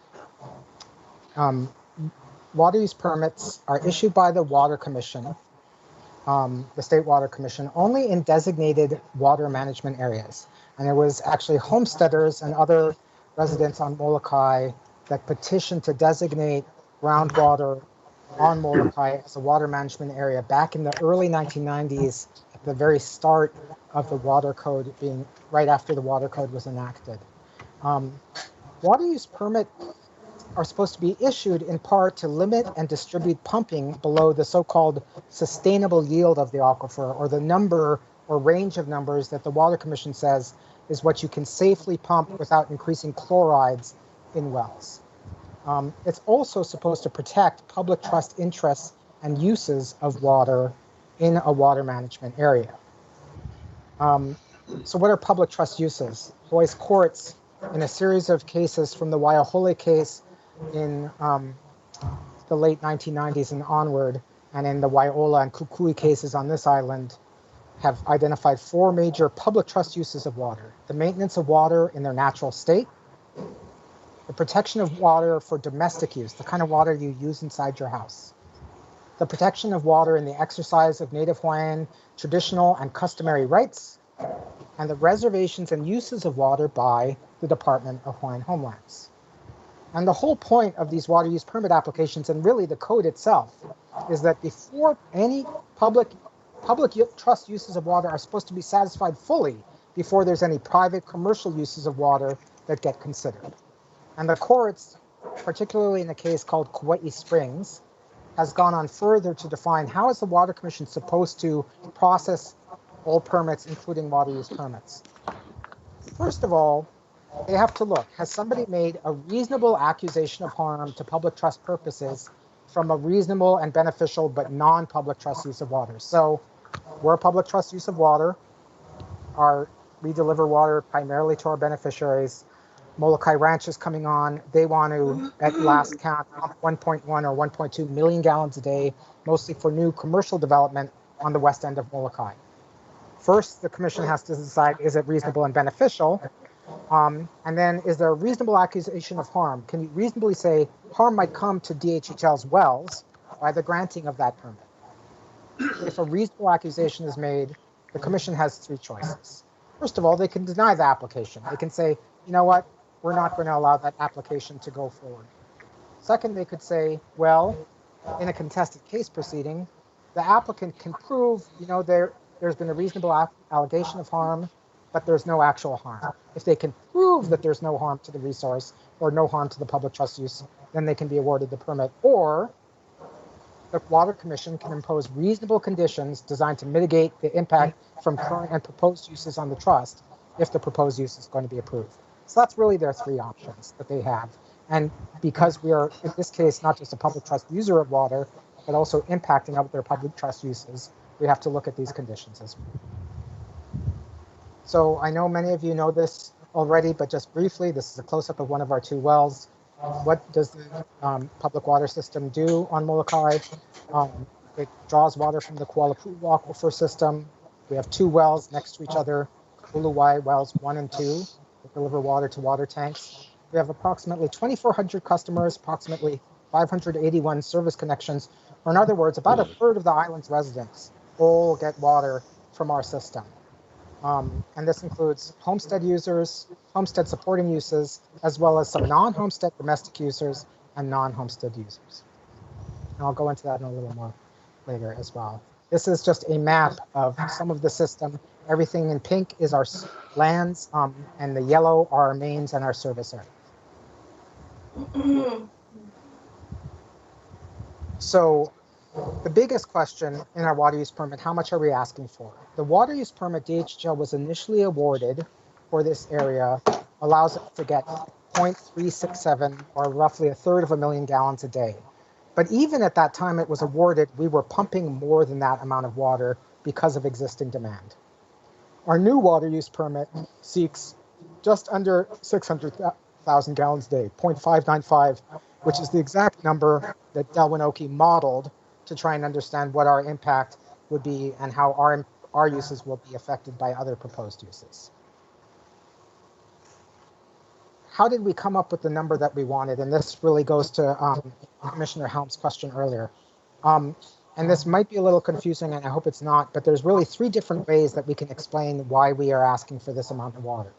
First of all, we actually broke down in great detail by category of use and even size of meter why we need this much water for existing uses and this much water for new uses. Everything from individual homestead lots to the airport and the high school. But we also explained it to the Water Commission in a couple of different ways in the water use permit application that was attached to the submittal. And this, to me, is the most meaningful way of describing it. If we are granted this new permit, it will allow us to, first of all, supply water for the 171 new committed service connections for existing lots that have been developed or been awarded but not fully developed in Kalamaʻula, Mauka, Naiva, and Ho'olehua. And in addition, up to 210 additional service connections for lots that could be created through subdivision. So this is really the answer to Commissioner Helm's question earlier. There's a third way of looking at it, and this is actually one of the ways that we're going to encourage the Water Commission to look at it. Looking at what are we asking for that's a public trust use of water, and what are we asking for that's not a public trust use of water. 436,000 gallons, or the vast majority of it, is water that we're delivering to our homesteaders for homestead uses. But we do deliver water to the high school, to small businesses, to the airport. And so there's about 158,000 gallons of water that goes to non-public trust uses, but uses that we believe are both reasonable and beneficial under the law. They're efficient and they serve a greater public purpose.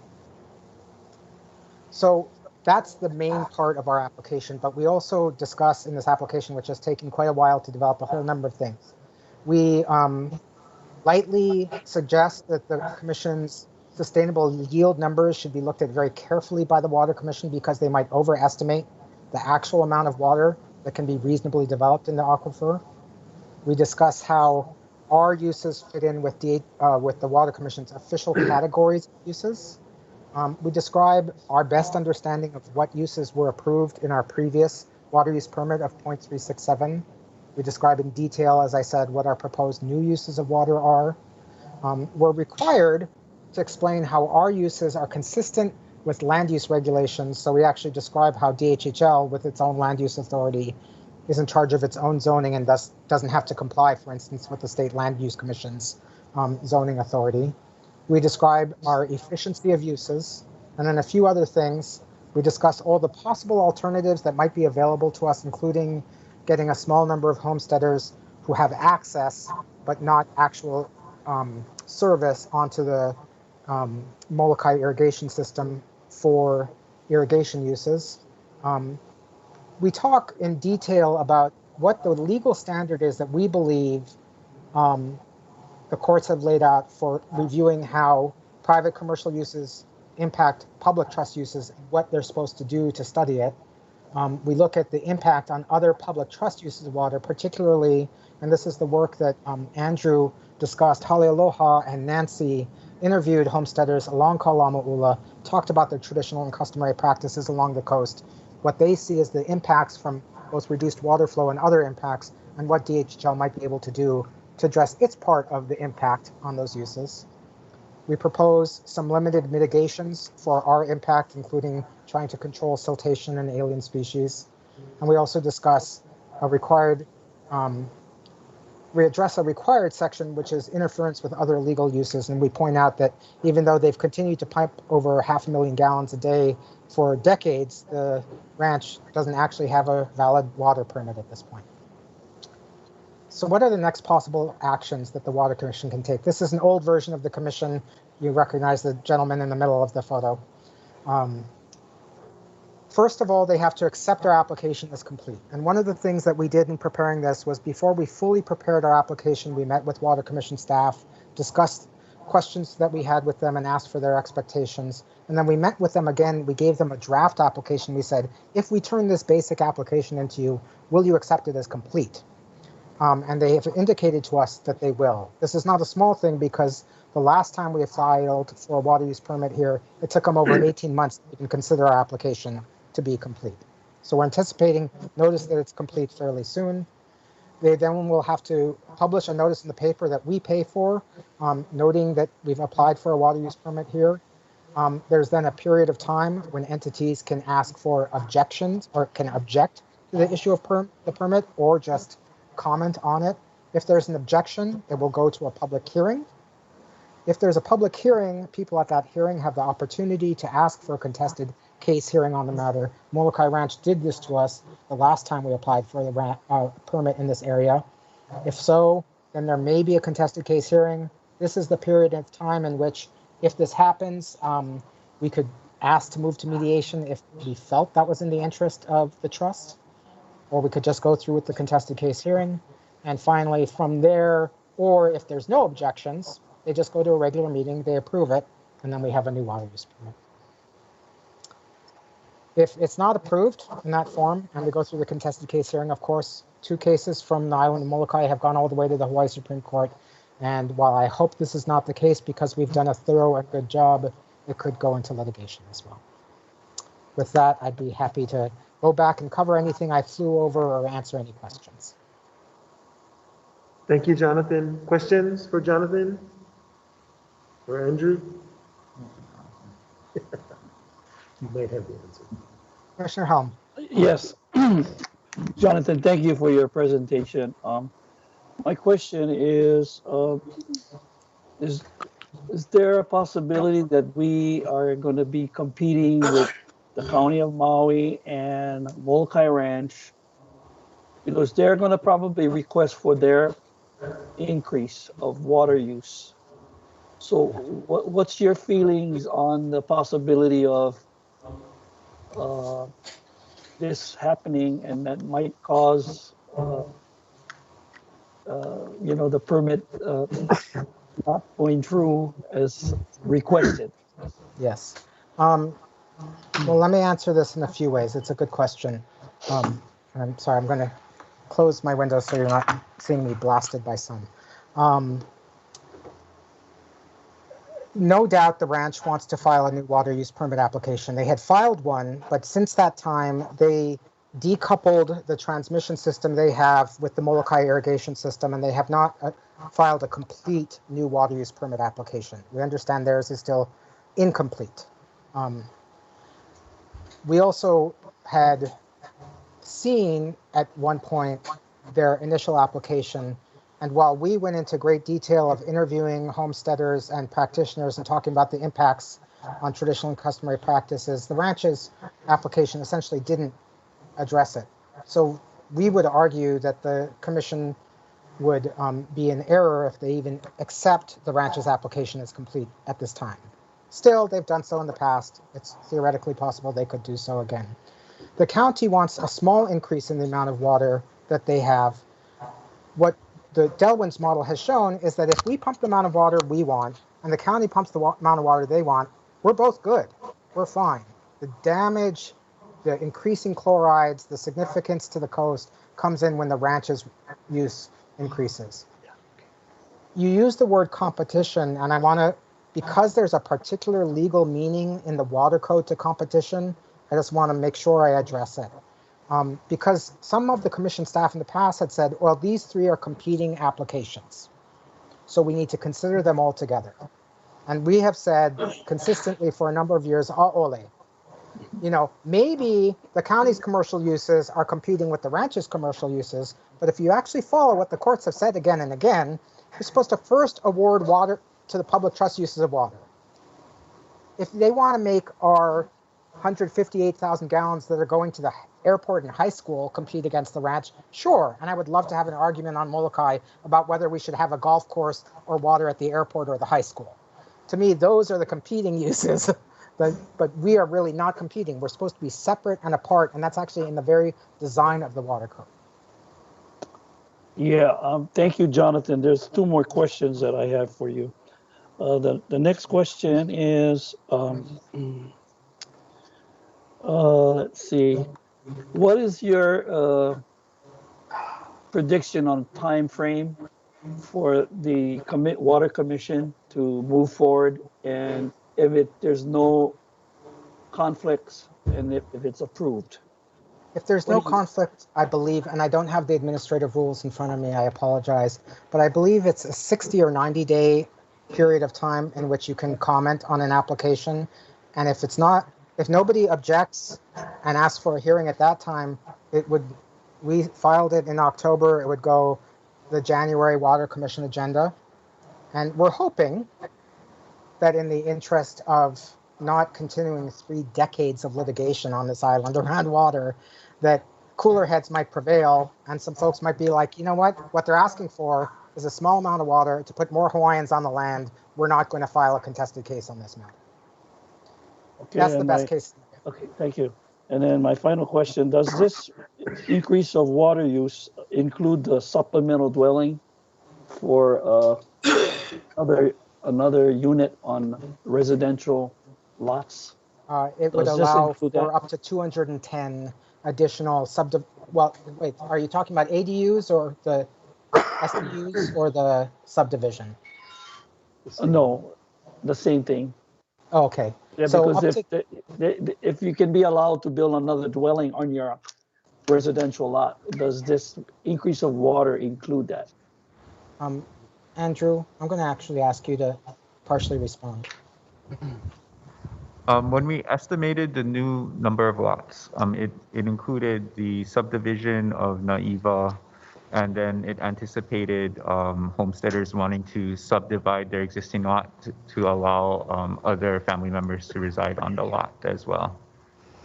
Okay, so it does include, like, for example, subdividing your lot up at Ho'olehua. Yeah. Up to 210 units could be done before we start to run out of water again under our permit. The next step for the department would be, as you've already discussed in other things and in the efforts led by Gigi, we're investing in a lot of money to improve the efficiency and operation of the Molokai water system. To the degree more water is available through efficiency, that could also lead to additional uses on our system. Okay, before I let you go, Andrew, thank you. Jonathan, thank you. I had the opportunity on Tuesday of last week. I went on a tour to visit the Ho'olehua water system, and it was a very educational tour. And I've learned a lot about the Ho'olehua water system and how vital it is for not only our beneficiaries from Ho'olehua, Kalamua, and so forth, but it will impact the whole community of Molokai. So I'm very excited about the water system improvement that's going to be starting pretty soon.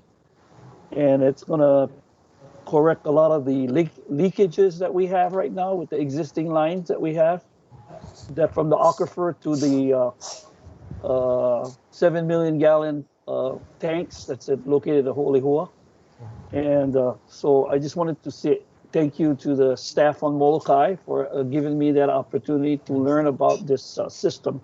So just wanted to give a shout out to our staff here on Molokai. Thank you. They do an incredible job of running the system. Other questions, commissioners? Mike? Thank you, Chair. Thank you, Jonathan and Andrew. This may be actually a question that was part of G1, but I just thought of it. So maybe Chair, you can help, or Andrew. So very nice numerical simulation, very interesting, Kuala Pu'u. Have we done similar type of studies, different areas of the state, or if not, are there plans to do so?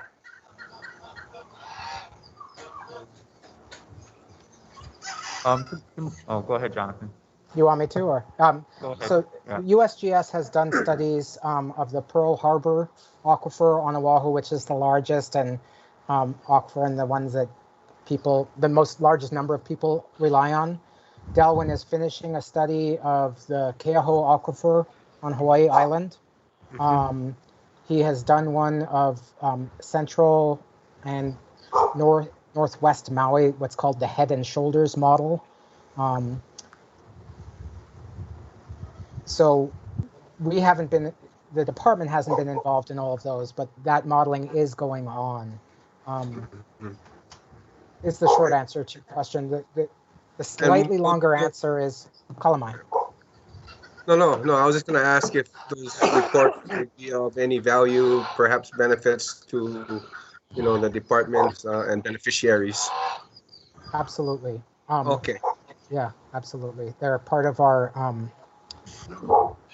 We incorporate them when we have them available, and they're relevant to the water assets inventory that is set up by the water policy plan to help us understand the resources we have available for homesteading. Thank you, everyone. Thank you, Jonathan. Other commissioners?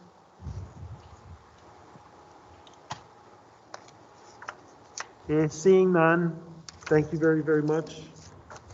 Agenda item. Thank you, Jonathan. Thank you, Andrew. Thanks, Jonathan. Thank you, guys. Thank you. You got you, me for guys. one more. I think G3. Oh, yeah. So Oh, It's okay. all good. it's been a busy month. Let me pull that up.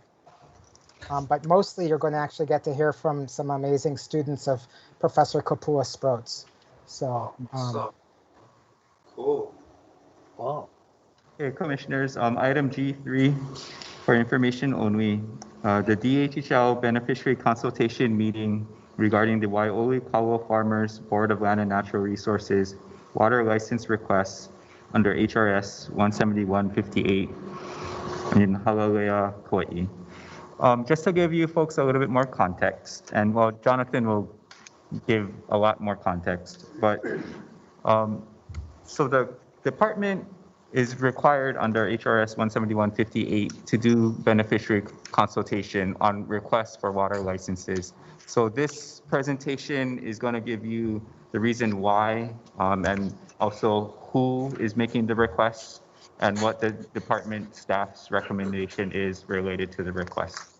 So without further ado, Jonathan, if you can give a little context, a little bit more context. So actually, is Cedric able to pull up the deck? Because for whatever reason, something has changed and I can no longer screen share. It's the email I sent earlier for G3. I don't know what happened between this presentation and the last. I seen it earlier.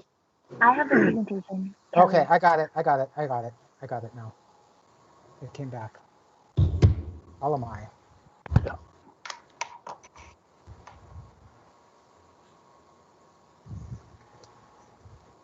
Great, can you see it now? Yeah. Okay, sorry about that. Thank you. Okay, so the majority of this presentation will actually be by Kapua Sproat and her students, but what I'm going to address is, as I did with Delwyn's study, how it relates to both water policy plan policies and goals. And I'm going to discuss briefly why the department has an interest and our beneficiaries have an interest in state water licenses. The students will discuss the need that the Waioli Kaua Farmers Hui have for a thing. And then Andrew, at the end of the presentation, will discuss DHGL's intention to hold beneficiary consultation. Very briefly, policy 3 of the 4 main policies is that we should develop, manage, and steward water in a manner that balances cost efficiency measures and public trust uses in the short and long term. In other words, we recognize our uses are one of 4 public trust uses of water. And so we don't want to maximize our use and sacrifice the other public trust uses of water, but we recognize that we have to balance that out along with cost, along with efficiency. Goal 2, which I've read to you before, is key to why we have an interest in water licenses. We aggressively, proactively, consistently advocate for our interests, our kuleana. We have some sub-goals that are not our main goals, but ones that we try to reach. One is to secure adequate and enforceable reservations of water. And part 3, goal 11, is to ensure that all legal provisions for the licensing of state water are followed.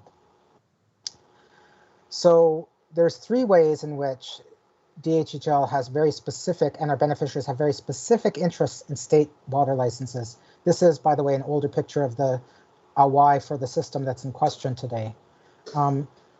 Under Hawaii Revised Statutes 17158 Part G is the part of the law that allows DLNR to license water to private entities. They specifically say that as part of that licensing, they need to reserve adequate water for DHHL.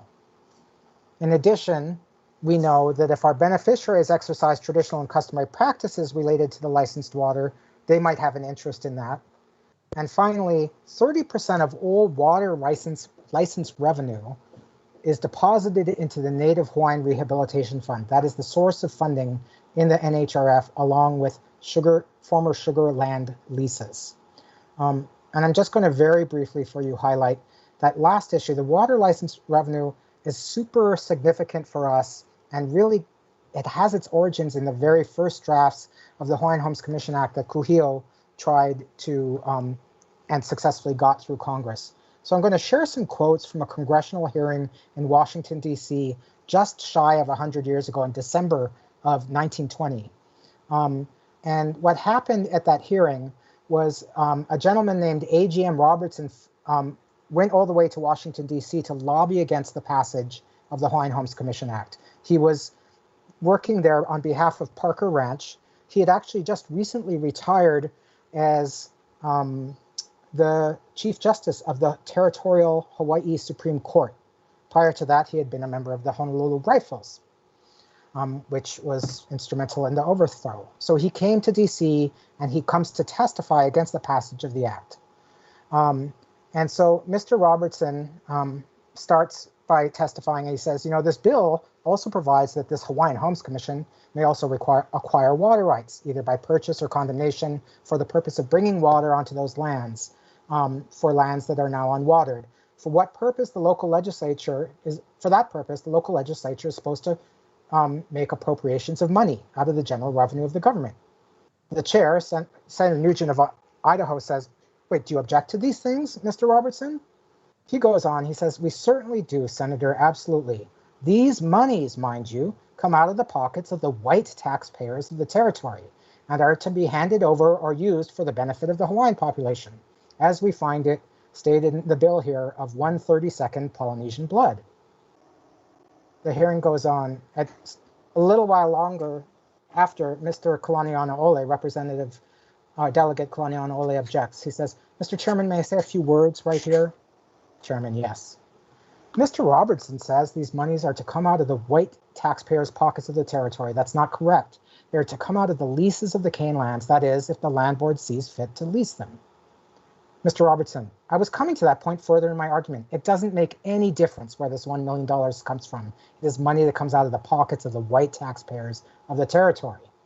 And finally, Kalaniana Ole is given a chance later to address things, and he says, Judge Robertson objects to the bill for reasons that are not well-founded. He strains the point that the money needs to be raised for the purpose of carrying out this bill will be by taxation, and that the Americans, or whites as he calls them, would be subject to increased taxation for the benefit of the Hawaiian, somehow discriminating against the whites for the benefit of the Hawaiian. The statement is absolutely untrue. Section 213 of this bill provides for the creation of a revolving fund to be derived from 30% of the territorial receipts derived from the leasing of cultivated sugarcane lands and water licenses. It's really with that history in mind, I highlight it because there's a lot of water licenses that will be coming up before the BLNR soon, and our stance on this one is very different because of what this use is, who's using it, and how they're planning to use it. With that, I will actually stop screen sharing and turn it over to Li'i, who will introduce herself and her presentation.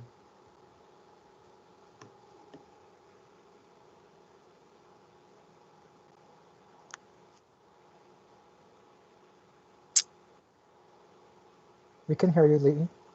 Yeah, okay, we're waiting for the screen share. Yeah. Mai kione o wai o lama e lama lama nei ka home ulu vehi vehi ka ulu hala o ke o kaha ai ka pali kaulana o ana ola I ke kai nehe ai hala ulani velina pomehana ia kako like a pau. For the record, I am Li'i Stevens Nahiva, and I am here today with my colleague, Kelly Lyman. We are both in our last year of law school and enrolled in the Environmental Law Clinic at UH Manoa's Richardson School of Law under the direction of Professor Kapua Sproat. Through this class, we provide direct legal services to rural, neighbor island communities, and we are honored to support the Waioli Valley Tarahui, who I am here to introduce you to this afternoon. It is a privilege to be here with you, having met some of the commissioners before at a Native Hawaiian law training last summer in June, at Commissioners Teruya and Neves, aloha hokako.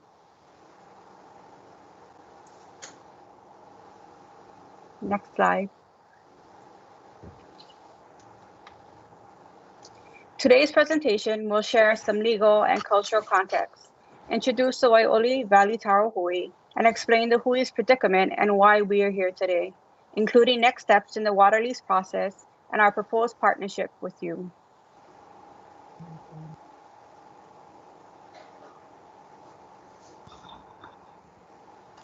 Earlier this year at the Hawaii State Archives, I was looking up Prince Kuhio's habeas corpus case for a class and found myself looking through Kalanianaʻole's personal manuscript collection. As I gently thumbed through it, I found a petitions folder.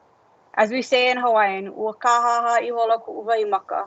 I was shocked to find a collection from across the Paia'aina, from my own Onehana on Hawaii Island to Kauai, asking the Elele Kaulana, or famous delegate, to bring the Hawaiian Homes Commission Act to fruition when he went to Wakinikona. It was indeed our beloved Ali'i that paved the path for you in Alala o ke Komisina to continue his legacy. How fitting it is that we return to his Aina Hanau on Kauai to honor him, his work, and his great vision for our La Hui Aloha. With that, some legal and cultural context. This passage was published in March of 1922 in the Hawaiian newspaper Kanupepa Ku'oko'a, just weeks after Kuhio's passing in January of that year. As the centenary of the Act's 1921 implementation approaches, let us embrace the impeccable timing of the issue e waihonei I mua o ke alo, or the opportunity before you, Commissioners. The Prince's great work lives on through the Department of Hawaiian Homelands, through you, our Commission, but also through his people, those who work the land still to this day, whether on Aina Ho'opulupula or not. I hope that this presentation will yet be another inspiration to Owamo the Kuleana that lies me oko in you all as an example of the Prince's good work.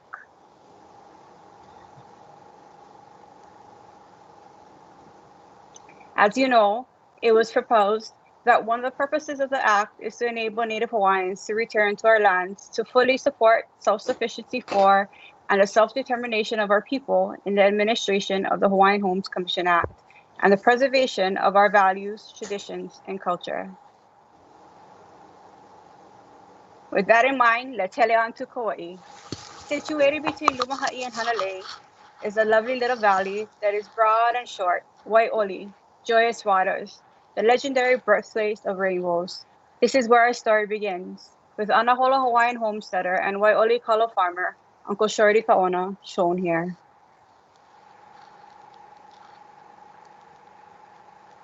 To orient us, Wai'oli is circled in yellow on the left. The nearest DHHL homesteads are to the east and Moloa and Anahola in green, almost 20 miles away for those less familiar with beautiful Kauai.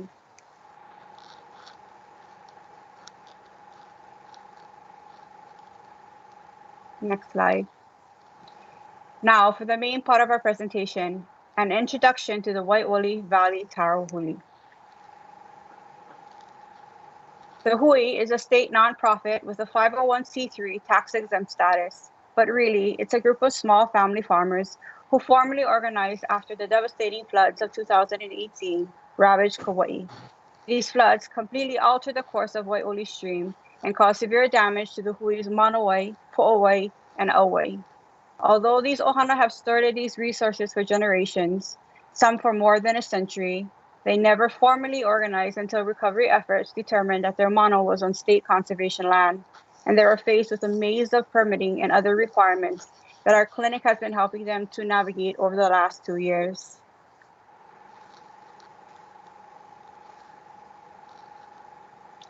These farmers aim to protect the natural and cultural resources that enable Native Hawaiian traditional and customary practices, maintain habitat for endangered waterbirds, and engage the greater Kauai community through educational outreach programs and initiatives focused on kalo farming and community-based stewardship of water resources.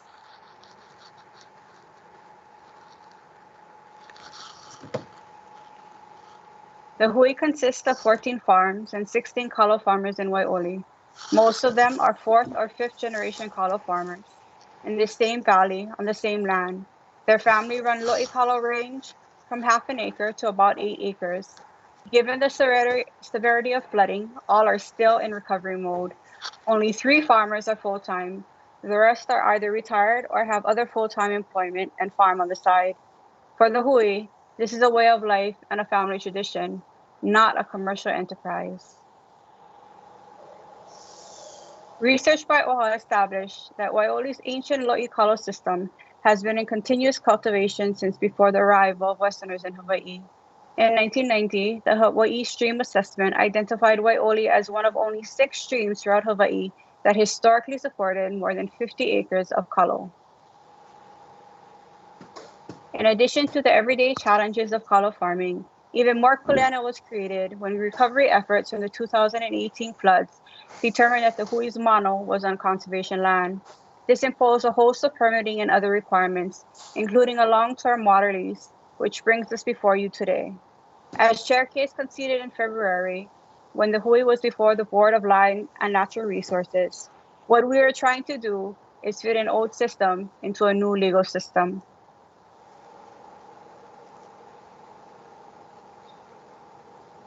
At that February 2020 meeting, almost 2 years after the floods that ravaged Kauai, BLNR unanimously voted to award the Hui a 1-year revocable permit to continue their water use from the Waioli Stream, and a perpetual easement for their Lo'ikalo irrigation system, their Mano, Po'owai, and Auai. In an extended effort to protect and perpetuate this Arivi cultural practice, the Hui hopes to submit its request for a longer-term water lease under HRS 171 after completing the Hawaii Revised Statutes Chapter 343 environmental review process, consulting with you, the Department of Hawaiian Homelands, and BLNR's Office of Conservation and Coastal Lands, submitting a watershed plan to BLNR, and working with the Water Commission to establish numeric interim in-stream flow standards. Repair to the Farmers Wanawai only began this July after permits and funding were secured. The Hui has been able to do this through commitment and hard work, and also because the law school, through Kahuliao Center for Native Hawaiian Law, and our clinic, has provided legal services, which has enabled them to secure the necessary palapala.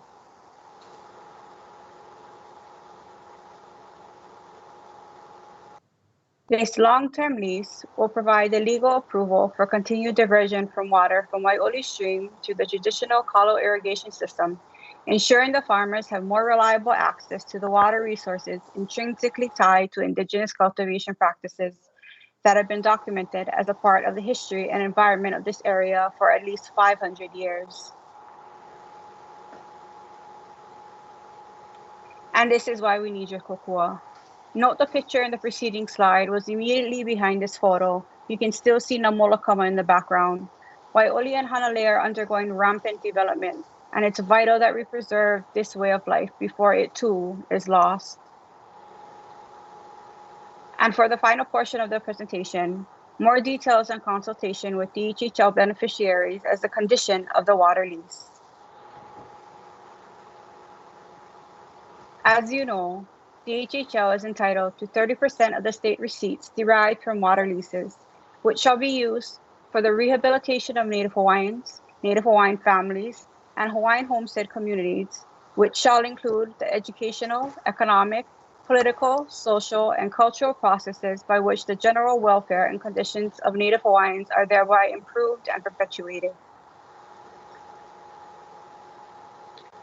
Again, the nearest DHHL homesteads are to the east in Moloa and Anahola. In Anahola, residents receive their water from groundwater sources that are fed by the Makaleha and Kalalea Mountains and are completely distinct from Waioli Valley's water. The Waioli Stream comes from Namolokama Mountains, which are independent of any mountain ranges that feed any Hawaiian homestead lands on Kauai. In addition to the considerable physical distance, a 150 to 550 foot difference in elevation between Hanalei and Anahola is significant enough to make any transfer of any water infeasible for the department. As your staff will explain, they will not recommend a reservation for this reason. We just couldn't get the water there.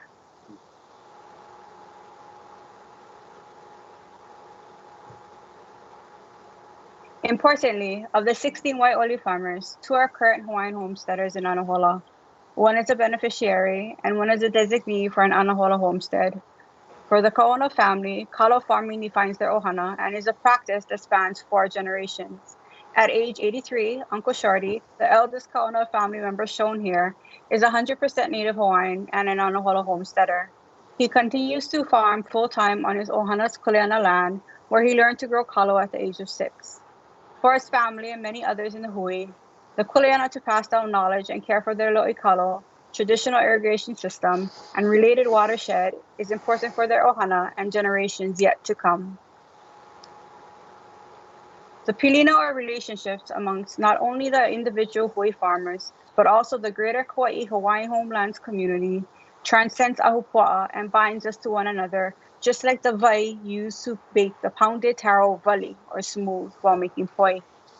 Given these unique circumstances, including that this traditional use has continued since time immemorial, and DHHL's purpose of rehabilitating and improving the general welfare and conditions of our lahui, the Hui hopes to seek a long-term water lease at a nominal or gratis rate. The Hui is excited to partner with DHHL beneficiaries to offer educational and other rehabilitative opportunities at the Waioli Lo'ikalo at your homesteaders Malama. Doing so would help to improve the general welfare and conditions of Native Hawaiians on homestead land and in Waioli. We see Uncle Shorty and his daughter Joanne, a farmer and the designee of his Anaola homestead here. She is one of 4 farmers in their 20s and 30s.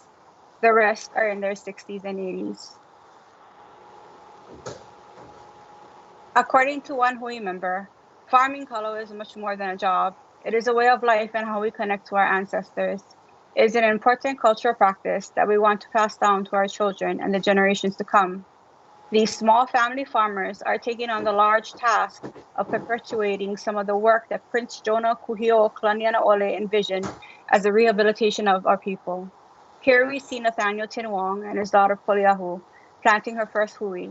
He is a DHHL beneficiary and Waioli farmer. The term huli is one that has been heard and used more widely these days when we talk about the events of the past year for us as a lahui. It is the foundation for words like kulihia, or an upheaval, or in huliau, a great time of change. We, kakuapau, have been afforded an opportunity to make decisions that will change the trajectory of the next 100 years for our children and many generations to come, and to continue the work of our ali'i in making pono those injustices that we as Hawaii have faced. Just like the taro slip seen here, let your support of this small hui of kalo farmers be the huli instead of the kalo itself that will be planted and grow to full maturity to provide for our ohana, our makua, and our keiki Hawaii.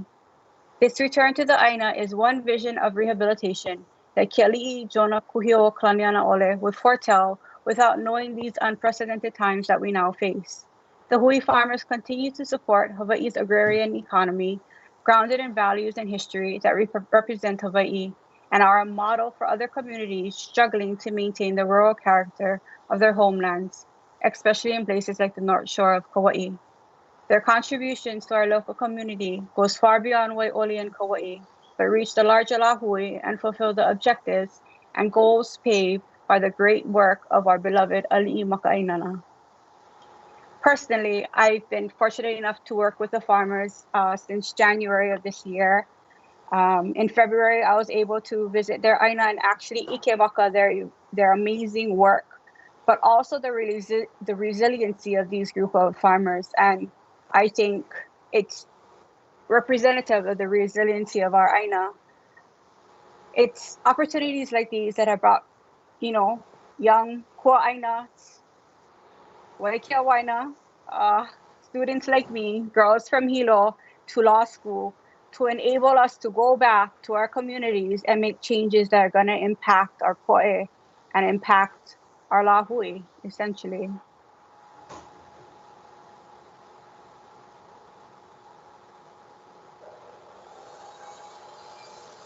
Okay.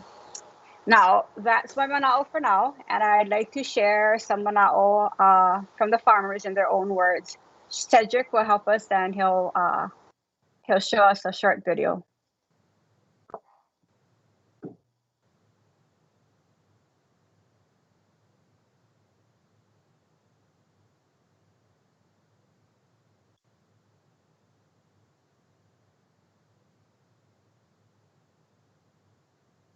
And I too would like to say that I've also enjoyed working with the clinic and with the farmers, even though I didn't have the opportunity to go to Kauai like my colleague Li'i did. It was really an amazing experience being able to firsthand help the farmers and it brings us in front of you folks today. So thank you for this opportunity to present in front of you folks.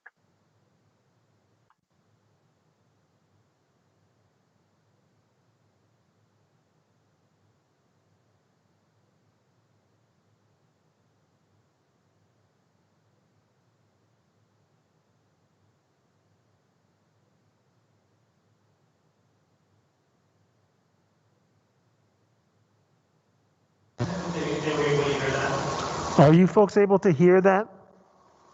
The video No, playing? we can't hear the audio. Okay, hold on, working on it.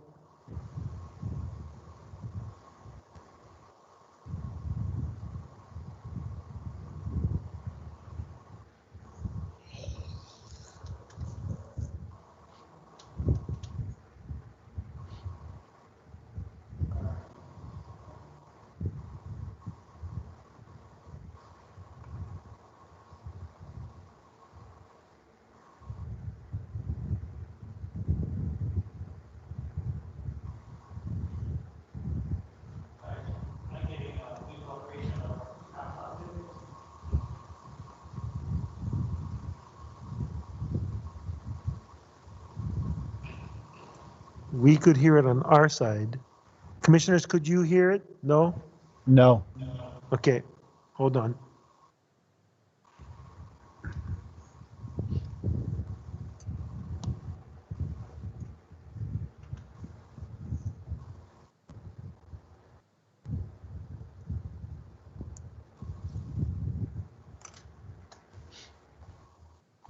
Cedric is doing his best to imitate a stream, and he's trying to find another path.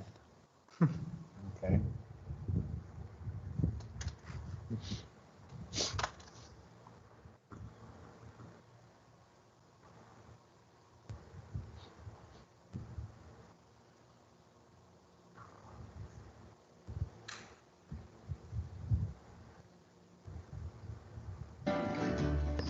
Farming is part of Can my hear it family, now. so Can you hear it? it's Yeah. just something we do. Okay, great. And so like all the aspects of it, I think that they might not understand, like taking care of the awe, taking care of, you know. Can you see it in addition to No. hearing it? Not yet. Okay. He's going to try another path.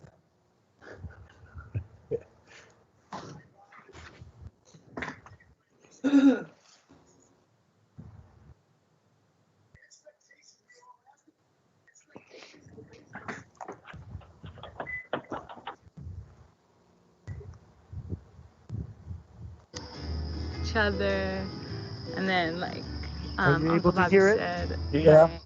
Hear it. Grandpa Let's see used it. to make poi for everyone, you know, stuff like That's that. Just feeding the community, but not like talking about it, you know.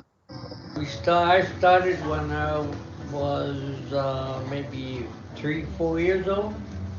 It was great because my dad used to be a taro farmer, and I just want to continue and take over, you know, his Kind of honor life. him, yeah. Yeah. I started farming here in 1987. And the only reason I started farming was most of my friends here were farmers. And, you know, I came down here to hunt, fish, and dive. And the faster that they get their work done, the faster we can do that. So I always helped them, and then they gave me a couple patches to help. And then I got my own place. I like to be outside. I like to work outside. I like to my personal space almost, and I like watching them. I don't know. I just like the. It's a sense of freedom. It's a sense of being. You know, it's a sense of playing a part in something bigger too. But I know there's people out there that really need this male eye. And think just being a part of that, it's a good feeling, and that's what feeds my feeds my heart. I think that's one of the most important purposes you can have to community, to humanity, is providing that service. Growing up, I was the eldest of 5 children, and I hated it. When I was 18, I said I was out of here. I graduate. I said no more taro patch for me. And guess what? I ended up marrying a taro farmer. But I work full time at a hotel, and for me now this is kind of backward. Yeah. I look forward on the weekends to go pull taro. I went today, tomorrow going again. It's my peace of mind that I out there in the wilderness with the birds and no phones ringing and nobody telling me or asking me dumb questions. I just out there and I'm making money. I feel good, and we yeah, it's benefiting our whole family, and I kind of enjoy it. I know sound kind of weird, but right now in my life I look forward like, and it is hard work. I don't know, my body don't get sore. I guess maybe for so many years I've been doing it, but yeah, I kind of enjoy it.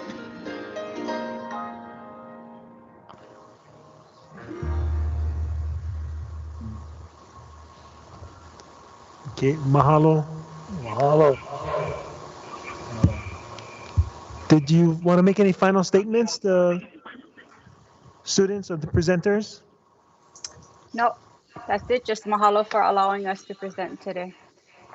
Well, mahalo for inspiring us, and the video will be posted on our website along with the agenda, so an opportunity to share the mana'o from that video, and also just carry on the aloha from from the people that spoke there. So commissioners, I just wanted to summarize. So consistent with procedures we have followed on other water leases as described in part 1 of this submittal, staff will be conducting a beneficiary consultation meeting on November 10th. It'll be a virtual meeting. We will be conducting it in the same manner we have for other requests for water licenses. Due to the great distance and elevation between Waioli and other DHL lands on Maui, including Mo'oa'a and Anohoa specifically, staff is recommending that we will not be making a water reservation request for this particular water license.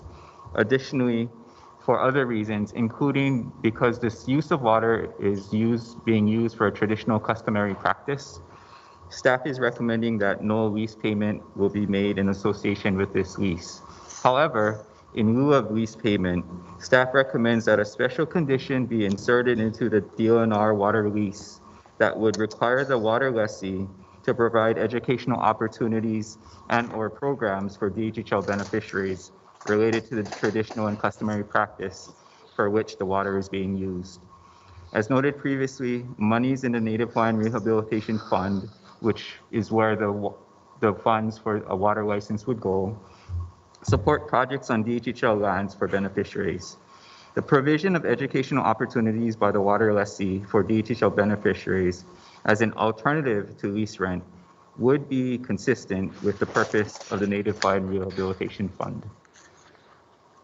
So with that, we'll entertain questions from the commission on this presentation.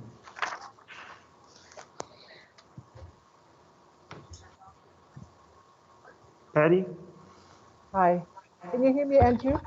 Yes. Oh, first of all, I just wanted to thank the Lahui Ohana for such a wonderful presentation.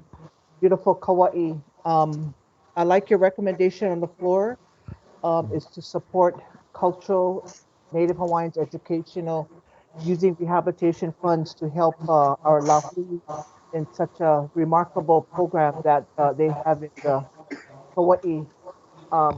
It's just a comment that I wanted to express. So thank you for a great presentation. I enjoyed it. And thank you to Lahui for putting together such a wonderful program to working with our kupunas Opios and the Makuas. So much, Andrew. Appreciate it. Mahalo, Commissioner. Other commissioners? Yes, Dennis. Yeah. Wow. Good presentation. For those of you who don't know, I'm now a calla farmer. Yes, sir. Full circle, brother. One of my wife's cousins has an acre and a half. We started calla farming, dry land, but it ties to Honolulu because one of her church members, Sister Spencer, 83-year-old in Honolulu, that farms 6 patches at 83 years old, gave us 350 huli the other day. So we're up to about 680 huli. By the time we're done, we'll have about 1,200 huli. And yeah, we're getting into it. At 72 years old, I think I lost my mind. But we're excited about it, and this sort of fits. I mean, it's full circle. Appreciate the presentation, Lee. Love you. Thank you. Oh, wonderful. It's wonderful. Thank you, Commissioner Neves. It's nice to see you're inspired. And Right. Before we move on to any other commissioners, Dennis, I also want to thank you because I went to Kauai about 2.5 weeks ago, I believe, and was able to travel on the roads that the green energy folks are putting in for us in return for harvesting the albizia. And your role in obtaining the, was what they call ground out, which is the asphalt that is being removed from the runways and being donated on behalf of DHHL to be incorporated into those roads. I have to tell you, I was very impressed with the quality of the roads that are being put in, thanks to the donation from the airports division. So I just didn't want to miss that opportunity to mahalo you for your work, your extra work on that. Sure. And we like to also like to continue with that. We like to continue with that as we develop and get out there in the Kuleana, so we have that resource for for our beneficiaries to continue to maintain the roads, and we'll continue to work with the state departments to support their sister department, DHHL. Thank you very much. Mahalo. Thank you, Dennis. Other commissioners? I know at least 3 commissioners plant taro, so other commissioners that I'm unaware of? Well, any other commissioners wishing to comment on the department's planned response to Kapua? Aloha. Aloha mai kako, Chair, Commissioners.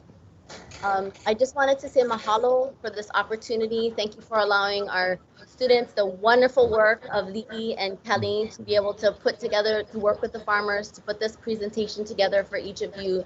And I also really want to mahalo Andrew and Jonathan from your staff for being willing to partner with us on this. This is a very unusual long-term water lease application. I don't think folks will ever see another one like this. And I'm so grateful for your staff's flexibility and willingness to work with us. And I hope, Commissioner Neves, that when COVID is how and it's safe for us to be able to hold workshops again, that you'll be able to come and join us in Waiole and the farmers and share, mana'o and aloha. So I just want to thank you. Thank you, Kapua. Kapua, we very seldom disagree, but I hope you're wrong. I hope that there are other water licenses that are similar to this that come out before us. So, mahalo. Another commissioner was going to say something. No. Other commissioners? I just, William, can you hear me? I can. Go ahead. Is that Randy? I just want to add on my mahalo to Kapua, her staff, Andrew, Jonathan, everybody that provide us this wonderful information, this continuation of things that really define who we are as a Hawaiian nation, as a Lahui. And I'm always inspired when I see our younger adults who are moving forward this way. So mahalo, thank you so much. Mahalo, Randy. Any other commissioners wishing to comment? Good. Aloha, Pauline. William, this is the first presentation that I will say and tell Joby that this is the first one that I am so elated to participate in that is so Hawaiian. Thank you so much.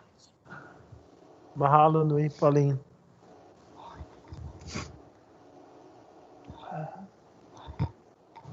Okay. Thank you very, very much, folks. This is the last agenda item that we have. And I can remind everybody, tomorrow's meeting starts at 9 a.m. or 9:30. So 9:30 a.m. Go get some cow and get some rest, and we will be back doing the beneficiaries business tomorrow. We have a motion. We're not going to adjourn. So we're just going to go into recess, right? Okay. So with that, we're going to go into recess until tomorrow. Commissioners, thank you very, very much for your time and your mana'o and your efforts. Aloha. Aloha.